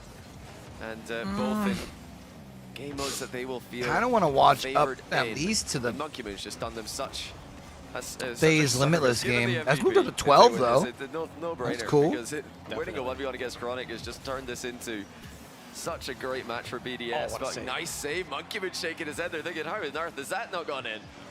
Great save from apparently Jack. But you're really looking for the offense here from Gen.G. Chronic's going to be over the top. Seiko, can he go all the way? He did get to the backboard. Still that defense holding strong for Gen.G. Where's the offense though? Chronic trying to make it happen. Apparently Jack's already up, but he can't put it on target. Didn't have enough ump on it. I don't think if it was on target. I think there is attackers from Gen.G. You know, maybe that could be the think answer it was for Seiko? Gen.G when they were dominating North It was kind of America, coming when they were across. dominating the world in the fall. It's a long time ago now, but it was with the pre-jumps. It was with the synergy. They just seemed to know exactly what the next play was going to be before it happens. Where's that synergy now? As they start to struggle. It's hard to pick up the names sometimes when they move across the screen so fast. Rocket League's main game mode. Gen.G is finding some form here, at least offensively, as apparently Jack will get flown to the sky as BDS doing well to deny. Halfway through game 3 in this 3v3, still scoreless. I think Gen.G will like that. Certainly don't want BDS to start running away with it. Chronic has an opportunity here, but with low boost, can't do much. He had no support. This one coming off a nollie. And Gen.G just trying to formulate some offense here, but BDS's clears. The challenge game has certainly been in their favor. You know, the good news for Gen.G is they are getting the ball out of defense a lot more than in game 1, where it was constant pressure from BDS throughout. And this is a scary attack now coming in. Oh, well played though by Nolly, up quickly to deny Rise any further position. And apparently Jack with a very nice center ball, but Chronic has to sit back on it. Too risky with Nolly still waiting to recover. And this is a good passage of play for Gen.G. They're starting to get clean touches, but suddenly it comes to an end. Monkey Moon with a redirect. Oh, it's perfect. Goodness. Wow, what a shot. Monkey Moon, he had one of these in the World Championship final last year, and he gets another one in free space. Woo! And I mean, what can you do? No one's back in time for Gen.G. Perfectly placed for Because Monkey no one's Moon. expecting it there. BDS finally break through with all the offense they've had. Just a 1-goal game, and now a fake kickoff comes out from Gen.G. Trying to set up apparently Jack. It's back to Nolly. This could be perfect. First touch. Can he get by the last man? Monkey Moon has been rock solid defensively, and he shuts down the setup from Gen.G. The best player in the open era, showing that he is still in the conversation to this day, even in a different format. Right after they finish second place of the World Championship, BDS are still that team, and Monkey Moon is still that guy. Just a minute left for Gen.G. Will this be the end of their upper bracket run in the group? 1 minute in a 1-goal game. Gen.G looking to stay alive. It's been a struggle here, but it just takes one opportunity. One shot. Monkey Moon happy to go back to that game One management. opportunity. Sees everything you ever wanted. Pops it up. Rise is there. BDS are just faster right now. Rise. Just don't eat any of your mom's spaghetti. Apparently Jack will pick it up. Gen.G have to get down the field. Have to put something together. It comes out to Chronic. Seiko will find Rise, who wants another touch. It goes past him. Nolly gets a bump on Monkey. Jack's already up. Can he put this one away? He tried to take the 50 with Seiko in midair. And he's denied again. Here comes Chronic. Gotta be packed post, and it's not gonna go. Apparently Jack was there, but with 20 seconds left, Gen.G can't break through. Yeah, another late surge from Gen.G here. They're trying everything. Jack 50-50s it past one. Chronic's bumped off one another player, but Nolly's shot's gone off the inside of the post. What? What? Stays out. Came off the post. No. And the defense couldn't keep up with it. One last dance for Damn. Gen.G. Nolly pulls off of it. Monkey Moon will just lob it into the air. Seiko pre-jumped, and it's under him. To the back wall it goes. Gen.G needs one more touch. And BDS trying to close this one out. The pass is there. Hold it. Monkey Moon on the backboard. Comes off cleanly as no one's there from Gen.G. And a 3-0 sweep for BDS. BDS are inevitable. They advance to the playoffs as the top seed from Group B. Gen.G are not done yet, but they're going to need to beat Monkeys again if they want to follow BDS into the top 8. That was a close series last time they played. What I expected, Johnny. BDS winning, fine. I mean, every game was a one-goal game. Was not the expectation here, especially with the 1v1 chosen. And for BDS, they could be happy. They qualify as the... Oh, we got games going over here, baby. It just started. Falcons absolutely showed up at the World Championship, so if Furia's taken them all the way to Game 5 in the crew battles format, where they're also incredibly dangerous in this format, good things in the cards for Furia. Yeah, like we said, Furia on paper are the better team.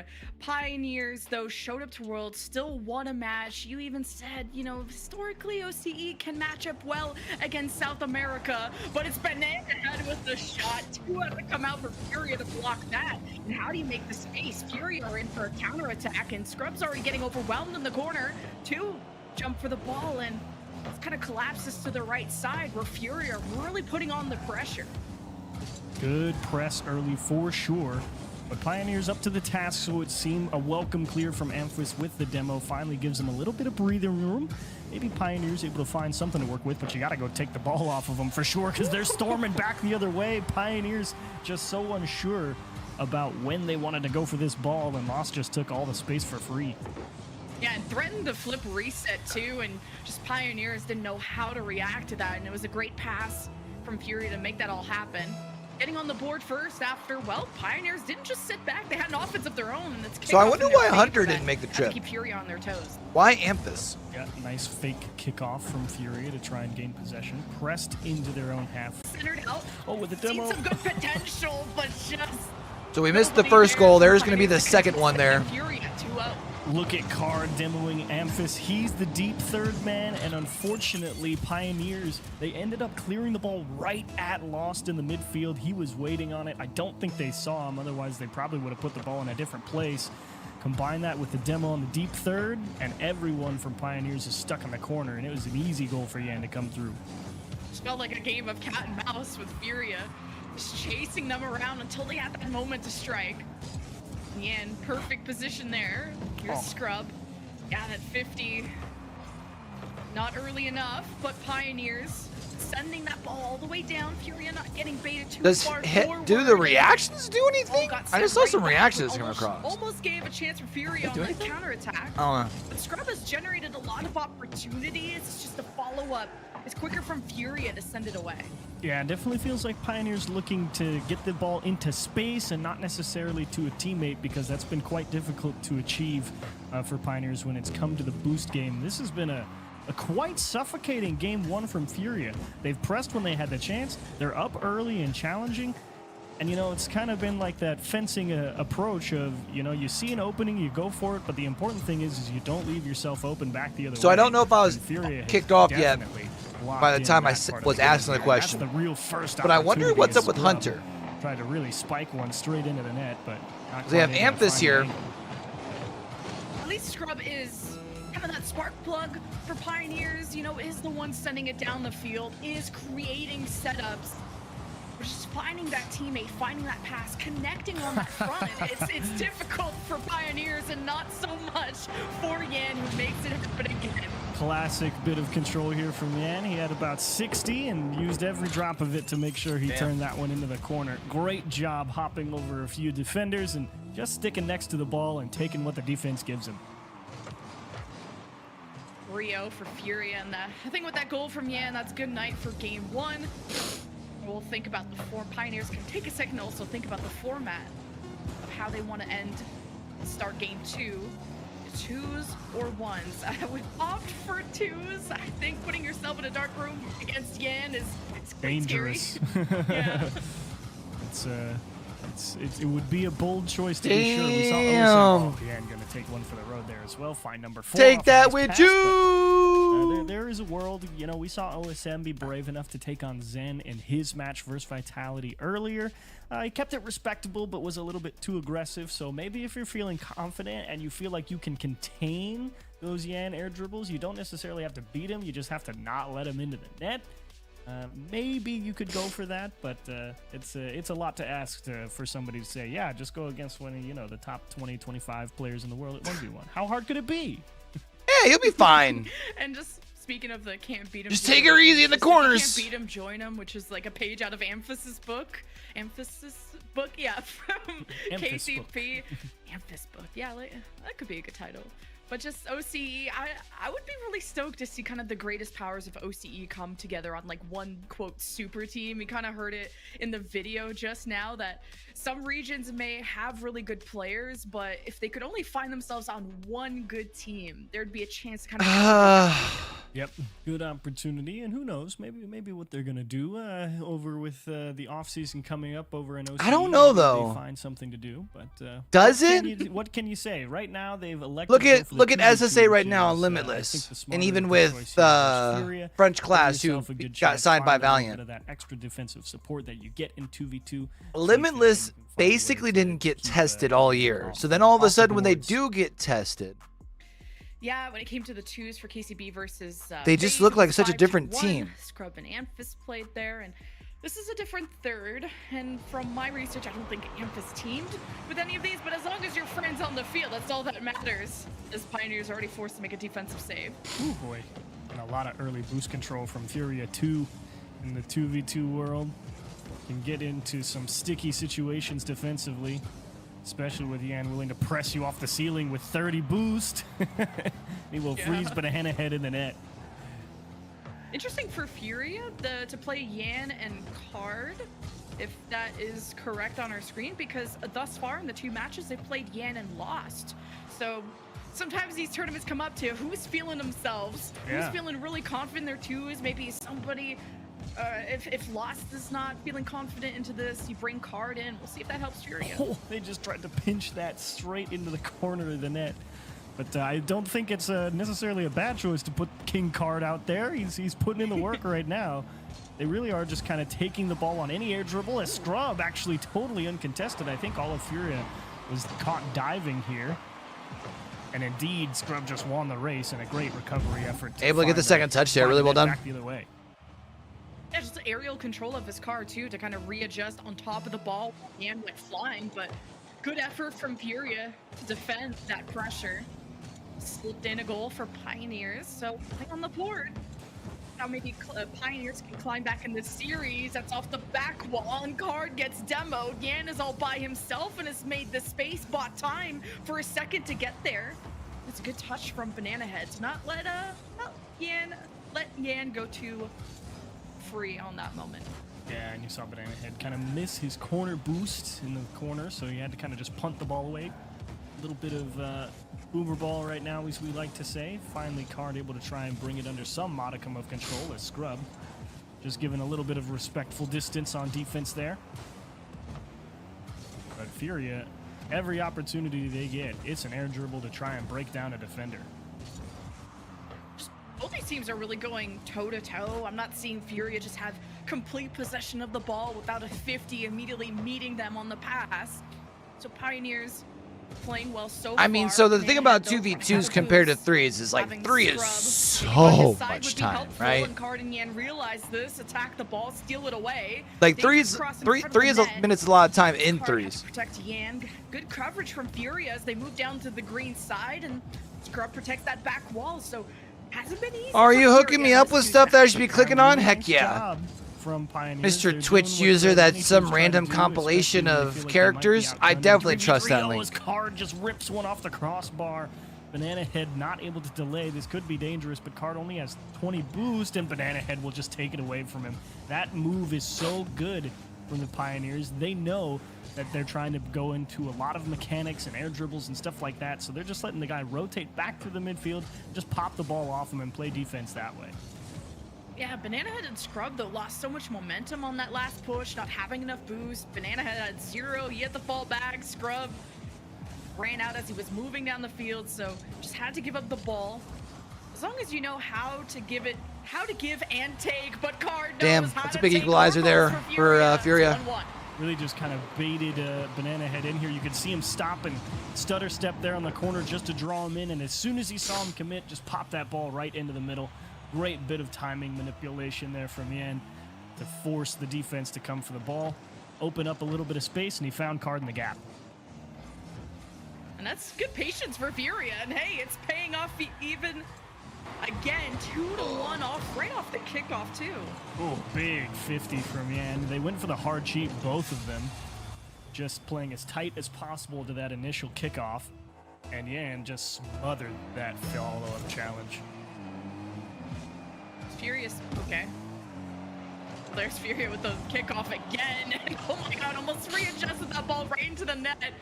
Yan usually always has so much good control of the ball.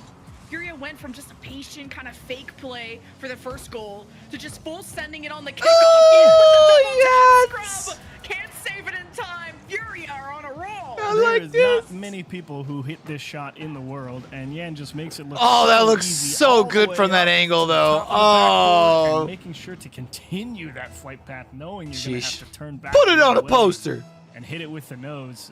Just phenomenal control to extend the lead to 2. Now Furia well and truly in the driver's seat. 90 seconds left.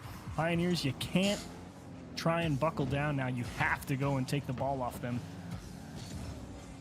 Good presence from Banana Head after Furia threatened the reset.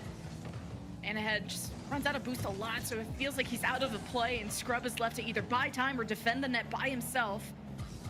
And if you let Furia complete passes, if you let them just be aggro off the kickoff, it's kind of a reason why Furia have 3 unanswered goals now. Pioneers had that lead, that quickly slipped away. But here's Banana Head with boost, 47 left, and Scrub had to fall back for more. Couldn't assist on that, so here's Furia crossing in front of the net. Card just a second too late to tuck that in. You can see Banana Head just jumping instantly for that ball. Not even necessarily sure if he's under pressure or not, but he doesn't want to take the chance that he is, and they just get slammed into the net and have to make up 3 in 30 seconds. Doable. Scrub up in the air, drops it, and Furia came in right at. Oh no! It's okay, it's okay. Damn. Oh, he couldn't clean it up. Such a good attempt. Wow. But that's really what they needed to make this game winnable. There's only 15 seconds left. Pioneers need to win this midfield, and you just can't. Furia missing is possible. Banana Head just running out of time. Banana Head Too much slipping. coverage on him. And Pioneers just Thanks, trip high up five, on their knuckle up. laces Let's go. right at the finish line to make this It's a good one, possible. I know. And Furia will go to match point. Brutal. There was a world where maybe it could have happened, and I have to say huge credit to Card to make that follow-up save. I did not think there was any way Furia was going to pull that one out, to be honest, after it got through everything initially. But tough break there for Pioneers. Down 0-2, back to another 3v3 game. And right now, it's tough to see what I think they're going to have to do here, because game 1, I mean, it was a perfect display from Furia, at least in terms of containing the Pioneers. Yeah, maybe they could have put up a bit more offensive pressure, but Furia didn't feel like they needed to. And so in game 3, all the onus really is on the Pioneers here to come up with something completely different. And it's nice in a tournament like this when you have those 1 or 2 matches on day 1, whatever puts you into the lower bracket, you have this day reset to talk with your team, mentally reset. You heard it in the video, maybe get some sleep, eat something to just kind of revitalize yourself and have time to digest how your last matches went. You know, Furia are in this situation from a Game 5 loss to Falcons, and Furia. Yo, by the way, if one of y'all is in the chat is the one who Pioneers hit subscribe maybe when I went 3-1 offline or to something real FaZe quick. in I their appreciate you. very First match, so not a lot of Much love, knuckle practice, up. obviously, for Pioneers to figure out what's wrong, but taking it Dab it up, baby. FaZe, I thought was impressive. Yeah, and they did win it in that second 3v3. Kind of a similar situation here to Furia, where they lose the first one, they lose game 2 in the 2v2 as well. So maybe Pioneers will repeat something and give themselves an opportunity at the 1v1 game, but time will tell here, or if we just get another Furia sort of boa constrictor. See if you can wiggle your way out of this type of game. Oh, well, first goal for Pioneers. Or they just give him a Right from that freebie. corner. Here, have this. I kind of want to see how this happens. So it's Card that just tries to go for the clear, and Banana Head from the right side. I don't know if maybe Pioneers also bumped up that Yeah. player from Furia. Yeah, they got him. Hamfist totally squared him up. And we're seeing Pioneers kind of make these improvements from game to game, but we don't actually know Furia's preference in that Game 2 format because they've been so successful kicking off series, always winning Game 1. But like we said in the pre-show, I don't think Furia have a strong preference. They might just be happy with whatever after what we saw from Card and Yan earlier. Pioneers off to a good start, but after the 2s, you know, that's the lead that quickly slips away once the chokehold from Furia comes. Ooh, and a miscommunication lost. Do you make it back in time? It's thankfully wide of the net, so not actually dangerous, but you can see Furia trying to go for some of those passing plays, but if that execution starts to waver in any shape or form, that's when things get really dicey. Banana Head just dodging a demo and finding a clear. Dished out to Amphis, straight to the floor though, and quickly back the other way. Pioneers gonna have to rally to keep Furia from equalizing. You can see just having to adjust to that third player and keeping them in mind of how you're communicating around that scrub. Trying to thread the needle. Close call for Pioneers to get an even bigger lead. It's not like the Furia counterattack has been easy. Scrubble receives this and doesn't want to follow through. Maybe keep running down that lane. At least Banana Head will try, but he's got 2 Furia members on him. So who plays ones for Pioneer, you think, if they win this? If they win. Are trying to force these 50s, these challenges in their favor. Possession, not all the way for Furia. We're still looking to generate that threat. Yeah, it's a really great job from Pioneers to hang tough with some of these challenges from Furia. They're coming in pretty hot into some of them with a lot of pace behind it. So you got to respect Pioneers, you know, really keeping their head on a swivel and knowing where all 3 members of Furia are at any given time. It's just such a small lead for Pioneers, and it's match point for Furia. After wanting to just make up for how Worlds went, how did that go in? Furia tied up. You can save a lot. You can't save everything, especially this shot from Card. That's a nice pass, Beauty of a dish honestly. by his teammate. That's a beautiful Just pass. jumped off the wall, made sure to get the angle inside, cutting it towards the net instead of down. And that's a beautiful piece of shooting from Card to find an equalizer. Just the angles that Furia are able to cut. Like, think about the Yan double tap from the Game 1 to this one. Now they make the impossible seem believable as Furia tie things up, hoping to make this a sweep. Pioneers shaken up, like I said, want to make this story different for them after not getting out a wild card. They want to prove themselves to be capable, even with this different third, and make their region proud. There's only 2 OCE teams here. And Pioneers, the road can end here. Their year can end here. As Scrub kind of patiently waits this against Card. Boosts above Yan. Has to drop this off to Lost, and you need Pioneers to back up Scrub. He had so many good setups in Game 1, and I feel like there's not quick enough follow-through from Pioneers. And, well, on the opposite side, Yan is always at the right place at the right time. You just saw it in the initial replay. Lost going straight across and getting the first bump, and then Card following through and getting the second bump. Pioneers, try as they might, You can defend a lot, but if you get pushed out of the way, all of a sudden, that defense was a total illusion. Oh, that's a pass to Lost, and Pioneers read it just in time. So many threats on Furia. Yan can make the solo plays happen. Their passes have been incredible. And Pioneers are just always a step right in time. Banana Head They still need to get one more goal, though. Up to Amphis. Hold on, Scrub's got a shot. 2 people in front of the net, though. Too easy of a save. Just too far. Oh, so close is right. I mean, it was a great lead out to Amphis. He's just out of reach, though, trying to dish it back into the middle. 60 seconds left here, Pioneers. What do you got in the tank? Do you just throw caution to the winds and just start willy-nilly challenging everything and give South America a bit of their own medicine and go for the we go for everything as fast as possible ideas? Oh, you see Banana Head trying to deny so much of that space by Furia. And Yan just cutting it through on the right, gets demoed. Pioneers bring it right back. The pressure is on. 40 seconds. Furia intercept the pass. Pioneers stop after stop. They've put in so much pressure. You have to be careful of that Furia counterattack. A goal from Furia here would just be the nail in the coffin. Carr tucks it into the left side. Knew that Pioneers had too many cooks in the kitchen in front of that net. Card does it again. 3-1 for Furia. Pioneers just getting spread a little too thin here. They're trying to contain everything, and Card is just out there lurking. All right, they're getting ready to bring him in. Let's do it. There's one rookie to the RLCS, and Gen.G Mobile 1 Racing are going to be a very, very high hurdle for them to be able to clear, James. Oh, certainly, and we've seen the Braziers. Hey, the monkey got a scan! They did a scan of the monkey. I love that. Oh, I didn't get a scan, by the way. How did that monkey get a scan? Because the monkey is iconic. That's very fair. I take it all back. But yeah, I feel like Gen.G for me are... They don't look like themselves, right? They don't look like a team that has the cohesion at the moment. The threes, they were unable to score earlier versus BDS. They were beaten 2-0 and 1-0. The 5 goals for them came from Chronic in the 1v1. And even then, he lost that 1v1. They don't look like they're on the form that we have seen from them in North America. I'm not going to be able to do my chapters for the rest of this. At least not while we're live, because I had to restart. Struggle because of this last series where they got destroyed by BDS in threes.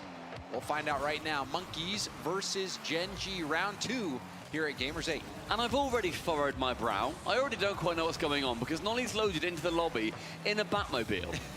We so unbelievably rarely see the Batmobile nowadays, but fair play. Cole's going to be happy. He's the only person in the world that still mains it, so big up Nolly. Well, we'll see how it works out for him. Already tripping over Jack as we see it. Where would I have read that? Air dribble rebound opportunity. Nice tip from Mitane. Smokes is going to try to go up and over Nolly. Nolly back pass. Chronic will try to collect.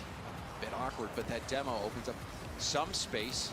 However, you see Mitane being a nuisance on that goal line. However, possession still in the hands of Gen.G. And tell you what, that Batmobile gives so much power to a lot of shots. It's a lot harder to control. It's a lot more awry, and the ball can go absolutely pinging off your car. But if you can tame it, you're going to get some real bangers. A good save there from Nolly. A little bit longer too, using the plank hitbox. Make sure that you can get a couple of flicks over the top. Somewhat unreliable, but there's a flick, and it goes over the top of one player. That is a flat hitbox. I think the Batmobile actually has its own. I'm pretty sure. Oh, crazy. Fair enough. Long and flat in one way or another. Because of Cookser. I'll have to see if it still does. Who ran it at... Somebody ran it at Wildcard, right? Its own hitbox, but we'll see if Nolly can make it work. Nolly with the Batmobile is the first one to strike. That Batmobile doing work, goes up on the right-hand side to the ceiling, manages to fake it out for a second, but keeps on the flip. Lovely pass to defenders as well. Well done to Nolly. And he is able to get that first one for Gen.G. And that's going to be an inspiring goal. Their first goal in 3v3 in at least 3 games that they have played. Nice start here for Gen.G. We don't have to worry about them being shut out like we saw versus BDS. Monkeys the underdog in this matchup. They weren't able to take out Gen.G before. They did manage to win a game, but that was in 2v2s. There's a dunk, and that one just sails straight in. The dunk from apparently Jack is going to put Gen.G up by 2. Both players looking great as well, making sure that Smokes has no time to clear that ball out, and the net, to be honest, left utterly open. Maybe the players from Monkeys not quite realizing how close Jack was to that ball, had too much faith in Smokes. Either way, Gen.G, the 2-goal lead, minute 48 has gone past. Matane now on the right-hand wing. Might just clear that ball away, but then Nolly and Jack both commit to it. Chronic caught a little bit short, and then Nolly back again with that Batmobile. Jack, lovely first touch, will take it high. Gonna test the backboard. Swept off the line, Nolly keeping the pressure on. There's a double commit, but Raziers is able to stay in the play. Back down to the middle. Another double commit. You can tell Monkeys not really on the same page in a few of these plays. Perhaps feeling that pressure. Raziers has been brilliant so far in this event. Let's see if the Monkeys can have that brilliance now. There's a demo, but there's a demo right back out of the air. Matane will pop it over one, but no boost to continue the challenge. 2 minutes 18 remaining, and a shot from Chronic makes it one apiece as well. That right-hand side has been dead. I think this is kind of what we expected, right? Great pass from Nolly.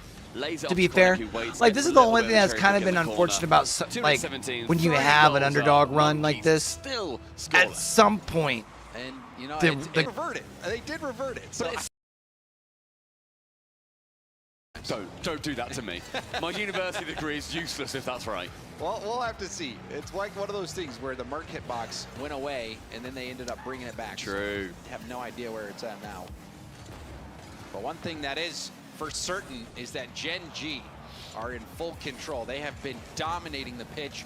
We saw a few double commits out of Monkeys. They're just not able to develop much of an attack, whereas Gen.G has been cruising to this victory. You see another demo out at the midfield. And there's another bump defensively. We're seeing a lot of aggression, and now a flip right by the ball. Oh, Stumpy, this one has me reeling. Apparently Jack gets one along, had 0 boost on this play as well. And Smokes is like, actually, you know what? Don't fancy it. Don't fancy that at all. And we see on the right-hand side, Illusion standing behind his boys, 4-0. Fantastic recovery for them because they did have disappointing 3v3s versus BDS. So Gen.G, a fantastic bounce back for them. And you have to then think, what are Monkeys going to queue into against Gen.G? Because normally you go, oh, Raziers, you know, you have him on side, and Smokes, what a lovely goal, manages to work it around. Oh, I hate when games start getting out of control like this early, because they are still doing post-game introduction or interviews over there. Onto the double tap. That's a gorgeous goal. It is, but time is running out. A 4-goal deficit. That's been reduced by 1. The Monkeys, they have a long road ahead of them. And that kickoff won't help him. Possession in the hands of Nolly on the Batmobile. He scored first. Will he score last? That opportunity going away. Apparently Jack trying to get this back to Chronic. We've seen a few back passes to Chronic. That one was a little scary. Chronic deals with it well though, and to the ceiling he goes. Apparently Jack with a demo. Oh, Chronic follows it round. The cohesion for Gen.G, the word that described them so early. Talk about a way to like come out and really just talked about how he believes he's seize control in a like series that you should be the one. Recognition, reading the play really pays off. That very much has the advantage, right? Gonna find a way to get that ball towards again, because for Monkeys, if Monkeys comes out here and no player can come in and challenge him, and 3-2. In their favor, like, yeah, Gen.G's like, we only lost by 1, but for Monkeys now all of a sudden they're like, yo, we can hang with these guys. And they can keep that momentum going. Fantastic game for himself. 5-1 towards the end. The Monkeys pretty much shut out entirely apart from that Smokes gorgeous goal. And we're going to be saying, of course we have a 2s or a 1s coming up. It's going to be at the decision of the Monkeys. Raziers is one of the best 1v1 players in this competition. Currently sitting 25th worldwide, but the top 25 are very, very close when you look at it. Zen's the only one who really is relatively far ahead, but then you've also got Jorius who beat him. But then you have 2 players on Gen.G who could take this. Apparently Jack or Chronic. We've so far only seen Chronic go for those 1v1s, but does Raziers say to his team, boys, I can take it? But we saw that matchup, Chronic versus Raziers. It was 4-5, just a single goal difference. Chronic was able to take the win. There's no guarantee that Gen.G sends Chronic out again, like you're mentioning. But I think if you're the Monkeys, you have to go with what you know works. Yeah. They picked 2v2 the last time these two matched up, and they ended up winning that. That was Jack and Chronic versus Smokes and Raziers. So I feel like they're going to go back to that, certainly. Do you reckon they're going to go 2s or 1s? 2s. 2s? 2s. Because that was the only game that they picked up last series. Yeah. It's a close game, though. It's 4-3, but then again, it was a close loss. When you look at the 1v1, it was a 5-4, so... Well, you know... Is it better the devil you know? Better the devil you want? Well, I don't know, because last series, every game was a one-goal game. Every game was close, but in this one, you know, they really did get destroyed. That was so heavily in favor of Gen.G, so maybe you do just go for the 1v1s right away and then use that 2v2 as a backup card just in case. So, you know, because it's gonna go to ones regardless if you're monkeys and you're thinking you're gonna win one. So yeah, well, we've got the rematch. All right. Chronic and Chronic and Jack versus Smokes and Raziers. This was the exact same lineup that we saw before. Yeah, last time just that 1-goal game, but Chronic is going to be starting off with a 1-goal, very early lead in just 4 seconds. And that one's immediately off the ceiling, and then guess what happens again? It's an apparently Jack demo. Jack, one of the smartest players in the game. You'll actually a lot of times see him zone a defender out, take possession of the ball, and then just drive by it to let his teammate go get it now. Oh, no. That is... That is salty. Is that the new strat? Yeah, where you just go forward and get the kickoff here. Yep. Completely avoids the ball. Jack drives around it. The ball then gets sent to Chronic. Jack can go past, demo that final man. Chronic has an easy shot on net. That is the most Spanish kickoff you'll ever see. Do they do it again? And that tilts people. I mean, if you've seen AJ, I think maybe more than any other pro, or at least he's vocal about it, despises when people go for the Spanish kickoff. I love it. I love when you see players go for different kickoffs. Literally, the only set piece in the game, of course you're going to have strats for it, and some of them are going to look cheap and cheesy. All right, well, here we go. Apparently Jack trying to get back into easy save. Smokes. Take it up. Monkeys at least keeping it down here on the side for a second now. Smokes back down to the middle. Apparently Jack, big boom. And now Raziers is gonna try to clear it, but we've not seen much from Monkeys. Monkeys have been struggling even in the 3v3s. They've just not been able to get much going. We saw the one play from Smokes last game, but even so, we have the first minute come and go. That's a nice 50 straight up. Apparently Jack goes for goal. There was nobody back. They went all in at the midfield on the challenge. Seems to be happening a lot right now. Smoke's coming in for that challenge, but Chronic turns his car back, makes sure that he gets as much surface area to it, can block it, and also, very gentlemanly, doesn't go for the steal. I would have done. I'm a worse man than Chronic. That would be my goal. Thank you very much, Jack. Oh, and now we see a fake, but does it pan out? I don't think so. We're not even a minute and a half in, Stumpy. That is not a textbook definition of what a fake kickoff should be. Raziers waits at the back, gets the possession as well. Started off according to plan. What, by missing the ball? I think so, yeah. I think they were trying to lose it right back to Raziers. Oh, that looked planned. It was, yeah. Then what happened after it? Raziers like blew on the ball and sent it over towards apparently Jack. He did. Pump it high over towards Smokes, unfortunately for him.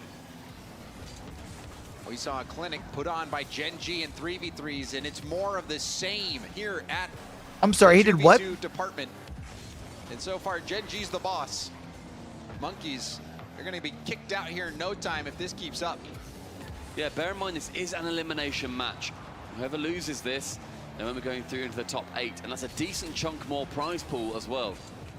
So Monkeys, they need to get their playing brains screwed on, because after this, of course, we head straight back into that 3v3 where Gen.G succeeded as a 5-1. Oh, it's a big block, though. That's a great block, but no one there to follow. Raziers, he did the legwork, but Smokes just wasn't there. And you saw Chronic fighting for that corner boost, was able to get it, and now that allows him into the play. Chronic, the pass, cut off by Smokes. Smokes gonna race to it.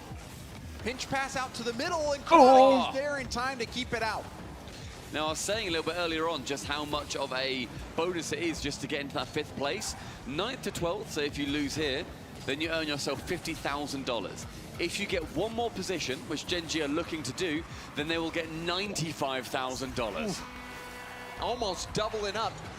And with that reminder, it looks like we see life again, and it's Smokes who scores it. Chronic was trying to clear that out. That's big prize money for not even making playoffs, though, for real. Attempt, but too well placed by Smokes. So this game is still in the realm of possibility for Monkeys. They're just going to have to clean it up and really keep Gen.G from scoring any more. I mean, Gen.G scored 2 in about 20 seconds, but now it comes back down to that 2v1.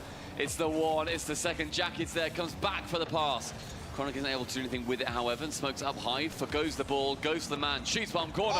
Chronic! Oh, in the pinch too, a huge clear. Oh, that could have been the swing that the Monkeys needed in order to come back, but Chronic came close on the last shot with Smokes that time, making an unbelievable save, preserving this Gen.G lead.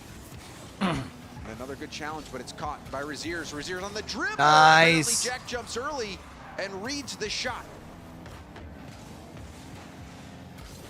Smokes trying to race Jack for the boost and lost the race. I don't know how Jack managed to get that one. We saw the retreat from boost. That's going to give Chronic the midfield. Chronic is going to steal the corner as well.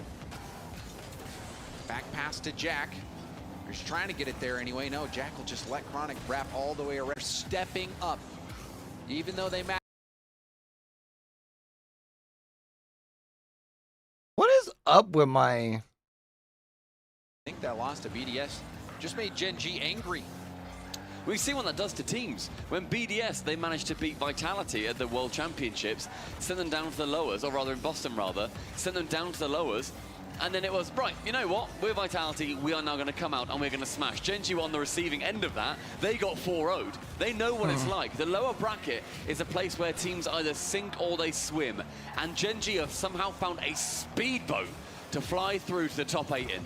And you can see that added level of pressure, certainly forging diamonds for Gen.G as they get another incredibly overpowering win over this Monkeys team who is really struggling to find any success. I think we've seen. All right, I need to stand up again, chat. Score over there so far. Yeah. And you know, they've been decent goals, but they need more. They need Raziers. Where's that Raziers magic? I mean, look, the first 2 goals for Gen.G as well.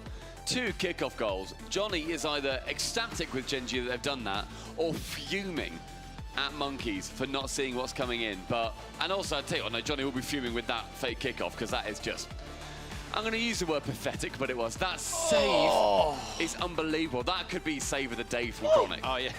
And those goal line saves where you're coming off the back wall, you just assume that even if you get a piece of it, the 50's going to come through with that ball on the goal line. But somehow, Chronic was able to stop it. Chronic, he is a bright mind when it comes to defense. And now, Gen.G, they focus their attention on one more 3v3 game if things go according to plan. And so far, it seems like that has been the case, Stumpy. Yeah, Gen.G so far have managed to beat Monkeys in 3v3 in the 3 that they have played them in. It has been so far a 2-1, a 2-1, and a 5-1. So the fact that we are able to see Monkeys not quite able to live up to the task of Gen.G, it may not be confidence inspiring for them, but on the side of the North Americans, mate, they are flying. With that as a kickoff, head straight back to Nolly. Nolly, hand off to Jack on the wall. Jack is trying to block Raziers. Raziers will boom it out. Low boost, though.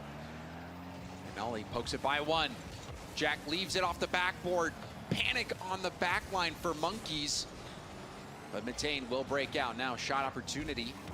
Defended off the back wall by Nolly. Nolly got past it. Was trying to stay behind the ball, but lost possession. Now Smokes. Smokes, the only player to score so far for the Monkeys. Well, he's not able to do much there. He had a shot for himself, but the defense again staying pretty strong. But the pressure so far for Monkeys is looking a lot better than we've seen from them historically in this series. Pass though towards the center, leaves it open for Nolly. Chronic can rotate on it. Both of them miss. What is happening, Stumpy? If that was going wide, I would have laughed so hard at Nolly the next time I would have seen him. Because look at this, they both completely missed. Chronic must just be scared, like, don't miss this, don't miss this, don't miss this. I think we saw Smokes drive past the ball before. We saw Raziers make a pass, you know, on the fake kickoff, passed it right to Chronic and Gen.G before. And then again, we saw Raziers try to make a pass. The pass was intercepted easily, and the net was so open. This does not look like the monkeys that we've seen before, Stumpy. They are struggling, but now we see some life. Razier's able to sink one, finally showing some life. Sinking one, and it is his first one as well in this series. Apparently Jack with a big miss. Razier's can shoot nice and tidily on the open net. Monkeys, the most equal game they have had, apart from when a game starts at 0-0. Nolly, kick off, right back to Chronic. Chronic has one roll back towards net. Nothing dangerous for Mitane. Chronic with a demo. Nolly will lay off and let Mitane try to take possession, but Chronic veers in for the demo from behind. However, ball in the middle of the field. This is a dangerous spot. Smokes with the flip reset, going for the ground pinch. Oh! Smokes! He gives them the smoke. Smokes is around, and you know there's gonna be fire. Bottom corner snipe, the ground pinch found. Monkeys, a 2-1 lead, and the threes are something that they can start to be proud of. And Smokes really has been the standout player for Monkeys so far in this series. Will they be able to start crawling their way back? That is what they need to do, really. Or will they end up getting smoked? Critical moment. Mitane, double tap off his own back wall. Chronic trying to make some magic. That play is shut down by Smokes. However, the rebound is juicy for Nolly. Big old cluster on that goal line for Monkeys. Chronic manages confused too, sends Mitane in for the in and out. Smokes is there too, leaves it completely undefended, and Nolly can come in, punt it home with that Batmobile. Drawn up level again, 2 minutes gone, 2 goals apiece. Right back to Nolly. Mitane has to concede the corner boost, out of boost himself. It'll make getting back in rotation tough, but does get demo. That actually will help Mitane get a little bit of boost and be back on defense. Smokes intercepts the ball. Damn. And after that demo, you could tell that Gen.G wasn't able so that's to the get Hattie, back right? in Hattie a for comfortable Smokes? position. Jack sends it completely across the box too. But he wants more power on that. Wanted to look for that back right corner, then clear out from there with the boost. Instead though, drops it down to a very well-placed Smokes. 3 for Monkeys. Pushing themselves forward, scoring more in this game than they have in the entire series so far. And they, you know, a lot of that has been thanks to Smokes. Smokes continuing to have a great series. But that was a rare example of when a demo from apparently Jack ends up hurting Gen.G more than helping. Gen.G now trailing. Smokes has been lights out. Passes over to Mitane, who's looking for the center ball, but it was way too far away from a teammate. Nice shot. He's on fire. You see 2 from Gen.G commit to that The as well. four-bagger? Nolly sends it high. Yes, it's awkward, but Chronic and Jack, lads, if you're gonna go, you've got to commit. They both start, then they both fake away from the ball. Holy shit, Limitless is up big on FaZe. That push going I for told FaZe, y'all. who, at least in the second half, need to get a lot of work done. A lot of work done is right. Oh, and that might just be, but it's going to work out perfectly. He slightly mishit the ball, but it actually turned into the perfect back pass. Oh, Limitless are looking locked in right now. It feels like you touch the ball, it turns to gold, it works out however you need it to. Yeah, FaZe, be careful here. Soft. The dangerous touch, yeah, from Chrome, right? Centered out. Darth making sure FaZe don't produce any counterattack from this. Miss lamps against the wall. Shots from Chrome. 2 have to come out from Limitless to save. Midfield kind of open there for Limitless to try and clear this out, but FaZe trying to put the pressure on. Limitless, multiple being committed just to force this ball out. FaZe have 90 seconds to kind of generate these opportunities for FaZe. Are getting some shots and looking better as every minute goes by. Chrome has to get involved in the play. First killer from the left. That was close. Close, but incredibly difficult. Had to hit that ball on a perfect line, and even the best players in the world, first killer definitely one of them, couldn't figure it out right there. And Chrome has had a couple of shooting opportunities, but also he himself has not had super high quality looks. They've been defended, required perfect placement. And so maybe the lame duck aspect's gonna work out for their favor. There's 4 for Limitless to dive for, capitalizes on another soft touch. Both teams are FaZe don't want other, it. But one team has it a lot more coordinated, and it's Limitless, who find themselves having shots with No one in the net to even go for an attempt. 4-0 against FaZe Clan is unheard of.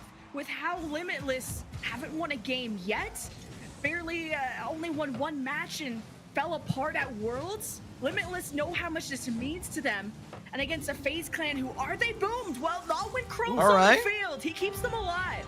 Keeps them alive, but is it too little too late? 44 seconds, that's a lot. That's a nice touch from Mist to just squeeze that over 2 defenders to die for. Finally not in time to keep it out, but brutal pill to swallow in game 1 here for FaZe Clan. Very curious to see if they opt for 2v2 or 1v1. I think if they're feeling confident, they pick 2v2, they send first killer and Mist out there and see what they can get done and keep the 1v1 in the back pocket, because first killer, I think, should feel pretty confident about winning just about any 1v1 that Limitless could throw at him. Like or do you let that 1v1 be the momentum catalyst? When they win, they win. It's a sweep. When they lose, they lose. Also a sweep. They don't usually go into these stretched out series, so FaZe to bounce back from this as a team that on paper no one would predict this to go Limitless's way, but like Gamers8 is known to be, any team can show up, and it's Let's Limitless go! who certainly have in game 1 with the 4-1 victory. That is a banger for Limitless here. You can feel real happy with this one. They basically went out and said, nope, we respect nothing that any of you are going to do. We're just going to come at you as quick as possible. And FaZe absolutely were like, hang on, what? And I actually really respect that approach from Limitless, because it's like, oh, we're not scared of first killer and Mist, you know, we can hang with them. And they put all the pressure on Chrome. Chrome was the guy who had to come through and put away some tough shots, contain the ball to keep it playable. And Chrome, he's a solid player. We know he can hang around, but when you get asked to do what is required with precision, you kind of start to see the, oh yeah, he hasn't been at the top level for, you know, Let them start feeling themselves on that Limitless side. You start to see those cracks appear. Little smiles from Limitless. It's good that whatever happens here, winning a game against FaZe. 1v1 over here just started. Confidence. If that is in fact Noxus, he's changed a lot since the CRL days at last season. That is, I know most of y'all are gonna want to watch that. It's my channel. He brings that energy yes, that they really need. No, we'll keep like tuning in for scores, Noxus, but back in CRL, the hypest guy on the team by far. And Snowy first killer. Player that can Let's go, Snowy. Matches like this, I'm sure, is such a boon for Limitless. We go into a 1v1, first killer versus Snowy. Yeah, I like to see it's cheese feeling like they can win the 2v2 string cheese with just as much ease, and they say, but let's yeah, immediately get ourselves snack time in. As first killer, he's going to try and pick Snowy apart here. Managing the challenge timing is Snowy. That'd be a weird way to eat spaghetti, though, wouldn't it? To see how Snowy handles one of the best 1v1 players in the world in first killer. He might just opt for that Joreous approach and say, look, I'm just going to defend the net, and I'm going to make you hit some tough shots to beat me, and first killer will do just that. That's a tough start. Yeah, Snowy slipped up. I think he ran out of boost, too, and just barely couldn't achieve this into the corner. And then it went right back to first killer. And the one thing you can criticize about game that's a strange like I said, from both sides, it was just how well coordinated it was, how you were communicating. It's a strange spaghetti way. You gotta worry about when it's one first killer. Now that he has his moment to shine, it's gonna help FaZe Clan get back on the board. A classic 1v1 kickoff, one to the ceiling, one stays in the middle and then goes for the boost. All right, so now that we know this is a 1v1, I actually do kind of want to tune into this one though, for real. Because as much as I like Snowy, I just don't think he's gonna stack up with first killer. Whereas Braziers, I do think, could potentially bring this into a game 5 over here. And we saw it again from Chronic. Oh my! And this was all to be fair, wave dash kickoff. He gets the ball, catch me like in the kitchen and I just like see some that's left over, I'll do it. Boosting, and Chronic could see him the whole way. Oh, what up, homie? Top corner found. Chronic with the reset. I like seeing how Jack's posing there too. Just arms behind the chair. He's stretching out, making sure he'll be ready if he's called back in again for those 3v3s. Yeah, bro, this gym where the schedule I've been on is just having me eat all day. It's making it tough, so like I try not to eat too much on stream. But I mean, this has been going since 7, and it's going to go until I pick up my little man from school. So like, the boys got to eat. This will be an awkward position to defend. Air dribble ball. Perfection. That is. Are you back in session, It's the textbook homie? definition. You look at air dribble pump. You pop it up. Is school back in session for you up your way? He knows where Razirs is, he knows where he wants to be, and he knows where his car should be to smash his dreams. Chronic bringing back 3 on the trot. And making Razirs jump to defend the shot and goes for the delayed shot. Razirs has been getting destroyed on these kickoffs. Okay. Chronic, after a slow start, has really been. Maybe we are going to go. And Razirs on that chance, he should have really gone back to the net. Knows that Chronic's Hold on, taking the shot. if it- Full advantage. Get on target. All right, we're Opponent reconnected. starts Let's to go, lead. bro. Razirs My now internet pulling it back towards his own net, and then tries to chase Chronic on the backboard. A chain dash brings him much has been closer so to the ball. frustrating. But doesn't give you any boost. Gotcha. Okay. Because little man started back up this week, but I know back home. That is blocked. Like I saw all my friends on Facebook posting about back to school and last week. I know it kind of varies by region, so I wasn't sure. Was thinking about the corner, but recognized small pads is all he can afford. Not even region, but just state, I should say. But Razirs opts for that. Beautiful shot. Chronic maybe should have gone for that back corner, maybe didn't have time. Either way, Razirs was going to be there. Saves onto his reset from the ceiling. So have you been keeping up with the 3-4. Razirs, Gamers8 event at all? Razirs doing a great job of So I really like being able to this get that ball up high, under control. setup where we get to see 1s and 2s mixed in with 3s. It's been really fun. Another big win. Chronic. What? It looked like had he been able to settle, it might have been a scoreable ball. Maybe he's a little bit worried that he was going to send it too high. It would go back to the other side, but that to me, unless I missed something massive, it looked like a sign of Really? It looked like he might not have had vision and recognized how much time. I say I think like between the two school, like because we're in a relatively small town. Easy demo, but he had more than enough time there to Like go the for 2 shot. elementary schools started a day apart. That was it. Appears to have let one slip away. But still has a 1-goal lead on the dribble. I think Razirs most of the area is back to school this week at some point during the week. recognizing that flick and able to get the stop. Chronic trying to get some space. Razirs gets him to boom it out. And now has possession. Razirs back down to the ground. And now taking it to the air. Chronic jumps early. Flip. Hell yeah. From Razirs, wave Is down, your goes brother for the shot. your brother's a That's Gen.G dangerous. fan, right? Again by Chronic. Very dangerous. It bounces back. Now Razirs on 0 boost. Chance for Chronic just go high with it. Does so. Still 0 boost. Razirs now picks up a pad. He's got 12 high shots from Chronic are going to make it very aggressive. Brilliant play from him too. Chronic ends on 0, but those high shots burn away the limited boost that Razirs found himself with. Oh, that extra small pad that Chronic was able to get, that was enough. You saw him debating, thinking about going for something else, but in the end he says, no, I have the position. This small pad that's going to give me just enough. I'm a pretty big fan of Gen.G. I do gotta say I'm a huge. If I had to pick like my favorite player though in NA, it'd have to be Arsenal Lovely insurance goal. from Space Very, Station. very happy about. Monkeys need to try and bring one back. Razirs needs to bring one back. Both players the 100 boost.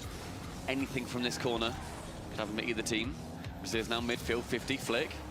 High above the net, no touch from Chronic in fact, and Razirs, he lets it go. Now Chronic, mate, you've got a little bit of time. The net was probably technically open, but he just bangs it wide, and again bangs it I am wide. definitely going to be digging in with Rocket League a lot more this coming season. Sending them too hard and not on target. And it looked like Razirs initially was going I might even dig in with some college Rocket League for real. I'm hoping to be casting some college Rocket League this season, but we'll see. If not, I'll just cover it. That way they have to let me cast next year. You know what I'm saying? Definitely feels like they're making errors that they may not make at home in ranked, in a much smaller show match. But this is to bear in mind for Chronic. What did you say it was for? $45,000 For $45,000, you get minimum Chronic for winning this individual game. And Chronic starting to get some insurance. Big goal. You could see a dive in the corner. Chronic stays boosting. See, this is what I was kind of expecting this to look like over here. And I hope that that doesn't hit the mental over for Limitless, man. It's just how big this individual game is. So I really want to see the SSA region start to get just one series win. It helps you start getting a little bit of cred out in these streets. You know what I'm saying? Win it here. get the dub, get the extra $45,000, almost double your money for the effort that you put in so far. And with this final 30 seconds. Yeah, I feel like if I were to watch a whole 1v1 tournament, I'll be honest, I think I'd probably get a little burnt on it. Corner to corner, picking up Or maybe not a whole tournament, but like a whole weekend. Beautiful, and the shot is lackluster. That was a hospital ball. Did not have nearly enough pace. But I really like the crew battles and the way they have it set up. Still doable, however, for Raziers, but it's got to come right now. Raziers with the good idea to make sure that he pushes with that ball, but not enough on it. And playoffs just guarantees us at least a 1s and a 2s in every series. Go Gen.G's way, secures his team another $45,000. Gen.G, welcome to the playoffs. Gen.G, they started hot, they cooled off a bit. But All right. Go back on over to the B stream as we're getting ready for game number 3. Limitless and FaZe Tata. A little bit. Honestly, I don't think Limitless should feel too down about that. Let's They see if I knew can that, pull okay, up. maybe 1v1 and 2v2s. Maybe Where's not the where graphic? we're gonna get the bread here in this series, but there was always a chance. You never know, because as we've heard in a couple of different interviews now, anybody can win a 1v1, even if they're outclassed. Right? Is that Stumpy? Maybe, possibly. Snowy, but what can you Yeah, I do know there is a caster that casts or that hosts a lot of 1v1 like show matches. Back to the 3v3. Dial right back in, Limitless. I know Graybeard was trying to start to do that in SSA a as hard bit. as you can and forcing FaZe Clan to respect your approach. I have to. I think Europe FaZe has the knows first a 3 lot of teams respect. qualified for playoffs. It's a slow start, but we've casted slow starts in other groups. And almost, what was it, that almost reverse sweep? And then Gen.G by is the Team 4th. Liquid, thinking of a team that starts series off a bit wobbly but gets back on their feet. This is, I know FaZe are capable of doing that, and that's Let me such see if an I can find that unexpected graphic from storyline for, I know, Gamers8. FaZe. I thought K-Corp was going to be enough of a wake-up call, but I'm sure that game 1 really shook them up. Or would it probably be easier to find on my page? Probably easier to find. Forgive that. We go back to 3. Because Gamers8's been posting a FaZe Clan. shit ton of stuff. And they are indeed coming out swinging again. Which is just good. Like Good they for them. did in game 1. So do you have an answer, FaZe Clan, now that you know that you're getting the exact same playbook?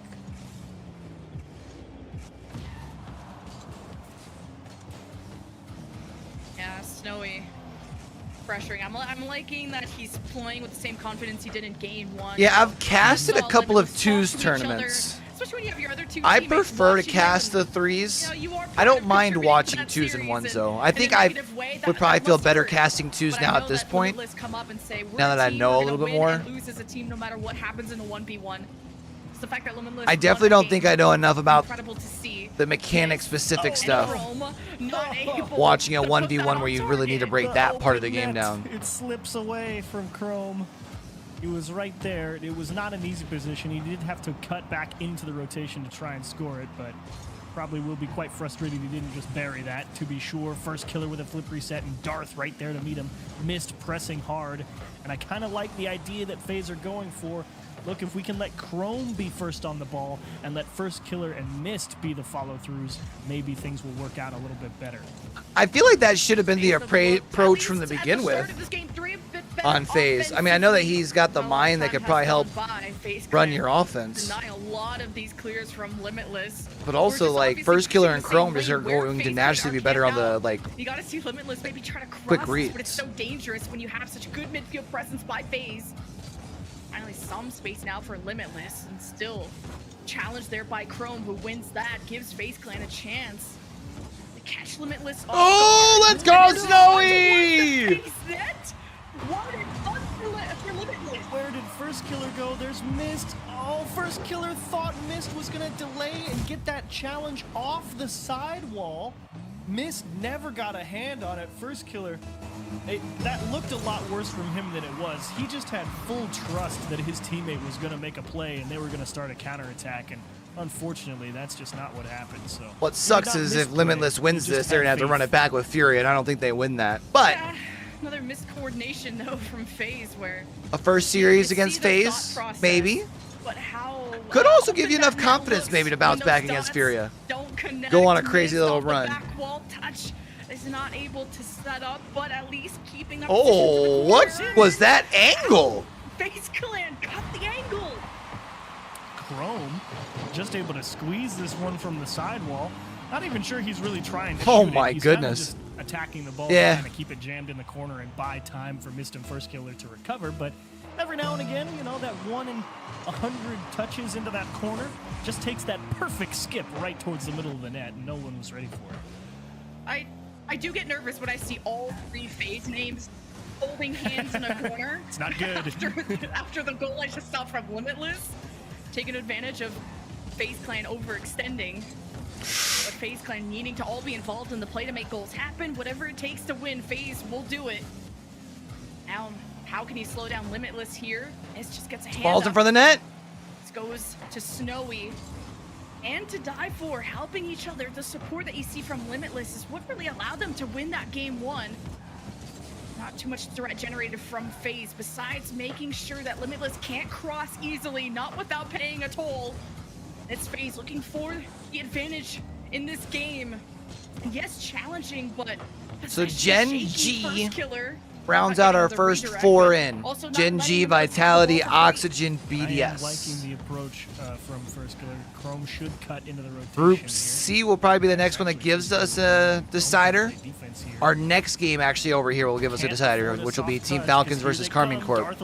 Gives us our first and that's why you have First Killer back there. He can adjust. Group C qualifier. Snowy with a Oh, let's go, Snowy! He will find a gap in the left side.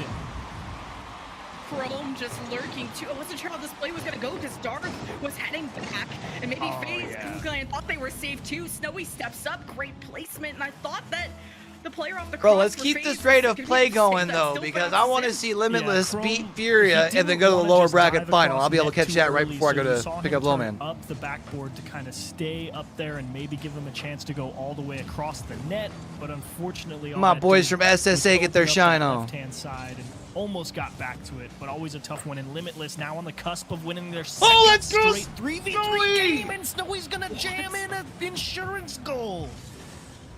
That boy's showing up If today. you would have told me that Limitless would Give win him the first Hattie. games against FaZe Clan, I would have said you got to put me in a rubber room, one with rats, because that's just crazy. 3-1 now is insane. FaZe Clan, 52 seconds. These next plays need to be locked in. And you First know, Killer starts the drive. I've liked the approach from FaZe here too. I felt like it gives them a good couple of chances. There's a bump. Chrome's okay. not gonna miss that one. FaZe All right right. back into it. Only down 1. 40 seconds to work. Can you make it happen? Again, all 3 FaZe Clan members just full sending it. It worries me. But again, whatever it takes to win, whatever it takes to score. All right, 40 seconds. Come on, boys. With Limitless, the smallest lead. Let's go! Snowy again! Limitless does it! Chrome got aggressive here, thinking. Is that the First Killer 4-bagger could for maybe Snowy? Get the ball to him off the subsequent. I think he has all their challenge, and it goals, just right? Sticks right in the middle. Chrome knew he was In diving, game 3? but he did not want to sit there and give away the space. He would much rather play aggressive, try and get his team going back the other way. And unfortunately, the timing not right for him. Huge 4th goal from Limitless. Match point on the line. If we go to game 5, let's say you favor FaZe in the 2s match. Game 5 ends in 3s. FaZe Clan have to figure this out no matter how this next game goes. 4-2. Limitless just Nice have pass to find Mist. time wasted. This goes right to Good Mist. save, boys. Gifting this almost. But too many cooks in the kitchen in front of this net. Save after save. Limitless continue Let's to go! win. And we'll go to match point against FaZe as we go to 2s next. And there's still a chance for it's not unwinnable for Limitless, but it will nice be shot. the most difficult chance. As this will go for FaZe, I guess, for the 3rd goal. I don't know if it really matters. But. You know, the worst part now, you're thinking, man, maybe if Chrome had nailed that open net, we're in OT, right? That's the brutal What part. if, man? That's brutal. We'll never know if that would have actually happened as we see who they're deciding on who will play the 2v2 for So Limitless. it's to die We for do know in almost 100% Snowy? Has to be, sure right? Will be First Killer and Mist. I as I said earlier, there is no way that FaZe Clan puts Chrome out there for the 2v2. That would be insane. But Limitless. Wow. Hats off to you, man. They looked good against Carmine Core in the 3v3 yesterday, or at least passable. But maybe Carmine Core was just giving FaZe too much respect. And Limitless was out here saying, no, man. Nah, Limitless doesn't have nothing to play, nothing to lose. So I'm very entertained. I don't care how the series ends. Not that I ever do care. I'm not biased in any way, but the narratives, the script that this would create, the buzz that I can already hear going. But we had already mentioned, we gave a bone to Limitless. This is not FaZe playing with their typical 3 roster, but I'm not gonna say Chrome is the problem. He's the one scoring. He's the one who scored in the first game 1 in the last 40 seconds. He's the one who scored in that last. No, I don't know how valuable that is, but he's the one scoring. That's all I gotta say. Yeah, again, we saw Chrome kind of keep. All right, let's go. But there were a the few dive times for and where he Snowy. really needed to make a better Finish it decision off or here at in least 2s. execute a little better, and it's been difficult for him. He hasn't been playing poorly by any stretch of the imagination, but Limitless spreading the defense early here, a first killer and missed. This could be a surprisingly difficult matchup for FaZe Clan, because to dive for and Snowy, they're both mechanically solid, and you have a really strong approach game from both of them on how they like to take the ball off of attackers. But look at this flip reset from first killer. He never gave Limitless an opportunity to even take this ball off him. He got on the outside of the ball, caught it with the flip reset, and then extended the range out to the right side of the net. That was just gross. All right. Well, you know how that It's only one early. 1v1 went. It's fine. And Miss is like, let me kind of create that. Let me go for the demo, sit back and watch my buddy shine. And that's what first killer does. And FaZe Clan though can't depend on 1s and 2s to win a series. He's looking for those openings. Snowy, good. Bro, my touch. internet sucks. Kind of FaZe back passing, making sure that they go in with a game plan. Like to see that happen in the 1s and 2s. First killer, this is his specialty. Now with Mist, less possible mistakes you would think, but also less layers if you do make one. Now Limitless, shoving FaZe around, shot from Limitless. First killer was ready, and he sends it for the counterattack with boost. Ooh, he just missed it. It's gonna get picked off. Damn, to die for needed to capitalize on this. And then he missed. On target. That was the only way he was gonna beat a defender like Mist. And unfortunately, going for the double tap bought Mist just enough time to get back and make the stop. That was a good chance for Limitless. Only 1-0, not a comfortable lead. Not insurmountable. Now Mist starts the drive. A lot more opportunities have happened for FaZe.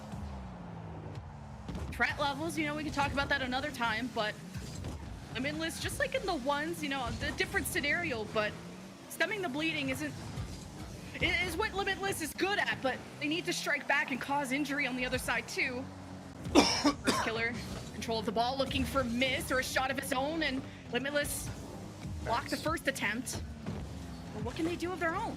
And what you're really looking for when Limitless gets a chance, if he had Doesn't more get boost, cleared. probably would've Good tried to come do out that. from the But corner you though really for wanna first see killer. Limitless bring the ball down, because that's exactly what FaZe Clan are doing. You're seeing it here with first killer, this nice air dribble out of his own half, and Good that's what fake. he's trying to recreate back the other way.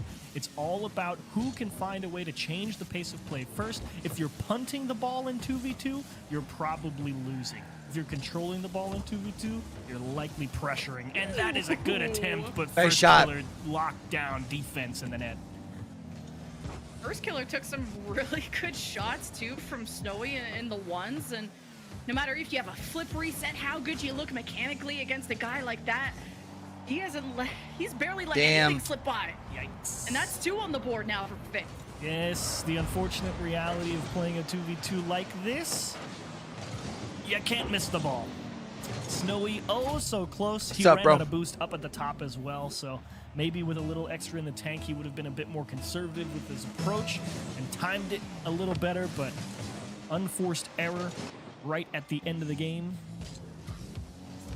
And it could cost them big time and force them to have to play a game 5. Limitless not being able to score. It's kind of the same struggle that Snowy had on his own accord. Just only having one goal. FaZe defensively, let's say, maybe less pillars to coordinate. Maybe it's all right, bring them back out for the easier threes. I want to see my boys from Limitless sweet FaZe in the threes. That's all that matters. Not, like I said, an unwinnable lead, but Limitless, the counterattacks have been so stifled, have been so slowed down that how do you take advantage of FaZe? Yeah, like playing boom ball, but what can Limitless do of their own? They've just been surviving, but you need to do more than that. Okay, we got a game. Yo, Snowy is on one today. Snowy, the straight air dribble from his own half. One touch, first killer misses. Misses. What did we say earlier, Lemon? You can't miss the ball. Somehow they can, though. Limitless. The limited opportunities they do have, they know how to execute, apparently, having to go from one side of the field to the other with all that boost against two defenders who were ready. Limitless, the last opportunity presenting itself in the last 7 seconds. No, we didn't have any boost. Not choke. Yeah, there's no boost. Sends it right No back. boost, Limitless not quick though. enough, and All right, missed. game 5. Will put him 6 feet under, giving FaZe Clan game 4. And sending themselves to game 5, where we revisit the threes horror. FaZe have been unable to win thus far. Crazy. There is a world where FaZe plays an event and they do not win a single 3v3 game, but they refined the approach a little bit there in game 3, excuse me, and it didn't look, you know, like the worst ideas. It was just a matter of, okay, a couple of touches got away from us in some bad spots. But I liked the FaZe look. It's just Limitless able to break through on a couple of key opportunities. And you have to give a ton of credit to Limitless. I mean, they were actually getting pressured pretty hard there in that game 3. And the fact that they're able to just keep batting away some of these extra opportunities that First Killer and Mr. trying to throw out there and contain their own side of the field with the boost canisters and prevent FaZe from really starving them out. I mean, it's a tough thing to do because everyone knows that FaZe is playing, you know, with half credit, right? All right. Yeah. Like, come on, boys. Like, they know there's a lot of pressure Game 5 to execute because you get to say you took if they're down gonna win, FaZe. This is definitely a good shot to do it. And they're doing everything that they can to make sure they take them down and give themselves the best look at advancing in the tournament. Yeah, but this isn't First Killer Clan. This isn't All right. FaZe individuals. This has to be a team that comes together one last time in threes, or potentially one last time in threes. This is not how you want your year to end. After booming Worlds, they said this is coming apart at the seams. I didn't know, ripped apart. But this is doable, like I said, many chances given. Limitless having 1-on-1s or 2s. But the coordination is what sets them apart, and even then, quick shot from FaZe. Limitless react in time. It's that trust that Limitless has in their own defense. It says, yeah, we know you guys are going to be putting pressure on us. It's all about. I mean, the they looked awareness good and at marking of the FaZe players. wild They miss a cards. midfield boost. They could get put in a tough spot here, and they are forced. They just had a to go tough right draw, back man. into They had the a couple teeth of the games FaZe that attack here. didn't look awful. Limitless are just having unlimited. I'd say it clears, looks good. sure. This is kind of the situation right now. Especially for a team that doesn't really in the get last race match, FaZe to were play at dominating this on the level. offense for the first 90 You know, in the seconds, but all regionals, they it took usually was just kind of one run over offense most of the for teams they Limitless to play. get first on the board. They kind of get to and fuck just turn around, into you this know? avalanche. It's FaZe Oh, protecting their big net. bump First by. Killer sneaks it through. And I think it was couldn't Chrome defend that had time. the bump. Nice job from Chrome picking his moment. No, First Killer has See the bump. everyone Yeah. a little discombobulated there on Damn. the Limitless side. They couldn't tell who was going to hit the ball. Mist came at it. First Killer jumped and backflipped at it, landed and got a little bump. And Chrome, blazing shot into the net with authority. You're seeing more trust being built in FaZe Clan, where it's like, I thought you were going for that. No, I thought you were doing this. Was the thing I kept hearing you mention in Game 1 and Game 3. And now that the fact that First Killer is committing to maybe locking up these defensive members and opening up the gap for his front line. First Killer just has to kind of be. Need to do and are doing better. I mean, he has to be First Killer. Yeah. Game 5 when it matters. Snowy! Oh! Miss Carr was almost completely in the net there. The bounce, bro. The 2-4 doesn't get. That's insane. Over to Damn. First Killer and FaZe Clan up 2-0. Everyone kind of just staring here at Mist's air dribble. They know where he's going, but they're not sure how he's going to get there. And Darth, recognizing it's a pass just a split. All right, there's second still plenty too of late. time. Couldn't 3 minutes cover left. up in Come time. on, boys. First Killer, strong shot, top left corner. FaZe up 2. They may have found the answer here. The answer, the secret sauce. It took them enough time to talk, but at least they provided a very entertaining series. If this is going to continue on this trend. Limitless. Saving, blocking these very dangerous quick shots. First Killer is tipping it in. Snowy, not bumped, able to save. And Darth with the clear, follows through to die for, just too far away from the ball to maybe make that pass. Yeah, it's over. Something as FaZe Clan respond even harder. Damn, man. I think To Die For and Darth ran into each other just a little bit there on that transition. I can't be sure, but it felt like the timing got thrown off with an accidental team bump there, because they were in position to try and counterattack that, and then all of a sudden the ball was just falling to the floor without anybody having touched it. To Die For trying to contest that. Finally, Limitless attempting to make FaZe Clan uncomfortable. Haven't really seen FaZe Clan look disjointed the way that they looked. Boy, that was Game close. 3. It's Limitless who are feeling like their backs are against the wall. The series would have started this way. Yeah, FaZe Clan just playing faster, then you have an own goal like that. Now with a commanding lead. See, and this is the pressure Damn, bro. the First Killer puts on you. Now, we know from his camera, he can't actually score this. This gets own goal. That shot is wide. Yeah. But Snowy, as he's racing back to defense, he 100% believes that First Killer's putting that into the net. And he is trying to get back as fast as possible to make the save, and ends up smashing it into his own goal. But that's what being a mechanically proficient and dangerous attacker does for you. You get the Puts people out of position. that kind of forces people to make some less than optimal decisions. That's a good point. Just to re-mention that Limitless are not used to a series being extended this long. They either win in a sweep or lose in a sweep. I'm sure they're just all the stamina is being thrown into this game 5, 90 seconds, and this is do or die for Limitless. And their tournament lives on the line with Furia waiting on the other side of this match. And FaZe Clan still throwing everything at this net offensively, never giving up and always pressuring Limitless, but not full sending all 3 members the way that we noticed in Game 1 and Game 3. A lot more split, and there's Mist. Shot on net. Snowy Yeah, they've done a saves. good job here in game number 5. Their defense really did a good job of clamping down Limitless. They weren't able to get into the zone really much at all. And now you probably see FaZe Whereas they send weren't two doing it deep much back in on games 1 and defense. 3, but they're having They'll some good play a runs. Very conservative approach. Quite a in the few of midfield which now ended that in they have a goals, very right? comfortable lead, and they just want to make sure not to allow anything. And it's going to be 1 into the attack, and 2 just sitting and waiting to contain. FaZe Clan containing this opportunity from Limitless quite well. Limitless dart back, not allow anything else to go through, but with 30 seconds, you would just have to hammer FaZe Clan. They'd have to be dead in the water. Even Chrome is coming back late, and this advantage from Limitless doesn't happen. Even when they had boost, they were worried, they were scared, and maybe starting to give up. After how well Limitless played in the first 3 matches, it's FaZe that end the series the way that they should have in the first place. But even if you're a FaZe Clan, you might have thought that this was gonna be the case in the first place.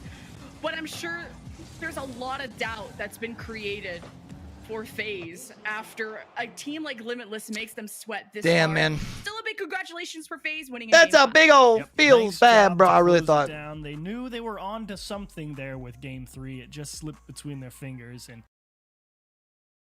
Do you know how Ferry used to sit? Unfortunate, man. No. He used to sit. I'm going to show you. You guys can't see us, but he used to sit like this. Oh, the gamer stand. Yeah, it was like the proper, like the meme, Yeah, right? With the gamer, like the leaning on forward. on your legs. Elbows on thighs, controller down, eyes forward. But Suhhh versus Secret is going to be seeing who goes through to that lower bracket. Isn't that just how everybody games? It's going to be a tough one. Secret. Theoretically, the team that's just going to be coming out on top, but Suhhh can absolutely give them a run for their money. All right. It'll be quite interesting to see if Suhhh drops the first game. You know what they would pick? JV1, also quite well known in the 1v1 department. Timos are definitely. My Definitely. Hibs. KV1. See, sad. You know what I'm saying? Not able to get that shot. You on feel target. me? I know y'all feel me. I know y'all feel me. Mike I Boyd know. I get it. Testing the other side now. Shooting opportunity, but Knight a little slow to get up. Ended up just going for a 50. Another opportunity shaping up. KV1 going for the backboard. And that one's swept off the backboard by Mike Boyd. About 30 seconds gone so far, and decent chances coming in for Suhhh. They're probably going to go try relative aggression. But what can you do against a team that's going to be as quick as Secret is? Sad goes up high to the backboard. Who's waiting there for him? It's going to be Through. Gets that control, gets it cleared away, but then a nice touch on from My Boy. Now Hibs challenging versus 2. One of those two is KV1, and KV1 now finds Remind me, himself in the Suhhh graveyard. is Knight in that back corner changes European, again right? versus Though. Good defense coming out from Suhhh whenever they've been pushed. Yeah, but I we do also believe. saw the recovery after the demo. Team Secret trying to pick up the pace, trying to play as fast as they can. That shot predictable, but we did see 2 go. KV1 also running on fumes. Sad leaves that for Knight. Though was already up in the air, predicted where Knight was going. As we see boost troubles here for Team Secret. Knight does pick up 100, and now we'll chase after the ball. Perhaps we'll be able to get a pinch. Gets the demo instead. Forget the ball when you can just go for the demo. Secret so far in this competition having a decent record in their 3v3s. They won just the one versus Koi. Unfortunately for them, they didn't go particularly well versus Rule 1. They then lost both of them. It's not quite as well maybe as I thought originally. But KV were managing to get the opening goal for Secret, hoping to turn their tides in these 3v3s. And that was a really smart play by Knight, who lays the ball up. And we see this play so much in today's game. You lay the ball up, you give your teammates that shooting opportunity, and you carry on and try to clear the path. Can't do it better than that. Knight, selfless play, and it results in a Team Secret goal. Suhhh are currently looking at being 1-1 in our competition here at Gamers8. In these 3v3s, they got one of them against version 1, and they lost the other one versus version 1. They've only played the one series so far. Early shots coming out from Team Secret are going to be shutting them down pretty harshly, though. Their defense is holding, but definitely being stretched thin. Sad was up quick. And still, we see possession stay in the hands of Team Secret. Knight up over 1. It's going to go for the 50, and it's well defended. 2 defenders there, making sure that that ball stays out of the net. Good challenge coming in as well from KV1. Manages to keep control of that ball. Hibs now challenging against him. Knight can't get it past those. That 5-hour mark, man, is when you start to feel it. I'll tell you what. Knew he wasn't going to be beaten to that ball. My Boy stays grounded and avoids 2 bumps, and then also nearly gets it past KV1. Gets the revenge, and that's lovely. Wow. We saw the bump before attempted on Mike Boy. I think it was from Knight as well, and Mike Boy says, hey, just clears let him me out. show you what it's like. Wide open net as long as you hit it. Easy. How dare you? Takes him out in the net. The save otherwise was relatively routine. But if he's not there to save it, then that routine is absolutely broken apart. Great comeback goal for Suhhh. And all-around good play from Mike Boy. You had mentioned that he had to dodge a couple bumps. For Suhhh, dude. To be in that position to go for the demo. So, like Suhhh, dude. From Mike Boy. Gotta have your head on a swivel in today's game. Mike Boy trying to stay behind it for a 50. Knight will lob it down, has no boost to chase.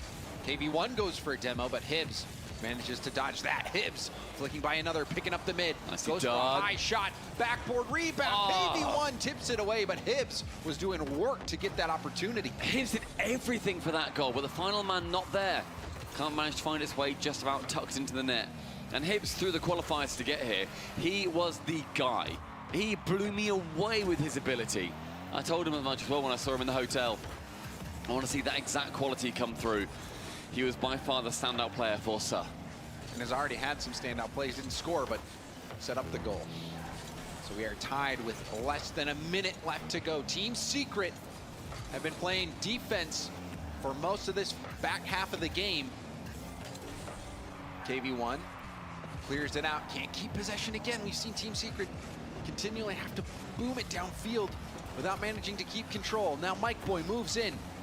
Pinch off the wall, sends it back to Hibbs. Oh! Beans it off the crossbar. This one off the backboard, still dangerous. Hibbs has KV1 come from behind, and he's able to at least slow down the attack for now. So many chances and that pass as well.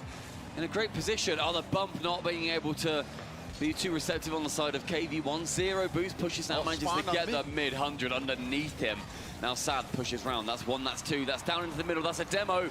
Mike Boy can save it away. Final 10 ticking down. On Hibbs. Oh, no. That's how you give the lead away? With 10 less than 10 on the clock? Bumped out of the way. Oh, bro. My I like this.